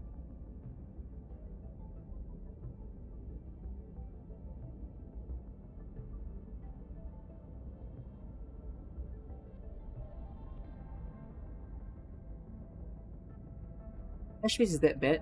Bro, Edge Space is so shit. Edge Space is legit shit. I'm not gonna just say shit for the sake of it. I have some legitimate advice that I think they can consider of how to improve that game mode.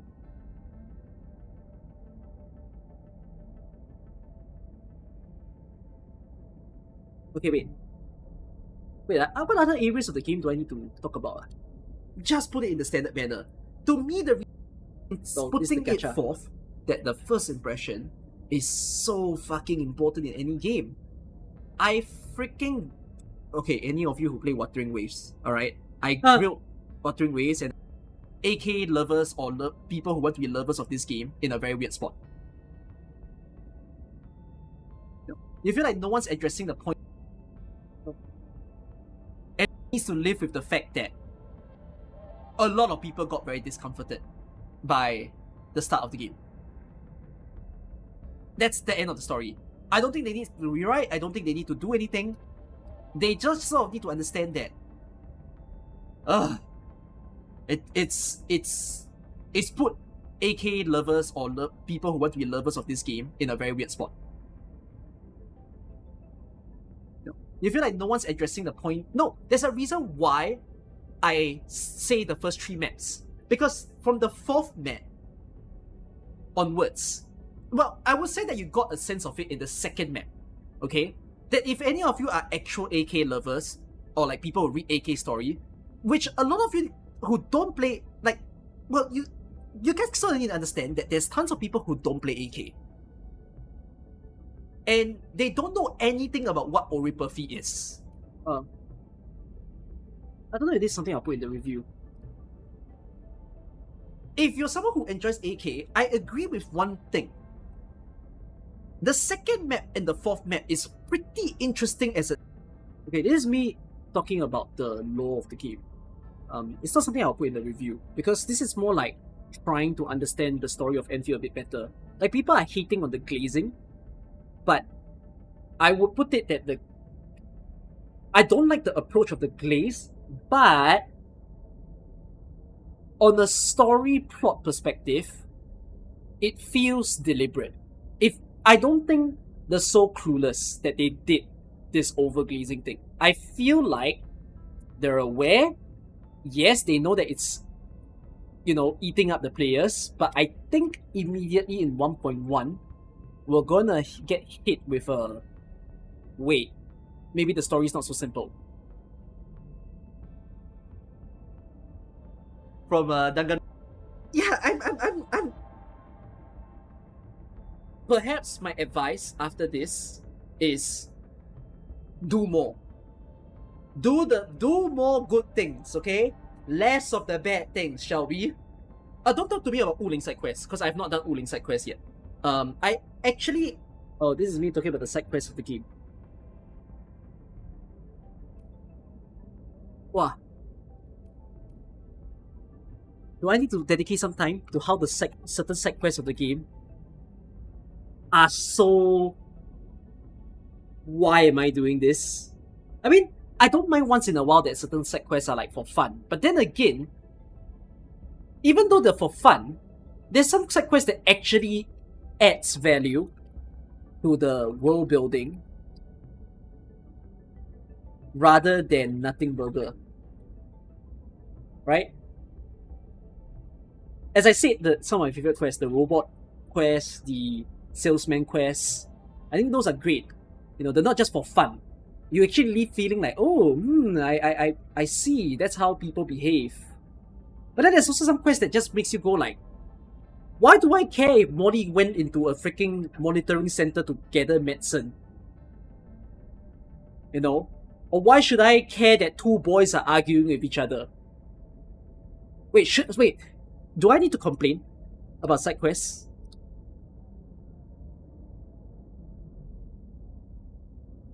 But then it's funny that I complain about side quests because the advice is just write better.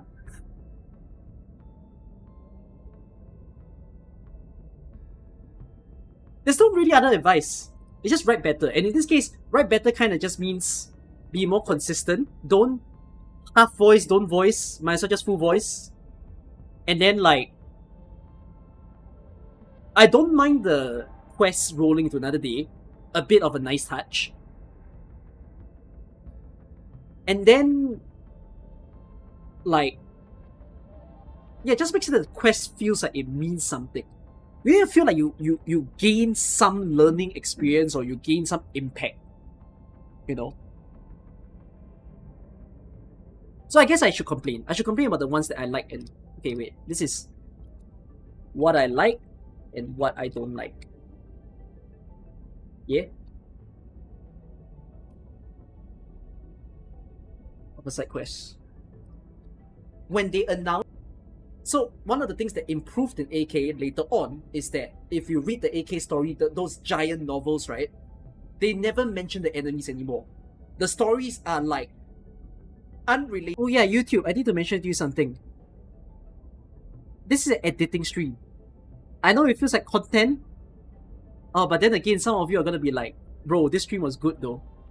I actually archived yesterday's live stream. I don't know, should I archive my editing live streams? They're not actual streams. They're just me sitting there doing work. Do people want to see it as a VOD?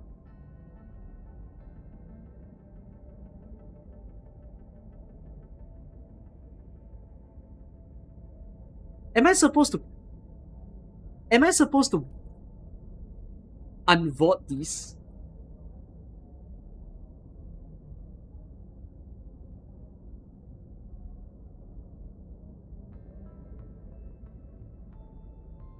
Is there anything wrong with keeping that up? It's just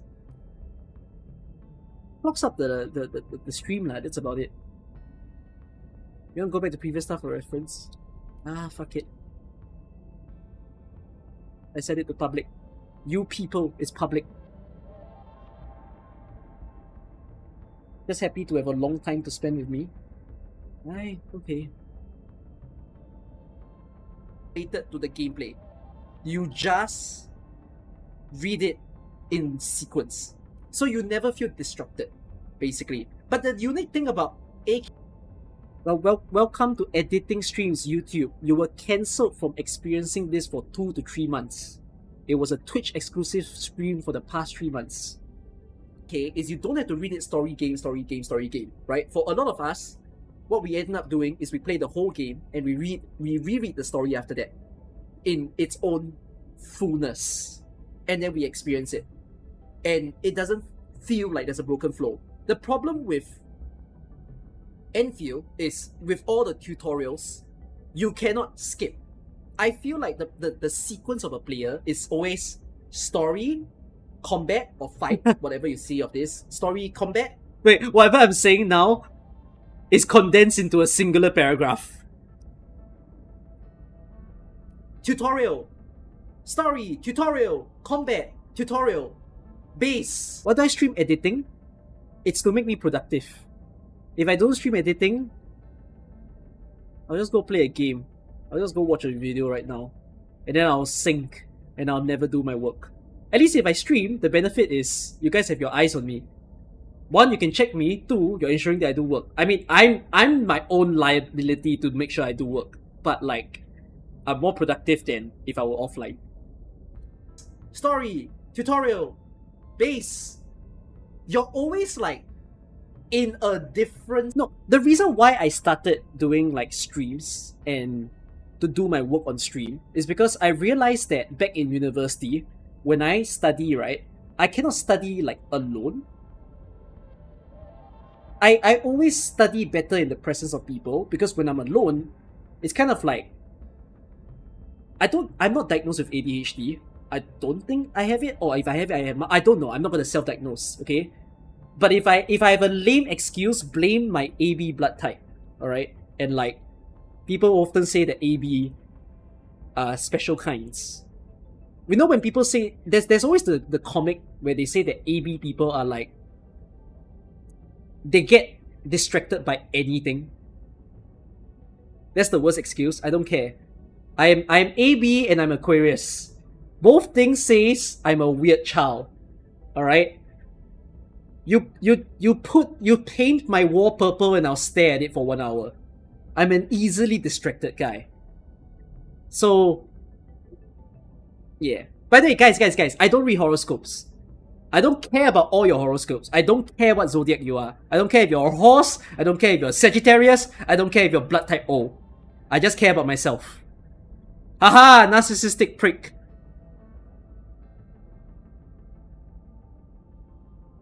Space.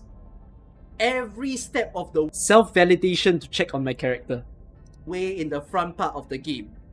That you cannot focus on one thing at a time. You know, I don't read my horoscopes anyways. It's just, I read it once and I say, oh, that's me. Cool. This is the reason why the frontal experience, I feel, is problematic. The reason why a lot of people say, once you get to Origin Load Spring, it feels so much better.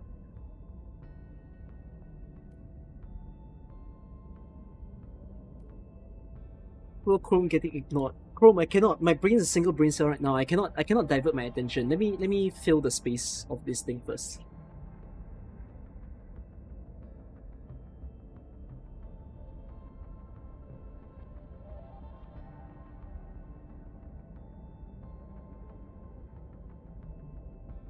Main story lacks depth, needs payoff, but we don't know when that payoff will come.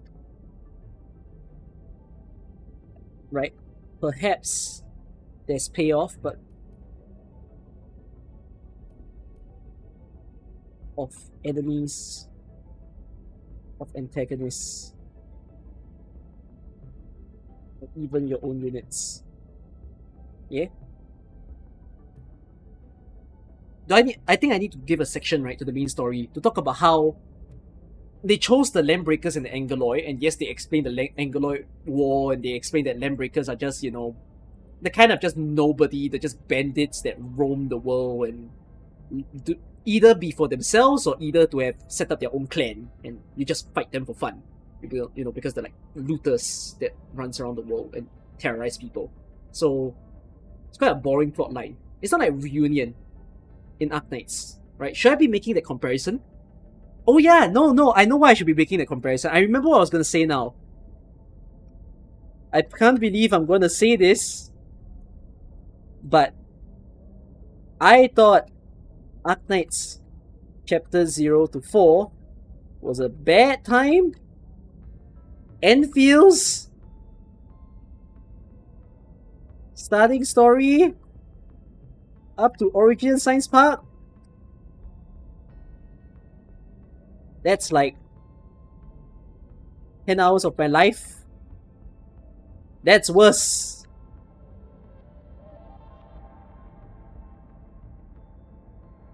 I still think chapter 0 to 4 is so bad. But like, I gotta just call it. How did they make a worse storyline? Bad is a bit harsh, it's world building. No, but the world building is not quite there, you see. The world building is specifically Angerloy and Landbreaker. But AK's choice of world building was Reunion. Which, Reunion is more interesting to learn about because they fight for a cause. But Landbreakers fight for no cause. They just live. They're like annoyance of the world. And Angerloy are part of the Angerloy War, but they also come across looking like annoyances.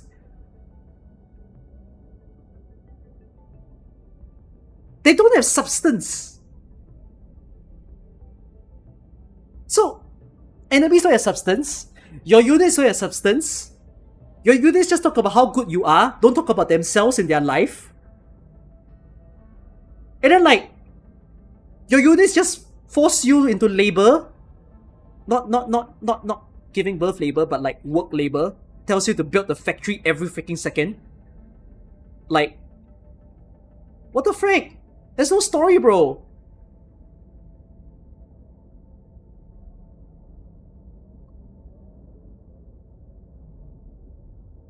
So I guess I should take the time, right, to complain the main story somehow. You feel like it would be better if there's only Angerloy and no LB. I agree. I feel like the LBs were major distractions to the game. Perhaps if it's Angerloy and the fact that they keep talking about the Angerloy War and whatnot would have made it nicer to feel comfy. But then they did Landbreaker and then they're like, oh, I'll connect the Landbreaker with Wolfguard. I think there will be some depth to the Landbreakers next time. But it definitely didn't happen in this patch. Which makes them look like a bunch of nothing.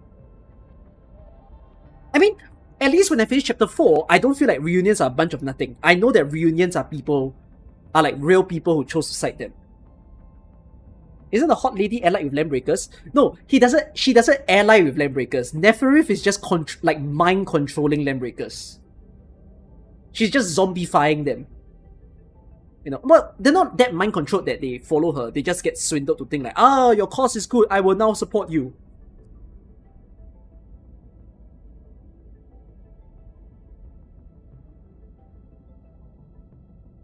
Stories.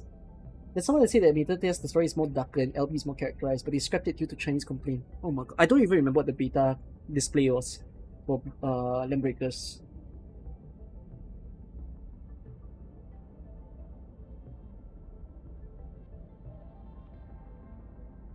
Like, I'm not saying that they won't be depth. They can do something about it, but oh my god, the enemy choice of the main story is really dissatisfying right now in the game.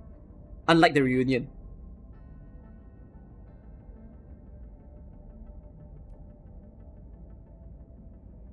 So yeah, this is more story conversation. So this is like initial tutorial gratingness, and this is not talking about tutorial. This is just focusing on the story. Combat. Wait, let me listen to myself. Discover, or I'm filming an Endfield video, for those of you to know. Wait, YouTube. Just to ask you something. Do you all want to watch me edit my videos live? Answer me, YouTube. I aggressively ask you back. Ever. But let me just tell you this, it doesn't have the same vibe as what it is now. I'm not as... You're saying maybe? If you say maybe or no, you're literally watching one now. Chatty. I just leave my stream on, and I'm just editing and filming a video. But I need to warn you, if you do that, I'll be sad because a lot of you will see what the video is. You'll watch me paint dry if it's interesting, my god. It's the same as normal Arknights. No! It's the same as Arknights in year 1. In Genshin, the Helicals makes no sense. Here's the thing, if I was playing Genshin, I would say the same complaint. Genshin wouldn't have escaped my complaints. I didn't play Genshin for a reason, but I'm playing Endfield now. It's, I think, something that people need to sort of understand. at least you don't have to grind as hard. But yeah, I find that there needs to. So here's the way I see to it. It's a bit of the same as Arknights. You grind as much as you can so that you have the time to do other things.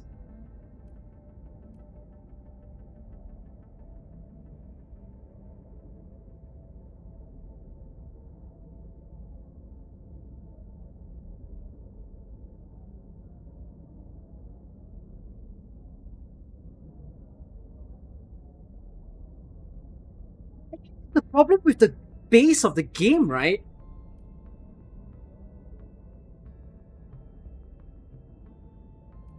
I've just realized this. Perhaps I have to talk about the factory here. So, you know what's the issue that I think with the factory?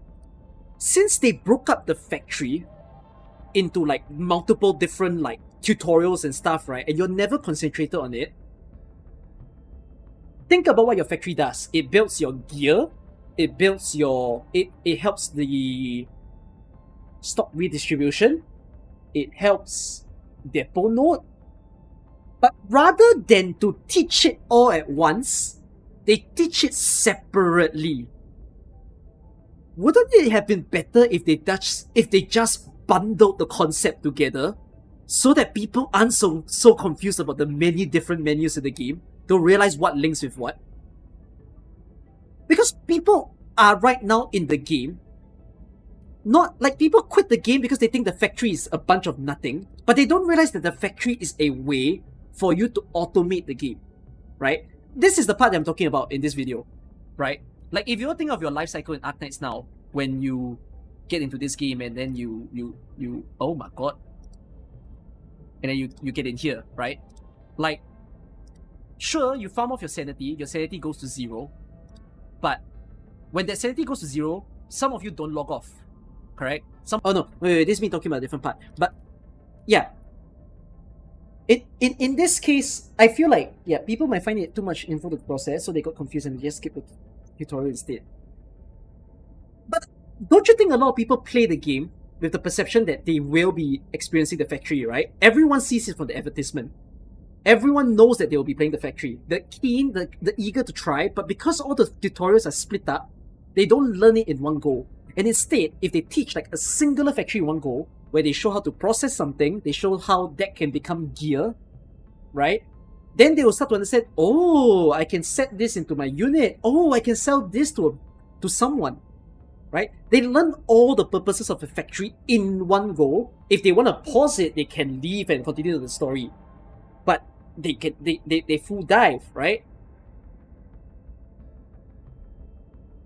So I feel like they should have just bunched it up. Because if not, I wouldn't have the problem of people asking me, hey, how does stock redistribution work? How do I do depot node? Why am I doing this? What am I building?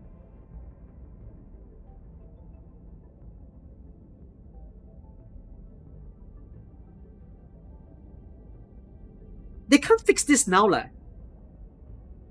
They really can't fix this now because the game is already out. But I think I still would want to suggest that they should have just given a bundled experience. Because I think that's the reason why people left the factory. They left the factory because they don't understand the purpose of the factory. Like, the third filter of the game, because they don't understand the factory's purpose in the game. Is the ways to look up recipes convoluted. So you can't just leave it up to the player to learn because they have to go through 6 levels of layers to find the recipe. Yeah.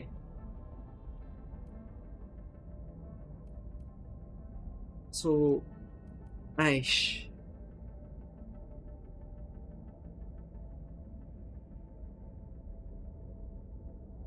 If that's the situation, then people who wants to play and doesn't want to touch the factory are going to feel bothered by long tutorials of the factory. They just want to continue. But if they're bothered by the long tutorials and they think they know it, they can just skip, right? If the game give the option to skip. Which they don't.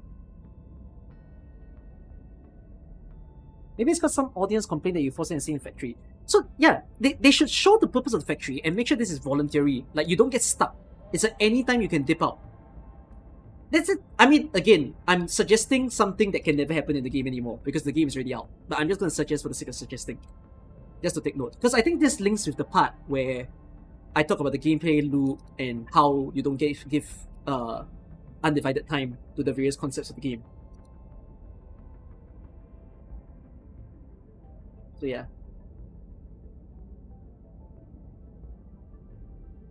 Some of you will say on combat. Shall we? Combat. Oh, so what do I think of this combat? What did I say? I can't remember. Diagonal investment?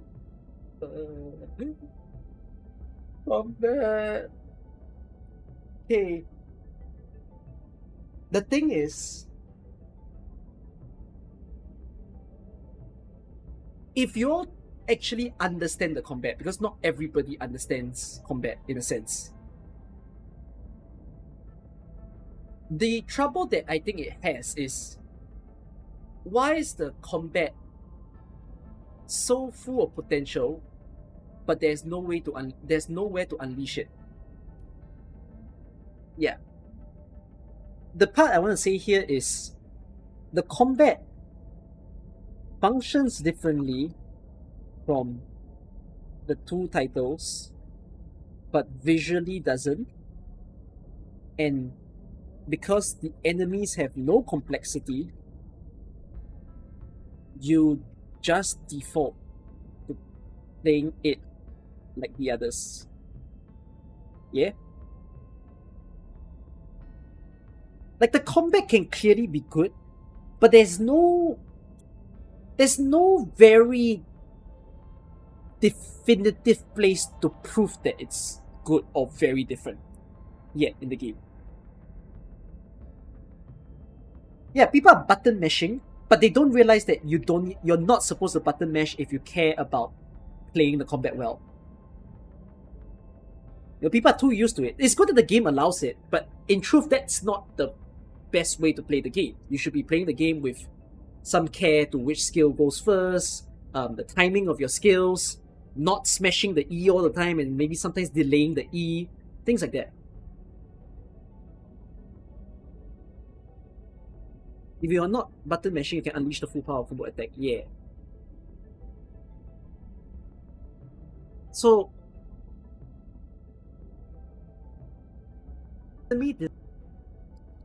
yeah, and then I think this is the part where I want to show this, but this is not a scathing review though. I mean, this complaint I'm lighter because to me I feel that the combat is great, but you can't prove that it's great yet in the game.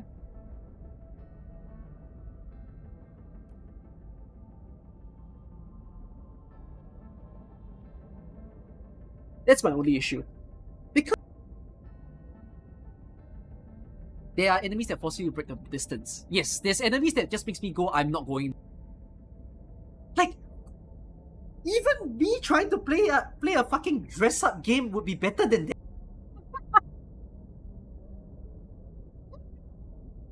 I'm talking about Ash Space Salvage! Oh no! What did I pan into?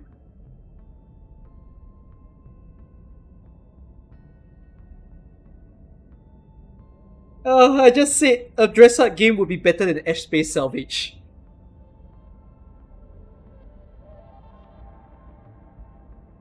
It's seriously so awful. It's so awful. Actually no, I think this review will be under 30 minutes. Because I feel like this will be 2 minutes. This will be 2 minutes. This will be 2 minutes. This will be 2 minutes. But this will be like 5 minutes. And then I think there's a closing 5 minutes. I think this will be a 30-minute video. Because this frontal part is just like, everything about the gacha is like 10 minutes. So yeah. Now I really love Deep Space. Replayable game modes.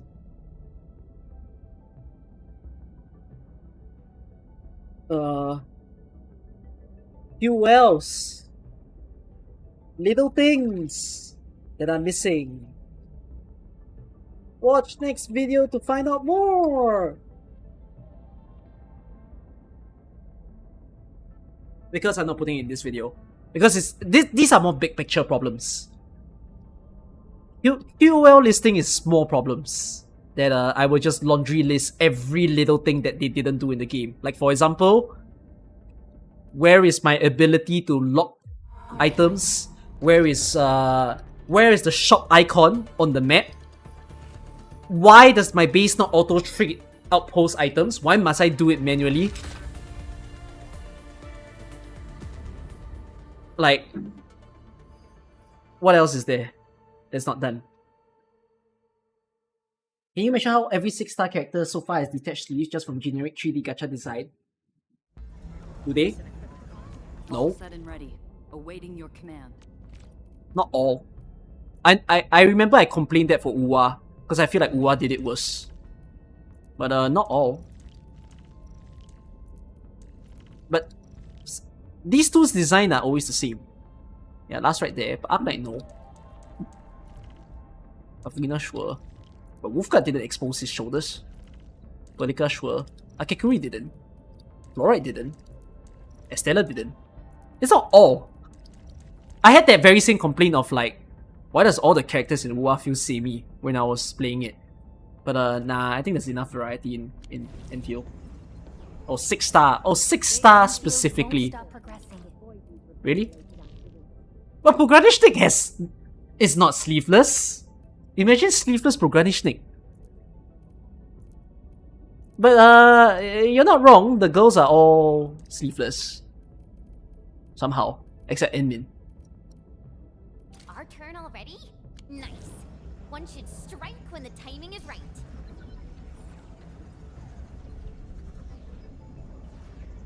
No, I'm not really here to design complain. Design is not my forte. I have no reason to complain about design. Wait No. Gift one gift to operator. Can someone say hi to me? Anyone? Ember. I'm getting sleepy, guys. Bedtime is calling.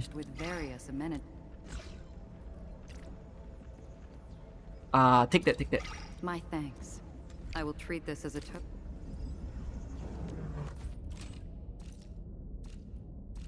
I don't need to farm. Do I need to collect anything in the world? I don't think so. The only place that I'm more concerned about is the origin load spring. Oh, some rare goals are full. Okay, I gotta pick that up. Hold on. Do I know about sanity extractors? Yeah, I know about sanity extractors. You're legit not pulling anyone's detached sleeves? You don't care, it looks ass. Oh, I thought you were gonna say it's haram or something. I don't know, bro. I'm not against sleeveless. I guess you'll never pull me. Because I'm sleeveless sometimes on stream. I don't think sleeveless is a bad thing. Hey, no hate to sleevelessness. High threat hostile. Approach with caution.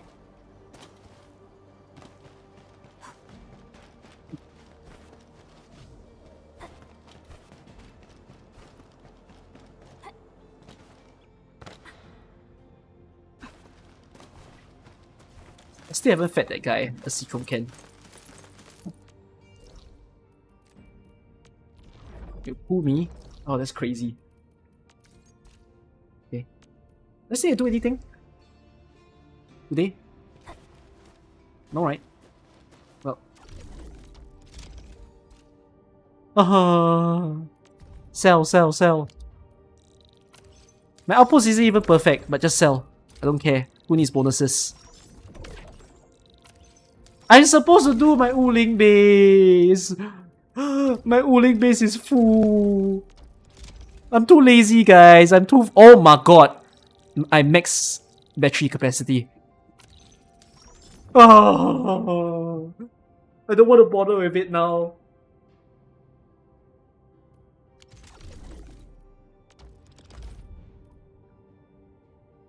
Buy stocks. Stock market bad, bro. Oh my god, it's 100. I have 100 capacity. I need to buy. Not a bad price.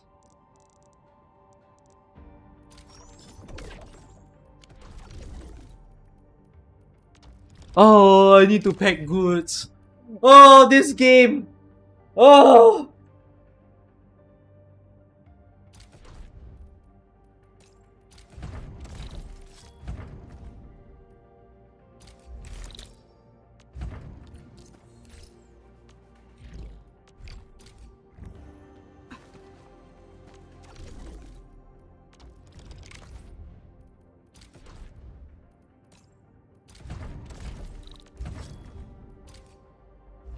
Go, go, go. Send it. Give me money. Money. I don't hate playing Arknights Endfield. I'm sleepy, guys. I am sleep deprived as shit right now.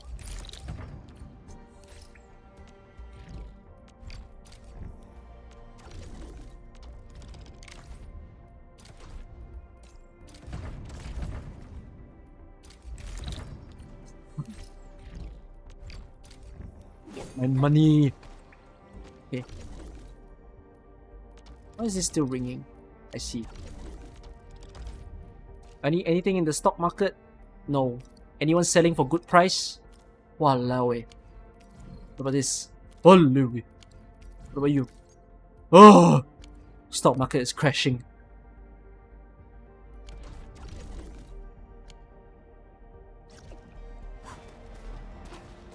Like job can expire, I know, but it takes a while. 28 days before rewards expire. Do I have to do anything else in the game? No, I don't really need to do anything else. That it's that harsh. That one. I didn't feel like I gained anything from the zipline being spawned. Apart from, oh, it's a shortcut that I probably. Oh, this is about 4 years. Airspace. I mean, yeah, I just need to flesh out my other complaints. It's weird though, I gave more screen time to the gacha. But it's not wrong, right? Gacha is one of the reasons why people like AK. People say that the essence shall reveal Oh my god, itself. shush, shush, shush, Ken, shh. For QOL, can mention other players' construct. I'm not gonna say what the QOLs are. I will do that in the next video. It's not the current video. So yeah. 1, 2, 3, 4, 5, 6. 6 more things to talk about. But they're much shorter than the gacha. Oh yeah. Okay. Guys, I am tired. I will have to do a part 2 of this script tomorrow. But I am not tuning out just yet. Why did he pin the message? What message do you just pin, Chrome? Why do you send me a picture of Venom? Oh, that's quite a nice thumbnail. That's actually a nice thumbnail. Oh! That's a... Chat. Ideas.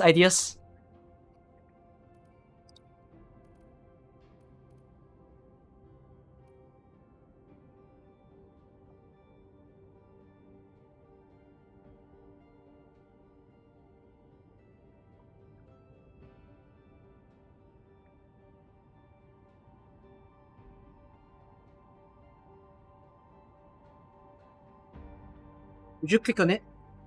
Would you click on this video? You click.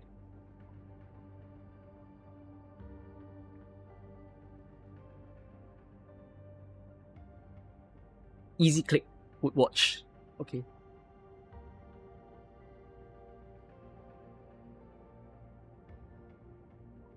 What's 7 things? Wait, Chrome, what do you mean by 7 to 9 things? What's that about?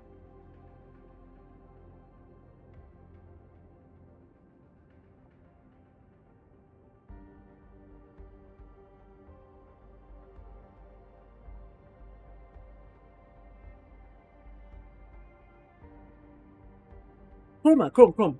How to revive the operator? Go to a teleport. Can you know the Endfield thumb that we've been doing? Can you do a thumb for the Endfield video in the same light of how we've been doing the thesis video and the other video? But don't be too harsh. Okay? It's called a scathing review for Arknights Endfield. But I need you to somehow make it like chaotic neutral. I don't know.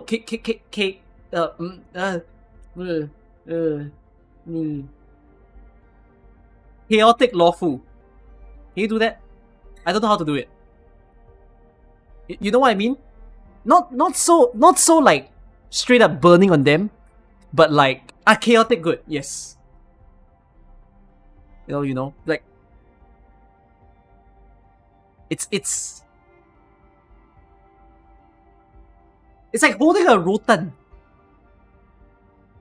before them. You haven't used it yet. You're just holding it. Is that a good analogy?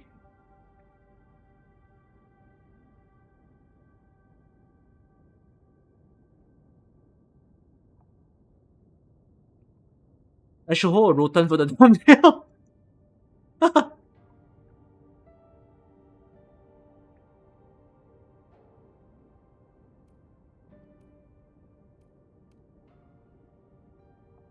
Okay, guys.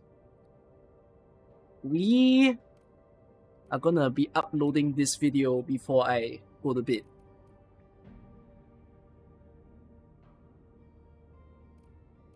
Will the gacha system improve?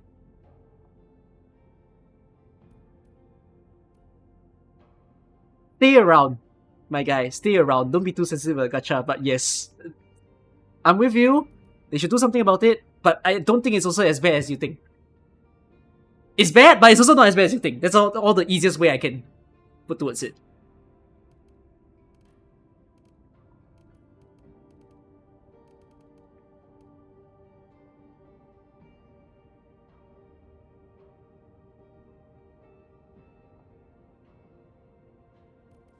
Oh wait, okay, hold on. Combo skill recharge time is shown on the bottom left. When I made the combat video, apparently some people watched the combat video and they said they didn't realize that the combat time, like the combo timer, was not random and that it was actually indicated on the bottom left. It's crazy, but like, we're gonna skip certain parts of the video, yeah? Because I want you guys to be watching this video. I'm not gonna watch through the whole video with you. But then again, some people come in my stream like that. If you're one of them, this is news to you. It's news to you? You've been randomly guessing Avina's combo? Oh! Look at the white bar. Look at the white bar. The white bar is your timer. The white bar below their faces. That's your timer right there. Can you change who used combo skill? No. What? They've just been going... Can you guys please send this video to people who don't understand combat? Please, please, please. Can you please send this to all your friends who do not understand Enfield's combat and you're literally gonna watch me do a 18-minute crash on people's misconceptions about combat? Why I'm using Wolfguard? You know there was a final strike meter to trigger combo. No! Why can't I use Ento on an electric team? Okay, let me give you a quick explanation. When you run an electric team and you run Ento, right? Okay, I'm giving you all the explanation. You can go and watch the video. You still have a 12 seconds of work all the time. Oh yes, Akekuri works. Yeah, sometimes I saw Akekuri for Wolfguard. Wait, okay, let me just show you something. I don't have to use Wolfguard, okay? I can also choose to switch to Estelle. Got Pelika's combos in, I have Arknight, and I can solidify the guy. Just use Pelika's.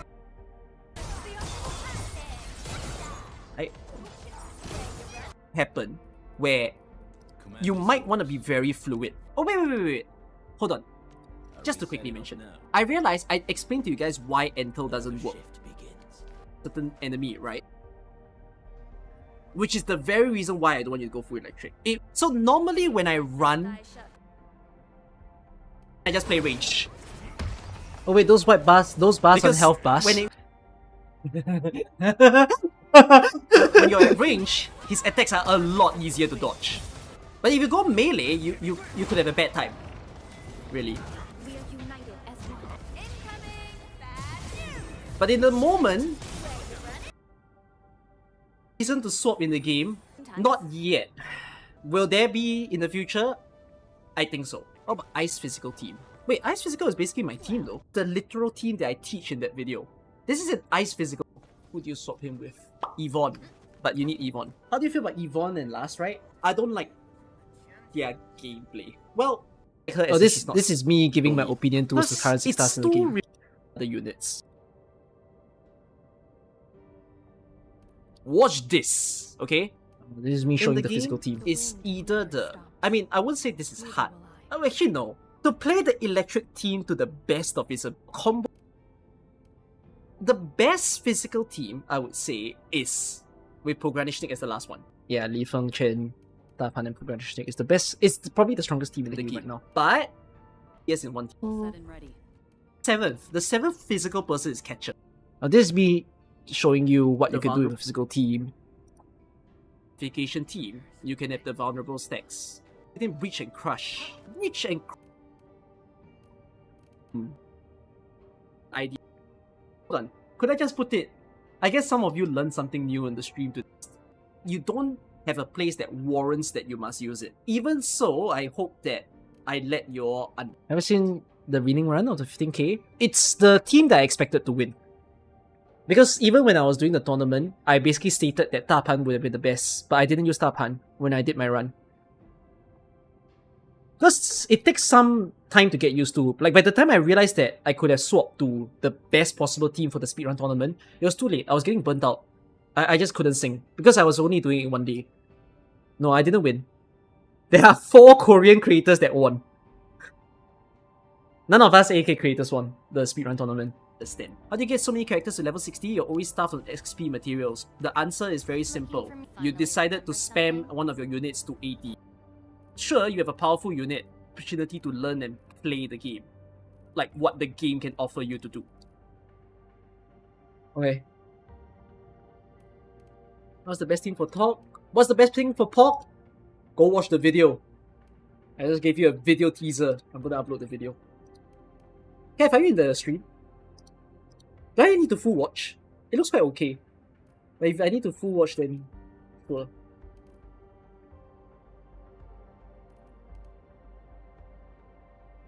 Is the video okay? It's okay, right?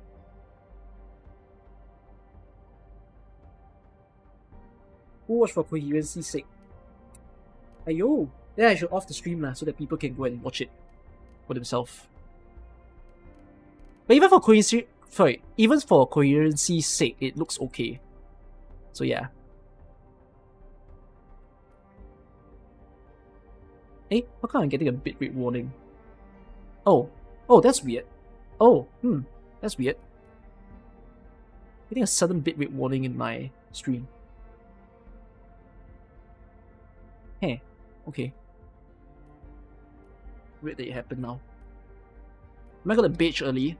I'm gonna bitch and like sleep very, very long for the night, honestly speaking, because I'm so tired. And then I'll be back like tomorrow. Oh yeah, Kev, I just need to let you know the 60 things you didn't know video, right? I didn't give you the full thing yet. You're missing, you know the 2 letters you say you're missing? That's like a missing portion, but you're also missing some things tomorrow, which I might advise you edit what you want today, you sleep, you wake up tomorrow, I'll give you the rest. Cause like, when I filmed the video yesterday, where did I stop? I stopped here, right? I stopped here, I think. Oh, did I stop here? No, I stopped here. Right now. I still have this. I still haven't filmed these. You can play stuff in build mode by pressing Alt and using cursor. You can play stuff in build mode by pressing Alt and using cursor. Oh, you mean like you drag it out and then it will come out as a tower? Oh. Don't Don't know if I need to talk about that, but cool. Yeah. But I need to film this part tomorrow. But these parts are like faster. Press out and click. Oh, it'll just come out of the depot when you press out and click. Ah, okay. Interesting. Okay,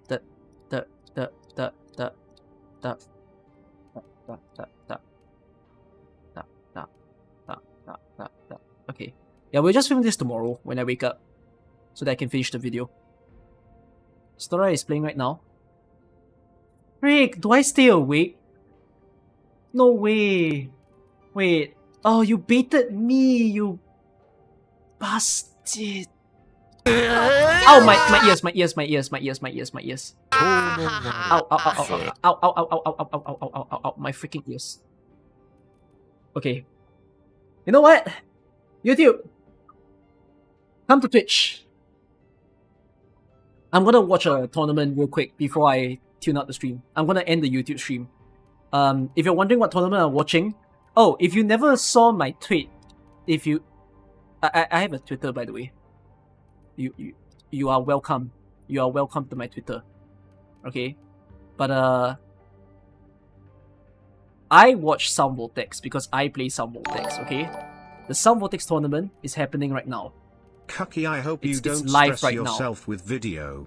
Let me go and watch it, okay? Because it's live. I cannot watch it on YouTube because I'll get copy strike if I do. So I'm gonna go watch this on Twitch. You are welcome on Twitch, okay? Anyways, YouTube, your stream time ends now. Goodbye.